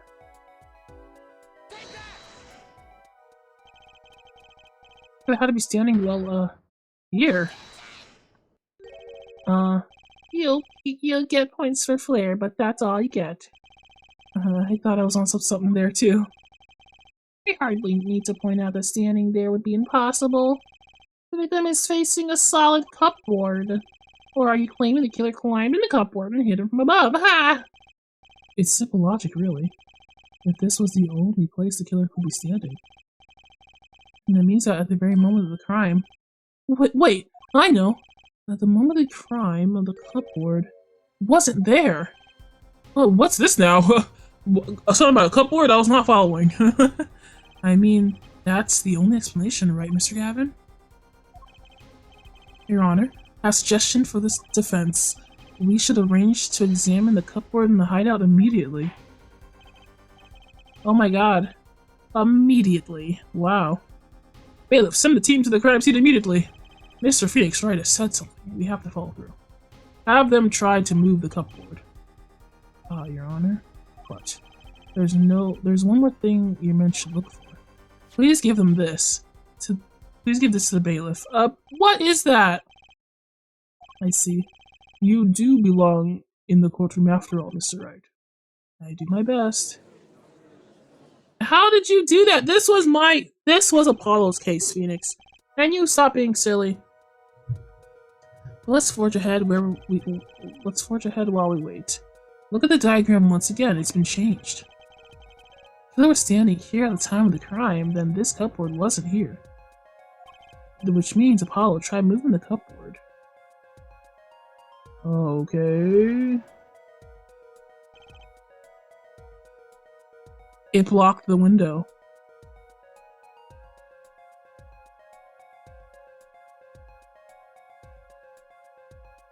It blocked the window. So now the killer, now the witnesses. As you can see, the cupboard was the problem. Time of the murder, it had to have been as shown here. Now everything is in place to reconstruct the moment of the crime. Oh my, what's this? What is it now? The diagram of the crime scene once more. It appears we found yet another contradiction. What I believe to be the final contradiction, in fact. Huh? Oh, dang. Notice anything, Apollo? Our line of deduction is rapidly approaching its logical conclusion. Wow, this seasoned veteran attorney, Phoenix, is such a cocky little... I just want to elbow him, you know? Okay. Now then, Mr. Justice, please point to the new contradicting indicator. Is it the victim, the killer, the witness, the second witness? Which indicator? Oh, it's this one. Doesn't make sense anymore. About this cupboard, are we okay with assuming it was moved? Sure, why not? Well, if it was, something really doesn't fit. The cupboard would completely cover up the window to the stairs. Oh, gosh. You're so right. That's right. Someone standing outside wouldn't be able to see in. Someone like Mr. Gavin. What did you say? Oh, is the coolest defense in the West losing his cool? Well, don't expect me to play along with your little game, right? It's only a game until someone gets killed, Mr. Gavin. And someone was, while the window to the room was blocked by a cupboard. So, Mr. Gavin, perhaps you'd like to explain to the court exactly where did you witness the crime scene from? Sorry, I flub all the big lines. It's so sad. Excuse me, Your Honor. Order. This is the court of law, and I will have order. We just now received word our investigative team at the Borscht Bowl Club. They examined the cupboard in the hideout, Your Honor. Oh? What did you find? Well, Your Honor, turns out there's a secret passageway behind it. What? Oh my god. Yes, I believe I mentioned something of the sort before. This is one of the tricks to the room many of our regulars know about. I do remember him saying something about that now that he mentions it.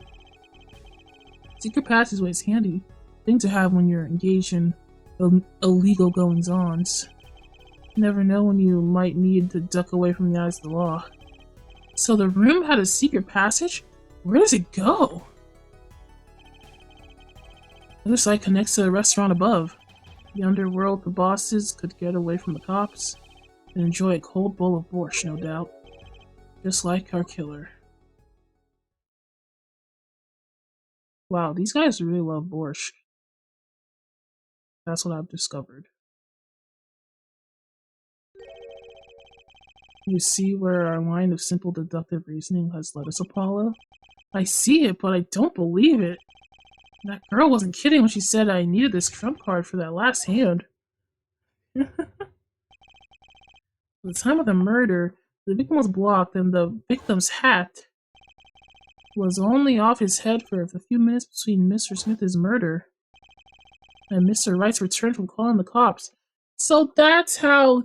okay. That was the big, like, gap in my brain about this. Like, where did he come from? He came from the secret room that was connected to the top. In other words, the only place anyone could have been, but anyone could have seen the victim's bald head was from inside the hideout. Well, Mr. Gavin? Come on, say something. Oh, his mentor, man. Arax, what really happened that night? Actually, I think we can probably figure it out ourselves at this point. That night, for whatever reason, our killer had a date with Mr. Smith. A date with Destiny. There he crouched hidden in the secret passageway behind the cupboard, holding his breath, waiting for the right moment. Then the chance came and he took it. Auga! Bang. Yeah! Why did you do that? Oh, wait, here, I'll get help. Miss Olga O'Reilly was out cold, struck by Mr. Smith.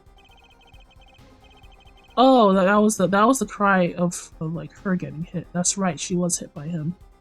But this time was soon to come. But his time was soon to come. Mr. Wright went upstairs, called the cops, leaving Mr. Shady Smith alone in the hideout with the unconscious dealer. Then our killer stepped out from the secret passageway and into the hideout. The victim must have heard the cupboard sliding inside. He wheeled his chair around to look and... oh my god. After the deed was done, the criminal must have seen the blood on the card. He would have, of course, realized he needed to destroy the evidence. The single spot of blood told the whole story of the crime. Too bad for him, he didn't linger any longer in the hideout that night. If he had, he might have noticed the cards on the floor. And the fact that they were all red. Okay. Well, we found the killer, guys. Epic. Epic, epic. But why, mister? Why did you do it? I guess he's not as, civilized as he makes himself out to be. Well, it seems this trial has taken yet another turn. I'm truly, truly sorry I had to see this day come, Mr. Gavin. Mr. Gavin? Mr. Payne? Yes, Your Honor. The prosecution will continue its investigation. As for Mr. Phoenix Wright, the defendant, he is hereby cleared of all suspicion. Believe me when I say that I don't believe this is happening, Mr. Gavin. But I am afraid circumstances call for me to issue a warrant for your arrest immediately. Gavin? Oh, no need to apologize. I rather enjoyed myself. Okay. It's not every day you get to witness a legendary attorney's dirty tactics firsthand. Dirty tactics? Your point, Mr. Gavin. Frankly, I'm shocked that a person of your caliber would be taken by such a low-grade polisher. And excuse me. Defendant is cleared of all suspicion. That's hardly the time for jokes, Your Honor. Mr. Wright hasn't proven anyone's guilt or innocence here. What he has done is use illegal evidence to put the blame on someone else. And not just anyone else, but me, his own defense attorney. Illegal evidence? Let me ask you, Mr. Gavin, is there still any reason at present to suspect me of wrongdoing? Of course. This bottle, for instance. That bottle of grape juice Mr. Wright was drinking. How do you intend to explain away the fingerprints on the murder weapon? And not just any fingerprints. Am I right, Mr. Payne? Actually, yes. The fingerprints on the bottle were upside down. Oh yes, we still haven't explained that away. Illegal evidence in this series? I mean, I know, right? You can just bring anything. Famously, Mr. Edgeworth had brought in the freaking autopsy very late to the game. I seem to recall this being an issue earlier. The court, and this case, demand an explanation. I can think of only one reason why one would hold a bottle upside down, and that is to hit someone with the bottom of the bottle. Well, Your Honor. I see how the caught fish squirms to the last. Yeah, Phoenix Apollo. Yes. Your boss seems awfully concerned about this bottle still, but I'm sure you can come up with a suitable explanation just like that. Yeah, just like what? Why would anyone grab a bottle upside down other than to go do the deed?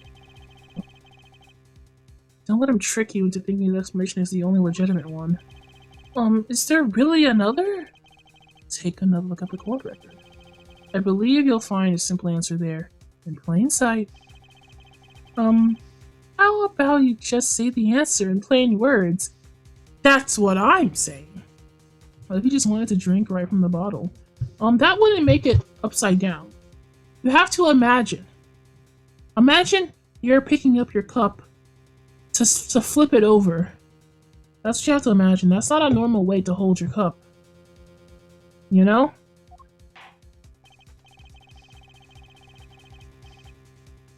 So he says whatever I'm looking for is in my evidence locker.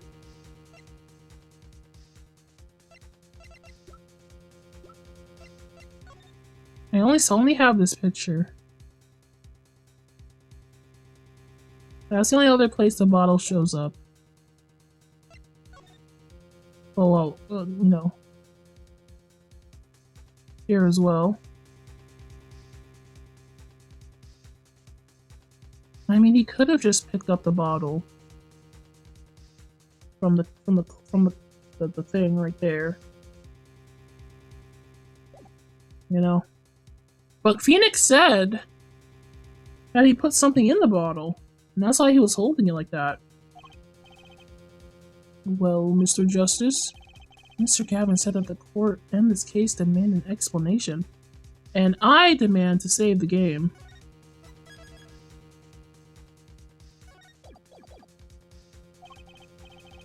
Don't worry, Justice. Don't worry, Justice won't leave until justice is done. Justice is his last name, by the way. Justice is literally his last name.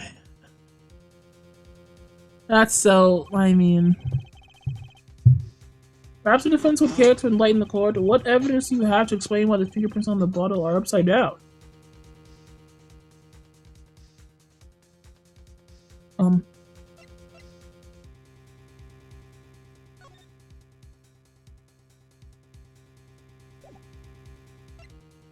Um...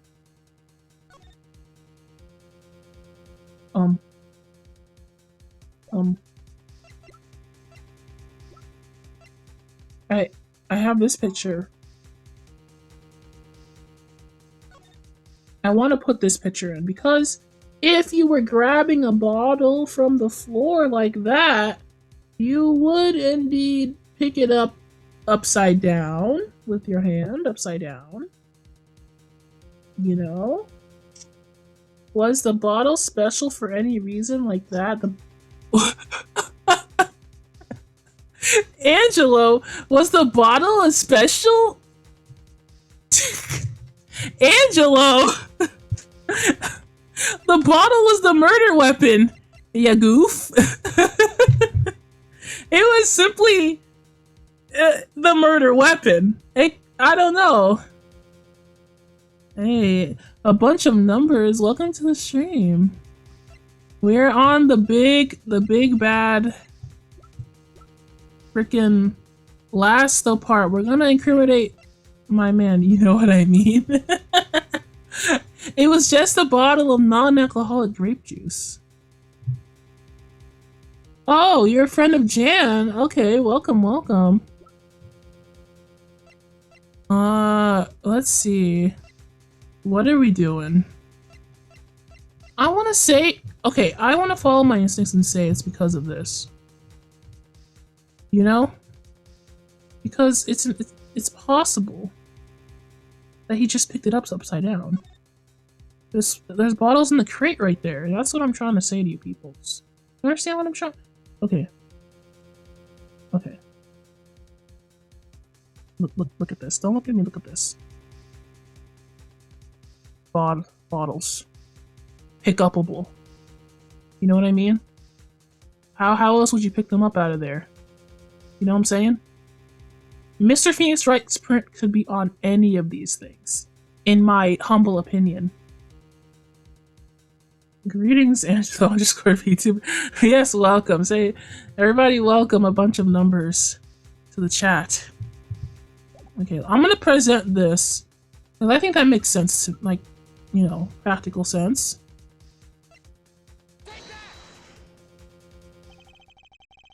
It's actually easier to show you than to explain, Your Honor. Place the bottle on the floor next to your chair. Oh, excuse me, I'm on the floor. Yes, I was right! It was a simple answer, thank the Lord! There's not obtuse! Yes, now reach down and pick it up without getting out of your chair. See? You naturally go to pick up the bottle by its neck. With your fingers. Upside down! We got him, boys. Lock him up. We're based. We got bottles. Lock him up. Look at this photograph taken on the night of the murder. The defendant, Mr. Wright, sat here, playing piano. Bottles of grape juice on the floor, non-alcoholic, I might add, to the side of his piano bench. He would have naturally picked up the bottles upside down several times.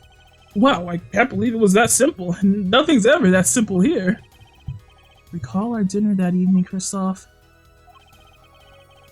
I was drinking my usual juice then, too. Non-alcoholic, of course. Basically, you used the bottle on the table to do the deed, but then you must have remembered. So you went and picked up one of the bottles from under the piano, and you switched the bottles.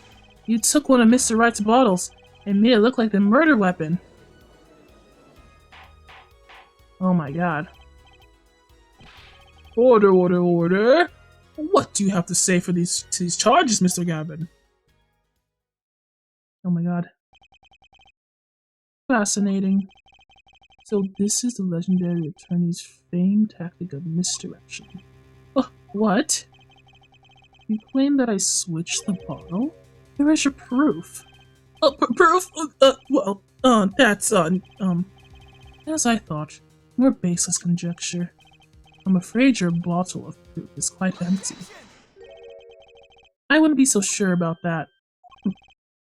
Your Honor, when you initiated the investigation of the hideout earlier, do you recall I requested an additional evidence? Yes, I have your memo about it up here. Yes, let's look at it. The music is a banger, yes. They brought it back from the first game, I'm so happy. Retrieve the bottles from under the piano at the Borscht Bowl Club. Yes. And here's one of the bottles in question. Are you gonna dust that for fingerprints too? I wouldn't be surprised if any were on that. But this, but his, but what? What did he say? How would you just say to me? I would be surprised if any were on that but his. Okay. Mr. Gavin probably wouldn't make such a novice mistake. True. Gavin, so this is the power of gaslighting. Fascinating. I should use it more often. That bottle won't bear a trace of anything. Say, Apollo. Yes. Why don't you go ahead and examine that bottle? But why, Mr. Phoenix Wright, sir? Sir. Just humor me. Oh, okay, so of course, Mr. Phoenix Wright, sir. That bottle will solve this case once and for all. Okay, Papa. I mean, Phoenix, Pop, Father. I'm sorry, Daddy. I'm sorry. I'm sorry. That's some bottle. Oh, this is the one with the card in it. There it is. Bang, bang. The 5 of hearts. There's something in the bottle. Pop it open. Let's celebrate. The 5. What a beautifully rendered crinkled card. What's this? That card. It can't be. Recall that unpleasant woman's testimony for a moment. Oh wow, he is so direct now. Unpleasant woman, okay. Miss Olga Orley? Yes, our little swindling devochka. That night I played the card like I was supposed to. And Wright lost a hand, just like he was supposed to. Then Smith searched him. But the planted card was gone. The trap failed. Well, wait, this isn't... You're telling me that this is the planted card you disposed of? The one you mentioned in this piece of the testimony? That was forever ago. I happened to put my hand in my pocket and found a card. And he crinkled it up. Stuck a piece into... and I found that it was the 5 of hearts. This is... Phoenix, if this is a magic trick, that's some trick. I had a feeling something might happen, so I disposed of the card before the game. Okay. This empty bottle of grape juice I had been drinking. I threw the card inside the bottle. Okay. The 5 of hearts. This is the card. The bottles were swapped, and the only one who could have done that was the 4th person in the club that night. You, Mr. Christoph Gavin. Oh my. Someone is a... Oh, eh? What? Sidekick power.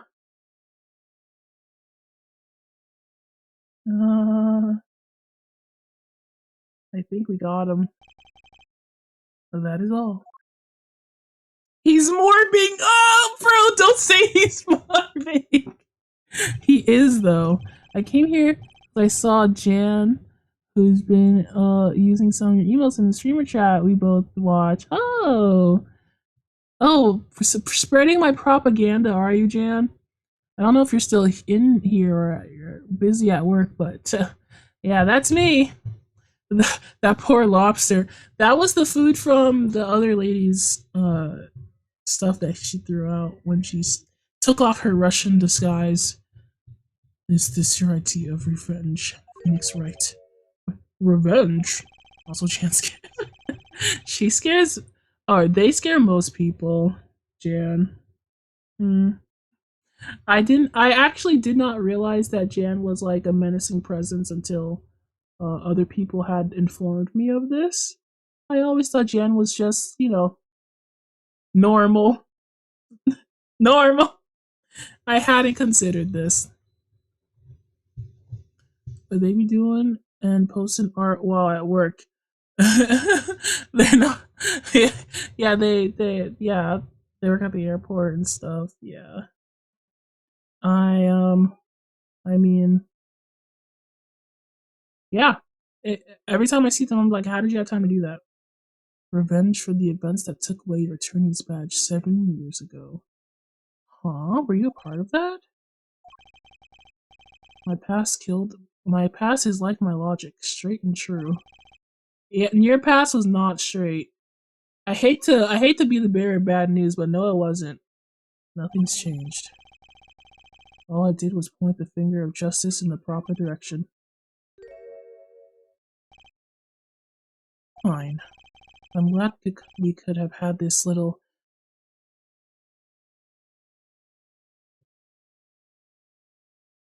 this little what? Let's see what we got going on here.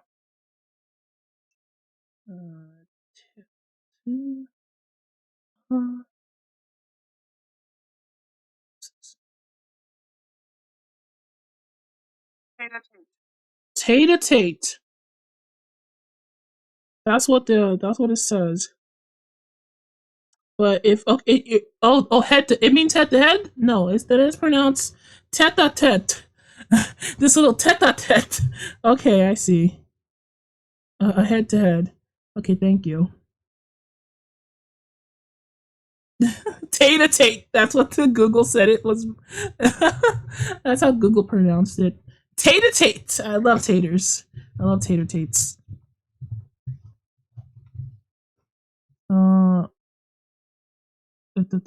Yeah, Jan low keep going crazy. Yeah. You know it's great when the word has 3 accents. Yeah, there's so many accents. It must be really great tater tots. This is insane. What about me? Don't I get to prosecute anyone? Why are you even here?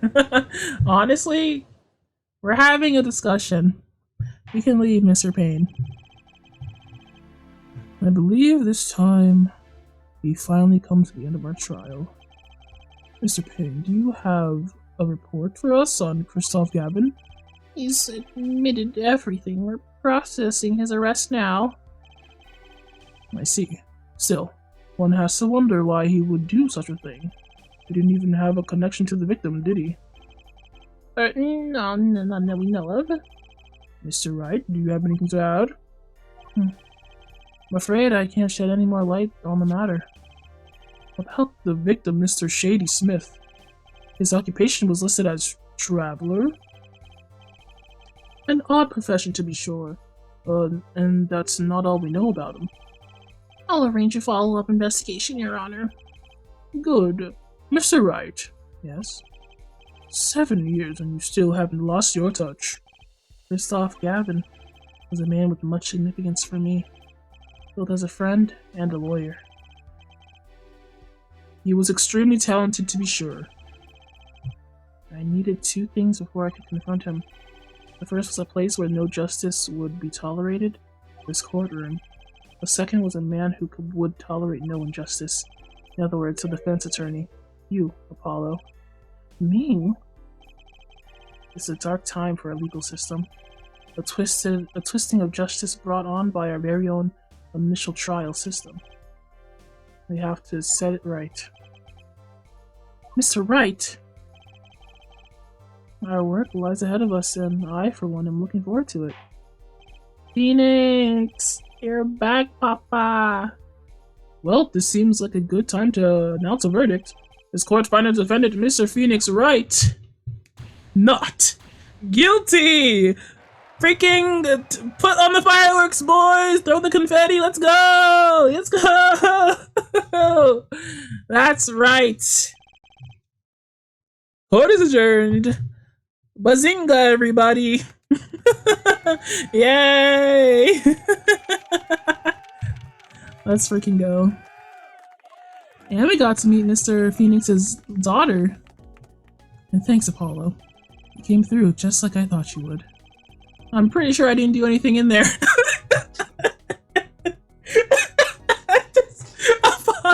Apollo, that is so true. Don't say it though. It was you who cornered Mr. Gav, the killer. I couldn't have done it by myself. You sent it too today, didn't you? Your ability. Ability? Yeah, a sensitivity I lack.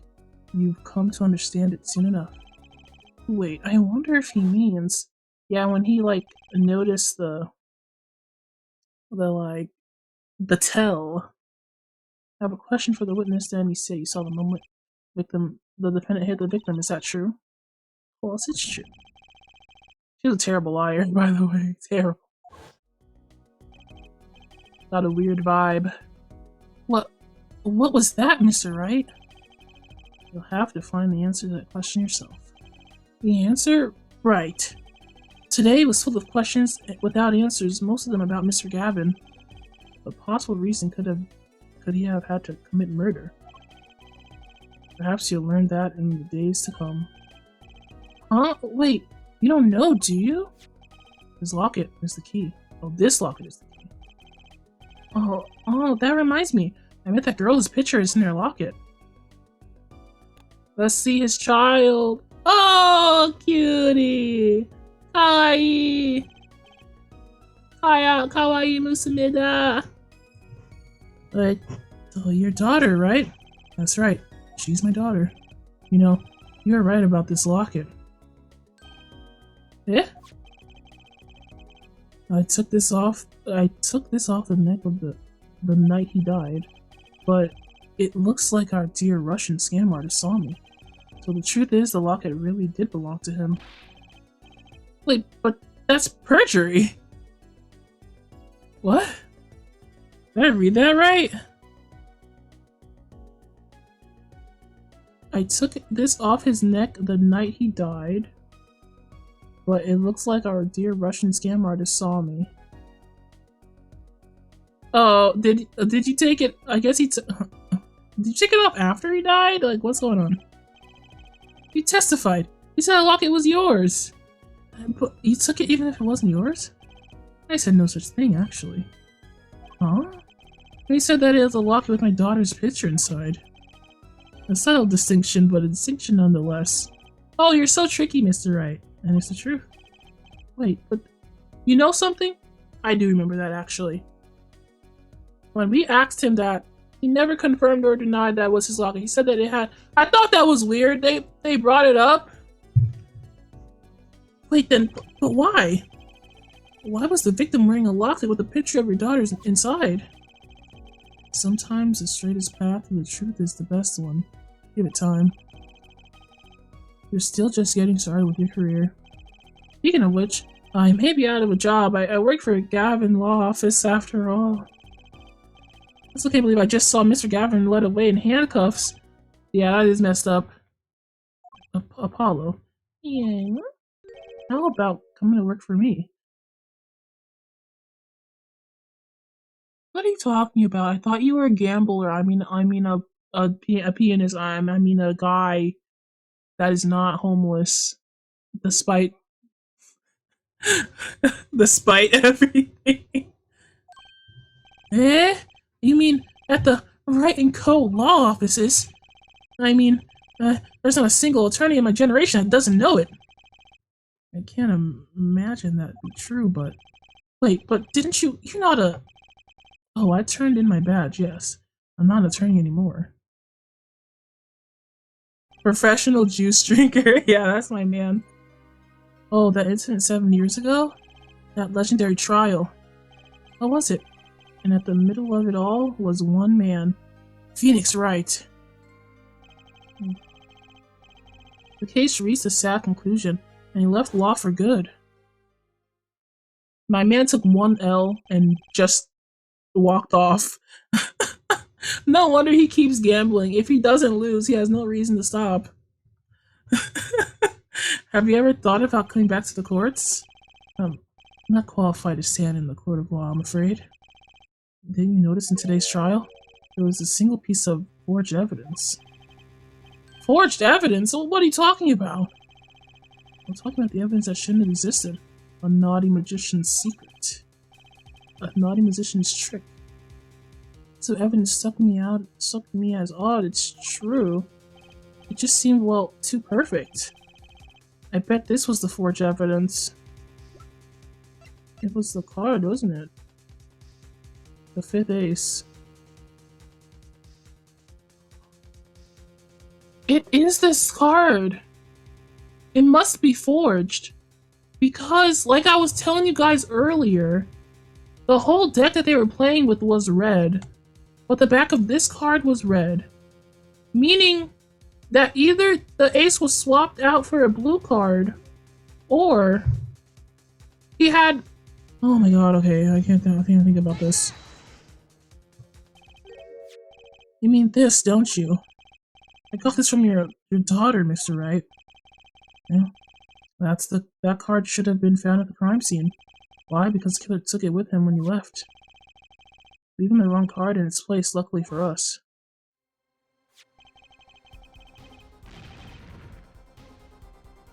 Oh, man. How would she have gotten it? Either she didn't get it, or this is like a whole different card. Maybe this is not the real card.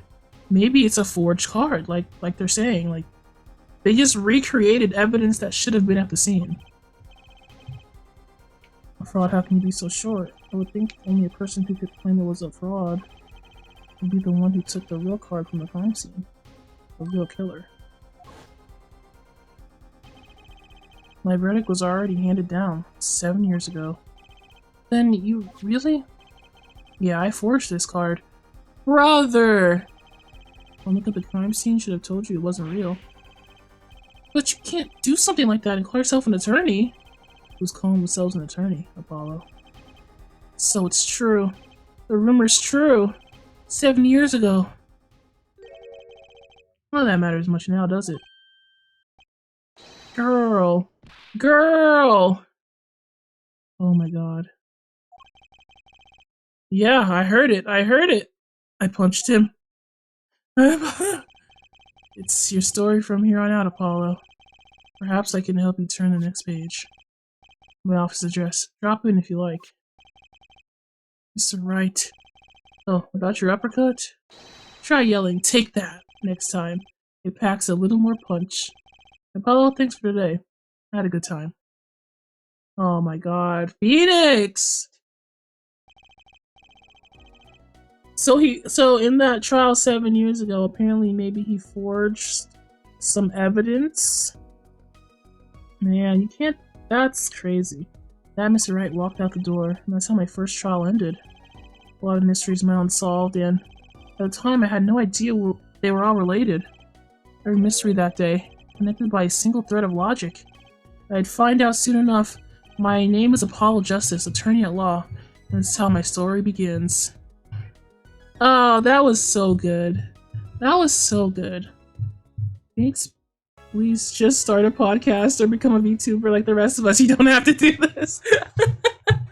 Oh, man. So that was... It did seem too perfect. Like, how did he get that card, etc., etc. Wow, I cannot believe he's done this. I can't believe he's done this. That was a cool first case, at least what I saw of it. Yeah, you didn't miss much, honestly. Well, they reiterated most of the scene. That was really good.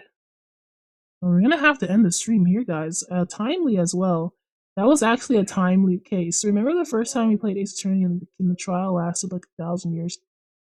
Well, this was a tutorial, so it's probably gonna happen again. This was just the first one. So let's make way for the next trial next week. Oh, no problem. Thank you guys for coming in and having and chatting, and all my new friends in chat. If you've never been here, I would encourage you to go to the Discord because we have lots of stuff going on. Next week, next Wednesday, is the OC ranking stream, number 3 again. And I can't wait. I can't wait. It's always fun to do that with you guys. I won't be back until Tuesday. For like, this is my last stream day until Tuesday. Let's see if we have anybody to raid before I get the hell out of here. Oh, Ferret Maid is streaming some art, so let's go to that.